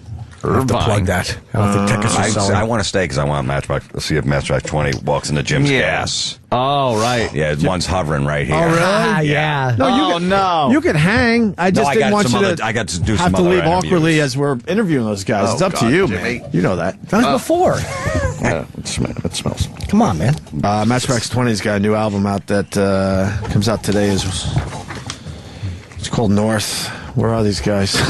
Yeah, down the hall. How's your eye? What the fuck happened, man? All right. Well, I had that Rot Gut reunion gig on Friday. Which we got to talk about tomorrow. Yeah, we ran out of time. It went really well. It was a lot of fun. Fucking crowd was great. The band, tight as fuck. Those guys. It was really, really cool. So, if you notice, I've had this mullet growing out, and underneath the hat is a curly fro, because I wanted to kind of brush it out, spray the shit out of it, and go on stage with as much of a fro as I could grow in the limited time I knew we were going to be doing this gig. Right. Because I didn't want to wear the baseball cap, and I didn't want to just have regular haircut, Anthony. I needed kind of a rot gutty feel to it, like the old days. So that's what I did. Then I decided I needed some medicine, as it's called. Bob Kelly calls it. Some medicine. A little coloring for the hair? Yeah, you know why? Because you get some gray in there. I figured for the rock gut thing, the afro, I'd put some Just for Men in my hair, darken it up a little bit. So I did it. And everything was fine. Worked great. Saturday morning, I wake up and I notice like my head is burning and tingling and itchy and unbearable. And then the side of my face by my right ear, underneath and in front of my right ear to my jaw, starts puffing up like fucking half a Hulk face. And the left side's doing the same thing. And my ear, the top of my ear is like a chemical burn on it. And my scalp is fucking screaming red. Is this the live read for Just for Men? Yeah. Tell fucking Wilt Chamberlain and fucking... Walt Frazier. Oh, it's Walt Frazier? Yeah, Wilt Chamberlain's dead, sir. Oh, okay. Walt Frazier's one of those guys. Walt Frazier and fucking... what's his name? Seinfeld. Yeah, baseball. Come on, 86 Mets. Keith Hernandez. Yeah, Keith Hernandez. I forgot his name. I know. I'm like Keith Hernandez. Holy fuck! Yeah, of course. Yeah, they could take their boiling acid fucking bath hair color and go fuck the mothers with it. You really think it's just for men? Absolutely. I went online and it's all over there. All over. That people are getting reactions to the chemicals? Fucking burns and just like swelling up. It was so swollen. I was taking like Cord-Aid cream and smacking it all over my head. And it still hurts. Like the headphones are fucking killing me today to even wear them around my ears and the back of my neck and everything. You know what would help with that? What? There is actually something when the just fermenters bother you, you wash it with a 50 cal. Shut up. Hey, Rob. But there he is. What's up, buddy? How you doing, man? How you guys doing? Holy shit, long time, man. How you been? We've been good, Rob. Not too shabby. I know how you've been. I was just telling the story the first time we met when we flew down from Boston to do the Grammys at Roseland, and you guys sat in front of us. Yep. And our first question to you, and I'll never forget it, was, "Who the fuck are you guys?" And you laughed and said, "That's why we're here."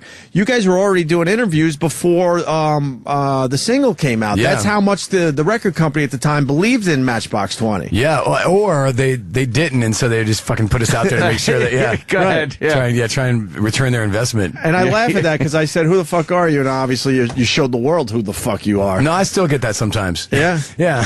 I'm using now it's like Target. Do you know who the fuck I think I am? Come on. That was 90... Well, it was a long ass time. 95, 96, yeah. The record came out in 96, yeah. Wow, man. That was funny, too, because during that time, we put out a single, this song called Long Day. And Atlanta kind of really got behind it, and it just fucking tanked. I mean, like, it didn't do anything at all, and we were kind of nervous. And that, like, the day our record came out, our label folded, like lava kind of folded in Atlantic. That's great. And all these other acts get dropped, and we're just like waiting for the phone call, you know? Yeah. And then like one station in Birmingham started playing Push. Right. And it kind of caught on because that was back at the time when you could do that too. That shows like how things have changed. It was funny like, too. Like, a program director liked the song and just started playing it. Yeah, Like, they just started playing it. Yeah. That doesn't happen. It was funny too. Like, we were like planning our musical funeral at that point too. It was just like, man, dude, it's been really good playing with you, brother. Yeah. Enjoyed it, dude. Really nice. Wow. Yeah, What are we gonna do with the van? What are we gonna do with the van? How many years were you at it at that point? As Matchbox 20. Well, as Matchbox, not very long because we were at Tab of the Secret for like 4 years maybe in like his local band, and that band broke up.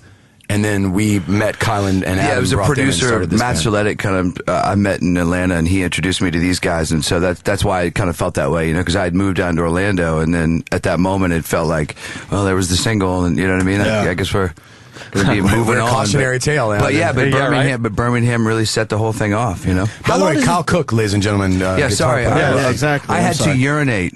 Yeah. America. Oh, yeah? We didn't meet you that day. I know that you guys kind of go for anything in here, but I figured he should piss outside. How long does it, I'm a very timely pisser. How long does it take before you know a single? Like when you release a single and you said it starts. Hey, I didn't even notice you're here, man. Oh, hey. I fucking love you. Oh, thanks, man. Oh, man. Thanks, I'm good. How you doing? I hate that. Thanks. Rob, we don't like when people do that. When they know we don't like Jimmy. that. We don't like when people When famous people makes me very happy. When famous people know Jimmy, it's like, oh boy. Well, just a couple of men of similar ilk. Look how, ilk is that? look how happy it makes Jimmy. He's so happy right now. No, you know, it's just. How long does it take before you guys know that a song is? Rob just touched his leg.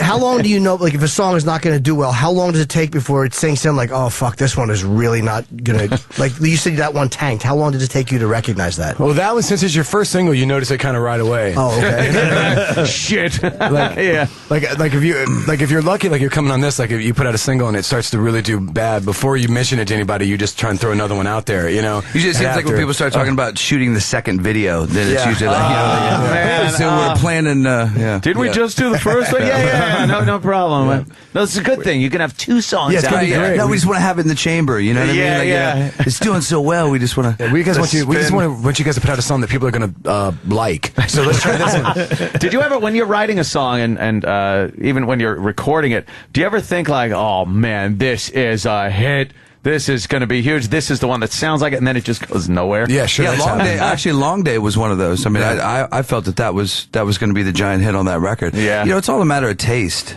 at the end of the day. You know, I mean, each one of us may respond to a song differently. So I think it's a combination of what you really love personally and what, you know, the people at your label, you know what I mean, feel is the best representation of that album you made, like this mosaic of, you know, emotions. You hear a catchy hook, though, when you're writing a song. You're like, oh, that's a good one. I think like the job is kind of like you write a whole bunch, like 12 songs that you think should be on the radio. Like Logic be damned. You know what I mean? Like, you know that, like really in the back of your mind that it won't. Like, this doesn't fit this format, or you kind of understand how radio works.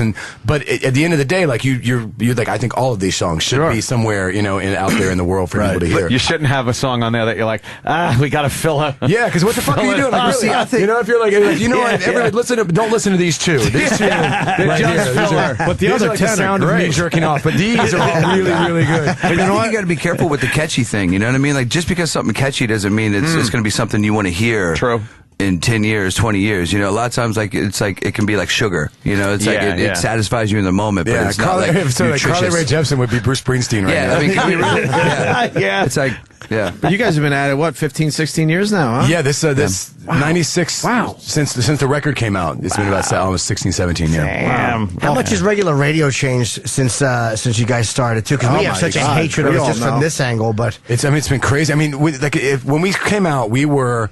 There was like alternative rock kind of radio, and that was the band that we were. And then even within that first record, when we put out Push, then we were a top 40 band. But even top 40 was like, you'd hear Pearl Jam sometimes, like it was during that time in the 90s. And then by the time our next record came out, yeah, like we did Mad Season, it's all like you know, Nelly and Ludacris and all this, and we're trying to like go into that world. And now it's like, you know, it feels like this, you know, if you're on top 40, it's like these 8 songs written by Dr. Luke, you know, and if you're on AC, well, then just nobody cares. So it's, you know, between those two. Yeah, and then terrestrial radio trying to figure out what demos listening to, you know what I mean? Like how they do their call out research, it's beyond me. I mean, you can't. How can you know what people are really? We live in that world. They don't know what they're doing. Yeah, it's even changed now. Now it's like it's all conjecture at the end of the day. When I first got into radio, one of my jobs, you know, I had to do a lot of grunt work. I would cold call people and say, "All right, going to play some samples for you." Guess what I did? I fucking fudged the numbers. I don't want to sit around waiting to get someone on the phone. No, exactly. Just like, you just got to make a decision. Because everyone's screaming at you. Do you know I'm eating this? You know, they're yelling at you. I'm like, fuck this. They've even changed it a little bit now, where it's like it's almost like a Nielsen box for TV, where they have like these random listeners and a beeper. The people meters, you know, and they're always like they have to like comment on what they like. People meters destroyed personality radio because they realized people aren't listening long enough to have a guy that could talk about some interesting but you know, shit. it also creates this weird climate where the only thing that's rewarded is something that sounds eerily similar to the thing before it that was successful. So like the idea of being able to have a breakout anything is kind of really weird. And like, so I'm surprised when like on Top 40 an artist like Jason Mraz has a song like, you know, when he did with I'm Yours, that giant hit that he had, just him with an acoustic guitar and like an ukulele. You're just kind of blown away when something like that flies. Yeah. You know? Yeah, well, it's like very Elvis, rare these days. What was Elvis's first big song? Like, it's an old story, but he got so many calls for it, the guy just played it over and over and over again. Like the a DJ Heartbreak Hotel or something like that? I don't remember. It was Hound Dog. I was going to go with Hound Dog, too. Whatever it was, it was just he replayed it like 17 times in a row, and it was like one of those things where you would never see it. Not that you need that now. No one's allowed to do any of that shit. You can't even play it twice in a row now. We did a station, it was and here in New York. And this is a few years back, but you're sitting in there with the DJ, and she's taking calls, you know, and they're doing it for like the most requested of the day or whatever. Yeah. So she picks up the phone and she's like, "Hey, you know, this is blah blah blah. Okay, and before the guy can say anything, she's like, "Okay, you're gonna request J-Lo, My Love Don't Cost a Thing." And he's like, "Okay." And she hits record. He's like, "I want to hear J-Lo, My Love Don't Cost a Thing." And she's like, "The most requested song of the day today, J-Lo." I mean, if you ask me, bullshit. If you ask me, the only real litmus test is tickets. You know what I mean? Because like we can sit here and make guesses on how the song's doing in a region, but if that artist goes there and you know you have this hit song and they're spinning it, but only like 100 tickets or so, well then that, if you ask me, that's a litmus test. You know what I mean? Obviously they don't have the value. But that's harder and harder these days to be, because like it's harder for an artist now, if you're a brand new artist, to get yourself to the status where you have a touring base anymore. You know what I mean? Like and you see a lot of these pop artists that have big hit songs, quote unquote, and aren't doing tickets, you know. So was the quote on hits or songs? I like my shit. And you guys finding it hard to make money off the actual music, or you got to make more of your money touring, right? Yeah, touring, merchandise, publishing. Like I think that's where most of the money. I mean, that's always where it mostly came from. Unless you sold 8 to 10 million records, you know, most of that money is funneling back into your label. Is still huge, yeah. Did you know that Smooth was going to be such a fucking monster song? No, God, no. I mean, holy fuck! Did that call out well? I thought no, it didn't. Actually. It didn't. Did you know at the time, Carlos throws this thing together where he's going to get a bunch of guys? No, you know, I figured it was one of those things where like I'm a huge Carlos fan. And I thought, like, I would do it and just have to call my friends and be like, oh, by the way, there's this new record coming out. You know, I'm on it with Carlos. Right. And that's what mostly everybody that I talked to that was on that record, like Dave Matthews and, you know, even Eric Clapton, they all did it just because they love Carlos. You didn't expect anything from of course not. And then it became, you know, that song was like the first float in the parade, but that whole parade, that was his year. Oh, yeah, it was really great. But you had the breakout song above everyone else. Yeah, really lucked out. Far. I mean, but then it had Maria and Love of My Life. Like, there was just a lot of good stuff on that record. No, I agree. That was the song of that friggin' year. It's still it's still a monster song. I was living in Soho at the time, and I remember like walking down the street and seeing a car full of really hot girls passing by, you know, blaring that song, and I'm just like, oh, we're on to something now. I'll tell you something I've never seen: a hot full of girls listening to my nonsense. I live for the day. Listen to my voice. Yeah, I've never seen a chick under 350 laughing at my stuff. Once you've seen your act, and frightened. It's just one of those songs too. You don't get sick of listening to it. You just don't. Really? No, you just don't. I'm sure you've heard a few more times than most, but I don't get sick of playing it, but I get sick of listening to it. Do you really? It happens a lot. Yeah. Wow. I think with a lot of songs, like after a while, you don't ever want to hear it again. But when you play it in front of people, it's fun again, you know, because you're kind of sharing that energy with them. So the same with Matchbox songs, like over the the last 17 years. By the time years. you get done recording an album, aren't you kind of spent on the songs? Because you've been through them a few times now? I don't think so. I mean, because you're doing like all 12 or 20 songs at one time. You're kind of throwing in there. So up until the minute that it's done, like they're kind of evolving, and you're still like I still listen to this record because it comes out today. Yeah. So like I'm still kind of listening to this record. That'll end in like a month. You know, I've already picked out all the nuances. Heard it on like car speakers and home speakers and my friend's speakers, and heard it really, really drunk and really, really high, and like every possible way you can listen to a record. The mix is like, you know, it's like the editing of a movie. You know what I mean? Like you've got all these scenes, and you've been, like you said, living inside each one of these scenes for so long, but yet, you know, the mixes are evolving, so like you haven't really watched it yet, and so it does feel new. And I think we did a van ride from like Tampa to Orlando or something. We finally listened to the record together. And high to bejesus, it felt new, better. you know. You just get high as a kite, like really, like listening to it for the first time all the way through. That's cool. And it was just like. Oh, yeah. It's like yo, listen to that little background right there. I love that. Let me Do you ever listen back to a lead vocal and hear something and go like, fuck, how'd that get through? Dude, all the time. Like especially me, man. Like when I first started out, my voice was totally different. I was living in the South, so I had this really thick accent. So like when I listen back, it's like, you know, so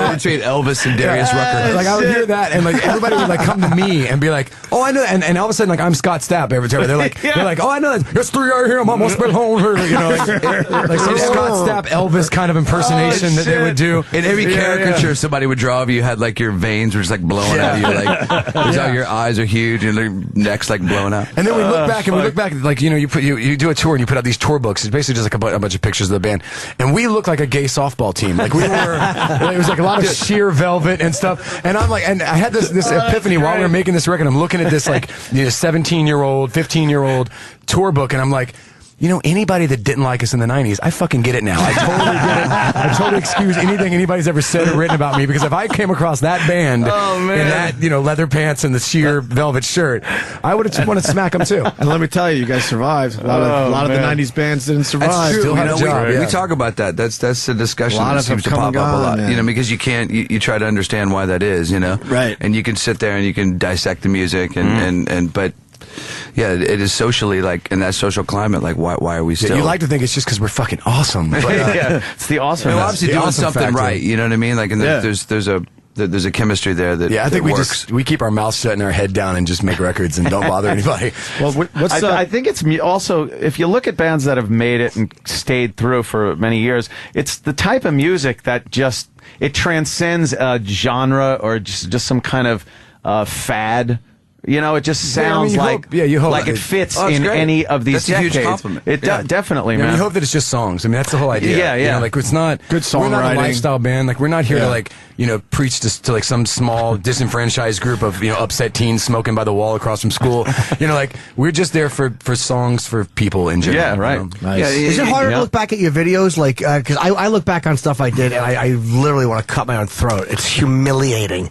And I imagine some more than others, but yeah. music videos probably are harder to look back on than actually hearing something, aren't they? Well, Because it's silly. It's funny you think like if you watch old, if you watch like at the very beginning, the dawn of like music videos, you see like a Rod Stewart video or something. yeah. Like that wasn't our era. Like I'm sure Rod Stewart looks back at "Do You Think I'm Sexy?" He's like, "Oh, dude, wow," you know what I mean, with the lighting and whatever. So I think technology was pretty good by the time we started doing videos. So I think at least the quality was holds good. up a little Yeah, the video is, but we still look look at gay, ourselves like and you said. cringe. Yeah, it wasn't that we didn't look gay. I wish there was in the 80s. Like, remember like the old Greg Kinn videos? Sure. Like Yeah. the Jeopardy, like, and we're here now, and we're having a devil bride, and now there's a giant octopus coming out and attacking everybody, and like, You just it's throw just anything in. It's genius. There was no Yeah. sense to it. I love that. Which was kind of And you'd sit, and I remember watching MTV for just hours on end. Yeah. Hours on end, Yeah. waiting for, this one's coming up. especially if there were new videos coming. Like, Yeah. all right, what are they going to do, man? Is it going to be another giant octopus? Yeah.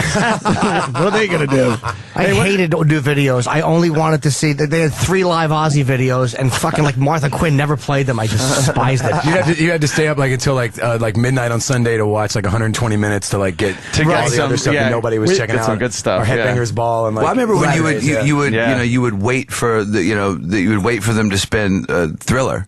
And like that Yeah. was a huge moment, because he really made it interesting. That was a time when I was kind of coming up. Yeah, that was like a movie. They would- It was like, yeah. But they that would was a tease it. They would go like, coming up in the next 3 days, we're going to get to the Thriller. Who didn't want to fuck Ola Ray? Come on, just play it already. The chick from that video, yeah, Ola yeah. Ray, what a fucking so dumper hot. she had. Oh, she was lovely. We had Nina Blackwood in here. We were kind of starstruck. Oh, I yeah, gotta man. tell you. Oh, yeah? Yeah. There's something one of the about original like those VJs. 80s VJs that like as soon as you see me, you're just like, holy shit. I preferred her in Vice Squad. Very You ever see that movie recognizable. where she played a hooker who got murdered by Wings Hauser? No, I I didn't remember know the movie, but I didn't realize that. Yeah, that was neat. She talked about that. She said that was actually before she got the MTV gig. She did it. She gets beaten with a hanger to death. Jesus. Do you guys remember Matt Penfield? Of course. Yeah, sure, I know Matt. He's still DJing here in the city, but he was like that guy that knew everything about everything. He's like, Yes. this record came out on July 1976. The bass player had bunions when he did it, so he had to record everything on one foot. His mother's name was Martha, and it's kind of crazy. And you would just listen to that for whatever reason. What about the new record? What can you tell us? We haven't even sold any It's fucking awesome. albums yet for you. It's called North. I know that, and it Yeah. comes out today. Right. Yeah. I guess that's it. It's fucking awesome. And 12 new songs. I think the thing about this record is there's a natural progression that I think we all felt needed to happen. Rob, in the beginning, Rob brought a lot of songs in, and he was by far the best songwriter in the band. I think there was a lot of there's a lot of talent that didn't sort of arrive until second or third record as far as songwriting together. We started looking at a lot of the groups that we love and really inspire us, and that's U2. This is you look at all the Beatles. You look at there's so much that makes the record interesting that doesn't it doesn't get samey because people are sort of you know what I mean, like one guy kind of carries the torch for so long, and then when that idea dies and someone else kind of grabs it and runs with it. So I think this record is where we are now as songwriters. Yeah, there's a lot of collaboration. Like we kind of wrote a lot of stuff together, which we didn't do in the past. But And I think everything came out great. It's your first album in a while, compilation album, right? Yeah, the first full one in like 10 years. I mean, a we full. did. I should say full, right? Yeah, because we did like 10 years ago. I guess we put out the last full record, and then I did a solo record, and then we did the greatest hits record that had like 6 new songs, right? And then another solo record. And each one of those records, there's a lot of like we're a band, and when I do solo, it's all about touring. So you put out a record, and you're out for at least a year and a half, just traveling around the world. So there's just a lot of time that passes in between that, and then the time it takes to make a record. You give yourself a couple months to get your head back on, and so my wife doesn't leave me kind of time. Wait, as a lead singer, I'm always confused by this. Yes, Opie, yes. You're you're obviously in a very popular, successful band, and then you go off on your own. How is that different? I think because in your head as a lead singer, because you're like the voice of the band. Well, even when I was writing everything for the band, it wasn't my decision on every song that got through. You'd have to bring them in and it has to go to, to the taste of everybody. And then even then, like, if they like a song, you give it up to the band and they do whatever they want with it, the arrangement, all the parts, everything. And whereas solo, you kind of go in and it's your chance to see if you were responsible for kind of everything. Do you think you could pull that off? Right. Like, and so if you listen to like a lot of my solo stuff, it gets a little more poppy. It goes into some more direction. Like if the first single was a song called "Lonely No More," and if I would have brought that to the band, I think they would have been like, I'd love it maybe for you and Carlos, but I just don't think that's really. I don't think that fits what we're doing. And during this record, there were times where there was 2 or 3 songs that I bring in, and everybody's like, I love that song. Right. But now because I've made solo records, it's like, well, that sounds like your solo record. It doesn't sound like something that fits on this record. I think what I'm getting at, like when the Stones did their solo thing, all of a sudden Keith is singing. You know what I mean? Like it would be like Kyle doing a solo I did thing. sing a song on this record called "The Way." Yeah. All right, there you go. Yeah, and this. I'm cautious with this conversation too, because it's like I know that like journalists want to run with it. It's like you know what I mean, because like, he's had such chart success. So it's like if this record, because it was so collaborative, if we don't have hits and it's not successful, it's going to be because the band's fault. we wrote songs together. You know what I mean? It's like it's that classic thing of like, the bass player brought a song in, but if and it we is, had to cut if it is because he's in the successful, band and I'm really gonna love take him and we credit hang out a lot. You know what I mean? Like I certainly don't want that to happen, because like I've been living in Nashville for 6 years and I see so many wonderfully talented songwriters collaborating all the time. Right. Songs that we all know and love. So it's like it's exciting for us to finally get to that place creatively in a band, but at the same time, like I said, I'm cautious because this record is really sort of do or die for us. You know what I mean? As far as a collaborative effort. If it does well, I still plan on taking all the credit for it, though. I'll still take all the credit for it. Hey, do you guys get like resentful? Because there's a great one of my favorites. Doesn't even need the second part of that. In general. No, there's a great Pink Floyd song called "When the Tigers Broke Free," which I've talked about, but that I heard didn't make it onto the album because they felt it was too personal. And I'm like, he wrote it about his father, and I'm like, is there stuff that you guys write that you think should make it on, it doesn't, and then you kind of resent everybody for not seeing your how it's got to be so hard to be in a 4-way marriage like that for a second. Sure. You know, there's a little bit of that. Like when you first bring a song, I mean, I think it's because like you spend all this time on it alone. You're really excited about it. You're connected to it. You bring it in. You play it for the band. You've got this look of optimism across your face, and as soon as you play it, you can just feel the air suck out of the room. Everybody's looking at you just like, and that hurts at first, but then after a while you start looking at it and you're like, well. But all these decisions have been for the better. Like, the song that came after that was a better song. Or the reason they told me to go back and rewrite it, they were right. I found a better chorus. I made this better. So I think it only works if you've been friends for 15, 20 years like we have, because you have that freedom to say that sucks, and it's coming from, it's not just coming from some guy you work with, it's coming from one of your friends that you trust their musical opinion. Sure. So at the end of the day, even if you get upset, I'm like, it makes you think, well, shit, if Kyle was listening to it, that means in his home he just wouldn't like that song, and why should we make a song as a band that somebody in the band wouldn't listen to? And you obviously respect what Kyle has to say. Well, kinda. It is props to him, because it's not lost on me that I realize that he can go and get a rad New York band and go into a studio and make whatever record he wants to make, But at the end of the day, it's not going to have the personality that we all fight for. You know what I mean? Because I've worked with session musicians and I know how that goes. They're great. They go in, but they don't have a vision for your song. I mean, you know what I mean? Like, I feel like we treat songs like mini epics. Like, if you knew, like we build a song up, we tear it back down, we rewrite it again. It's like it becomes a reggae song. It's like there's like a salsa break. Oh no, okay, there's not that. Yeah. Then it's a hip hop song. That's whatever. Because we're just trying to find the right skin for that song. And I just think that's what differentiates a band from a solo artist. A lot of times, or a sort of producer / solo artist. The other there's a lot of that these days. On the clock when it comes to session guys. Yeah, and you have to dictate what they're going to do. You have to say, this is what I want you to do. I want you to try this. I mean, they're going to bring their personality, which is why you bring certain guys. But it's not going to be like, I think maybe because they don't have the vested interest in it that you do if you're a member of that band. I mean, this is your livelihood. You guys ever have any massive fucking blowout in the studio, or just one of those good yelling matches? Sure.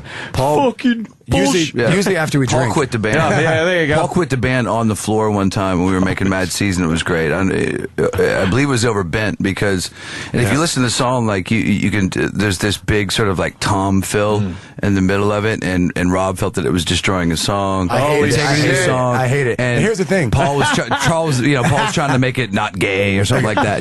Whatever it was. And now, so great. it's one of the coolest parts on the record. Like, it's so cool that it's like this distinguishable, part with the drum part, which you don't have a lot, but it's like, ba-bum, ba-da-ga-ba-ga-bum, doom-choom, ba-ba, ba-da-ga-ba-ga-ba. And I'm just like, dude, you're killing my fucking song. You're killing it. And we all like almost came to blows. Like, they had to like, gay without it, man. What the fuck? Then, like a few months later, I'm just like, oh, by the way, that's a really cool part. But it was so dramatic because it was like, his drum kit was like set across the floor of this huge room, so the sticks go flying. It's like, I quit the band. And it's like kind of saunters across this thing, and then just like the door slams, and we still got the headphones on. We're just looking at each other like, Give that Spinal Tap line out. This is all we fucking need. And then he came back like an hour later. I felt like Mark Wahlberg in Boogie Nights. Like, dude, the drums are taking away from my vocal. They're definitely taking away from my vocal.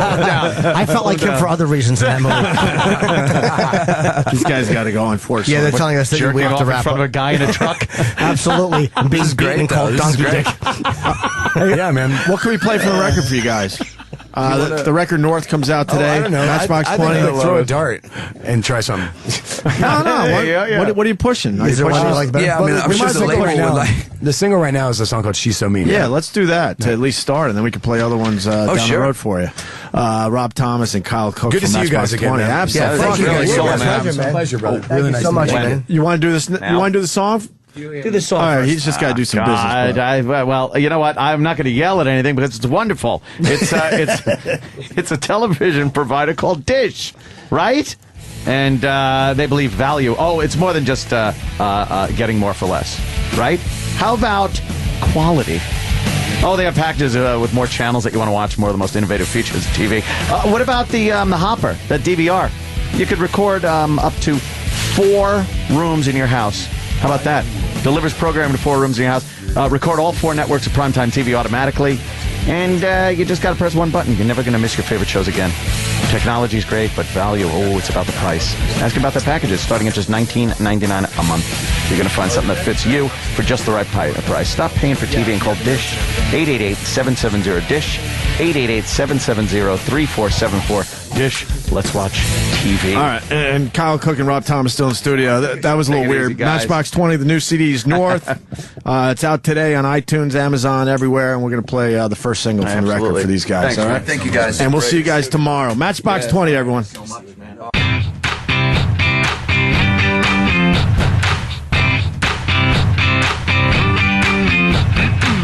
I know a girl, she gets what she wants all the time, 'cause she's fine. But for an angel, she's a hot, hot mess. Make you so blind, but you don't mind. 'Cause she's an uptown, get around, anything goes, a girl. Girl, she's a hardcore candy store. Give me some more, girl. Girl, she'll make you take her to the club, but then she leaves with her friends. She likes to stay late at the party 'cause the fun never ends. And all her clothes are on the floor and all your records are scratched. She's like a one-way ticket 'cause you can't come back. Say yeah, you want her, but she's so mean. You never let her go. Why don't you let her go?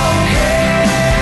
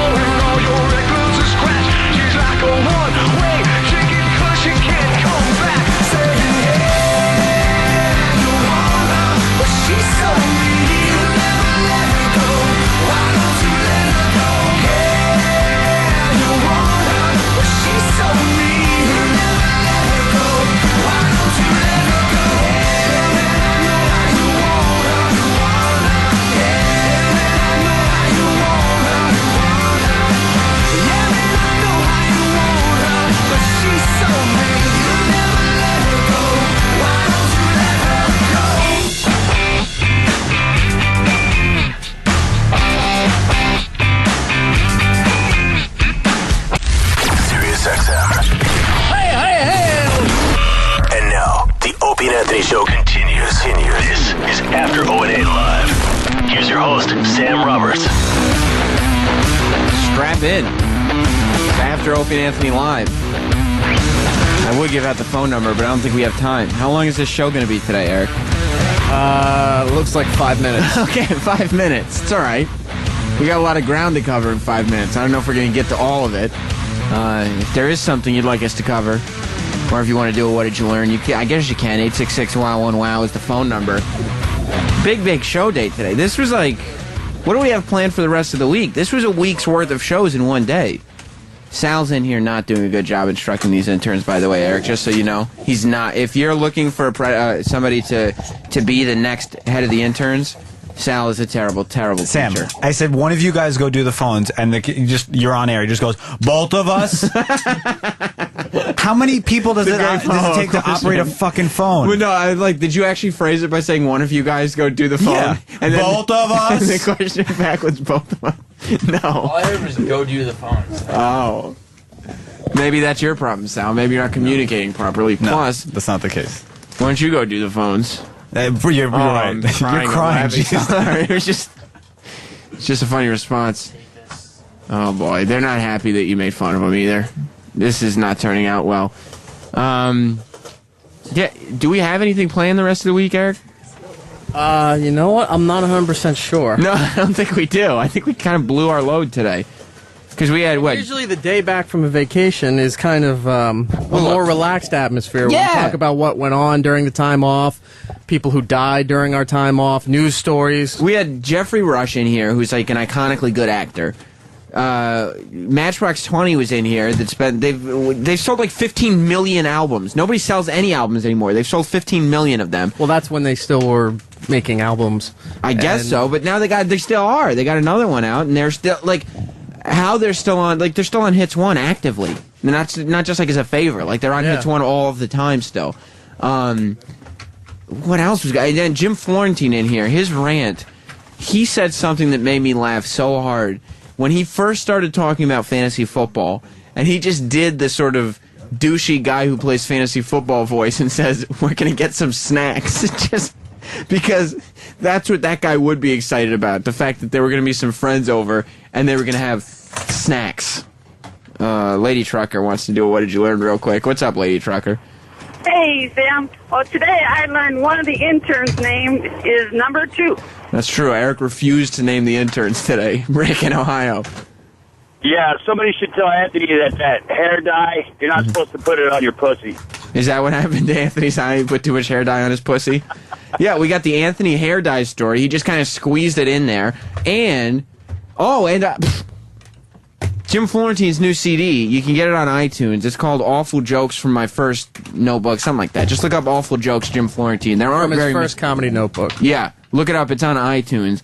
What a great idea. He's putting out a CD where he found his notebook of where he put his first, jokes that he wrote when he was first starting in comedy, and they're all horrible.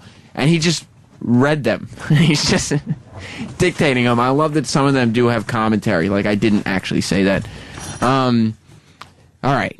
Oh, yeah, my honeymoon. I'm not as cheap as they think I am. I had a wonderful time. It was relaxing. It was great. It was something that I'll remember forever. Erock, what's the final word on the intern situation? Have you actually quit, or were you just saying that because you were tired of them riding you? No, I said it, but we'll see if that happens tomorrow. What do you mean? This is why it drives people crazy. What do you mean, we'll see if that happens? To be concluded. What are you talking about? Question mark. So you don't know if you're quitting or not? No, I want to quit. You don't know if they will let you quit. Is that what I'm hearing? We'll see how talks go. Management may not let you quit. Maybe you're holding out for money. Who knows? Who knows? You don't, obviously. At this point, anything's possible. No, it's not. It's either you're going to be the intern guy or you're not going to be the intern guy. Two things are possible. Anything is not possible at all. You got very upset with them today. Because I left on that note, and now I return on that note. Well, because you left on the note saying I am quitting, and then you return on that note saying I am the boss of the interns. So I never said that. I never said that. You never said. Wait, which one did you never say? I never said I'm the boss of the interns today. But you are. I never said that. But are you? This came up because they didn't know how to take a phone call. So you're saying nobody is in charge of the interns, right? Intern, You. Yeah. What's your name? That's intern number 1. Okay, intern number 1. What's your name? Gio. Gio? Yeah. Like the letters? Like Nat? Gio. It's short for Giuliano. Oh, I'm sorry, we're out of time. We have to go. Like Nat Gio. Who's in charge of you? Well, Sal was because Erock wasn't here, and then now apparently Oh my Erock. God, things are falling apart. No, I'm not going to hold on. I'm going to end the show instead. Stay tuned. Ron and Fez are coming up next. This show has just devolved into chaos. Stay tuned for a real show. It's going to be in a few minutes. Goodbye. Opie and Anthony show is now over. For real this time.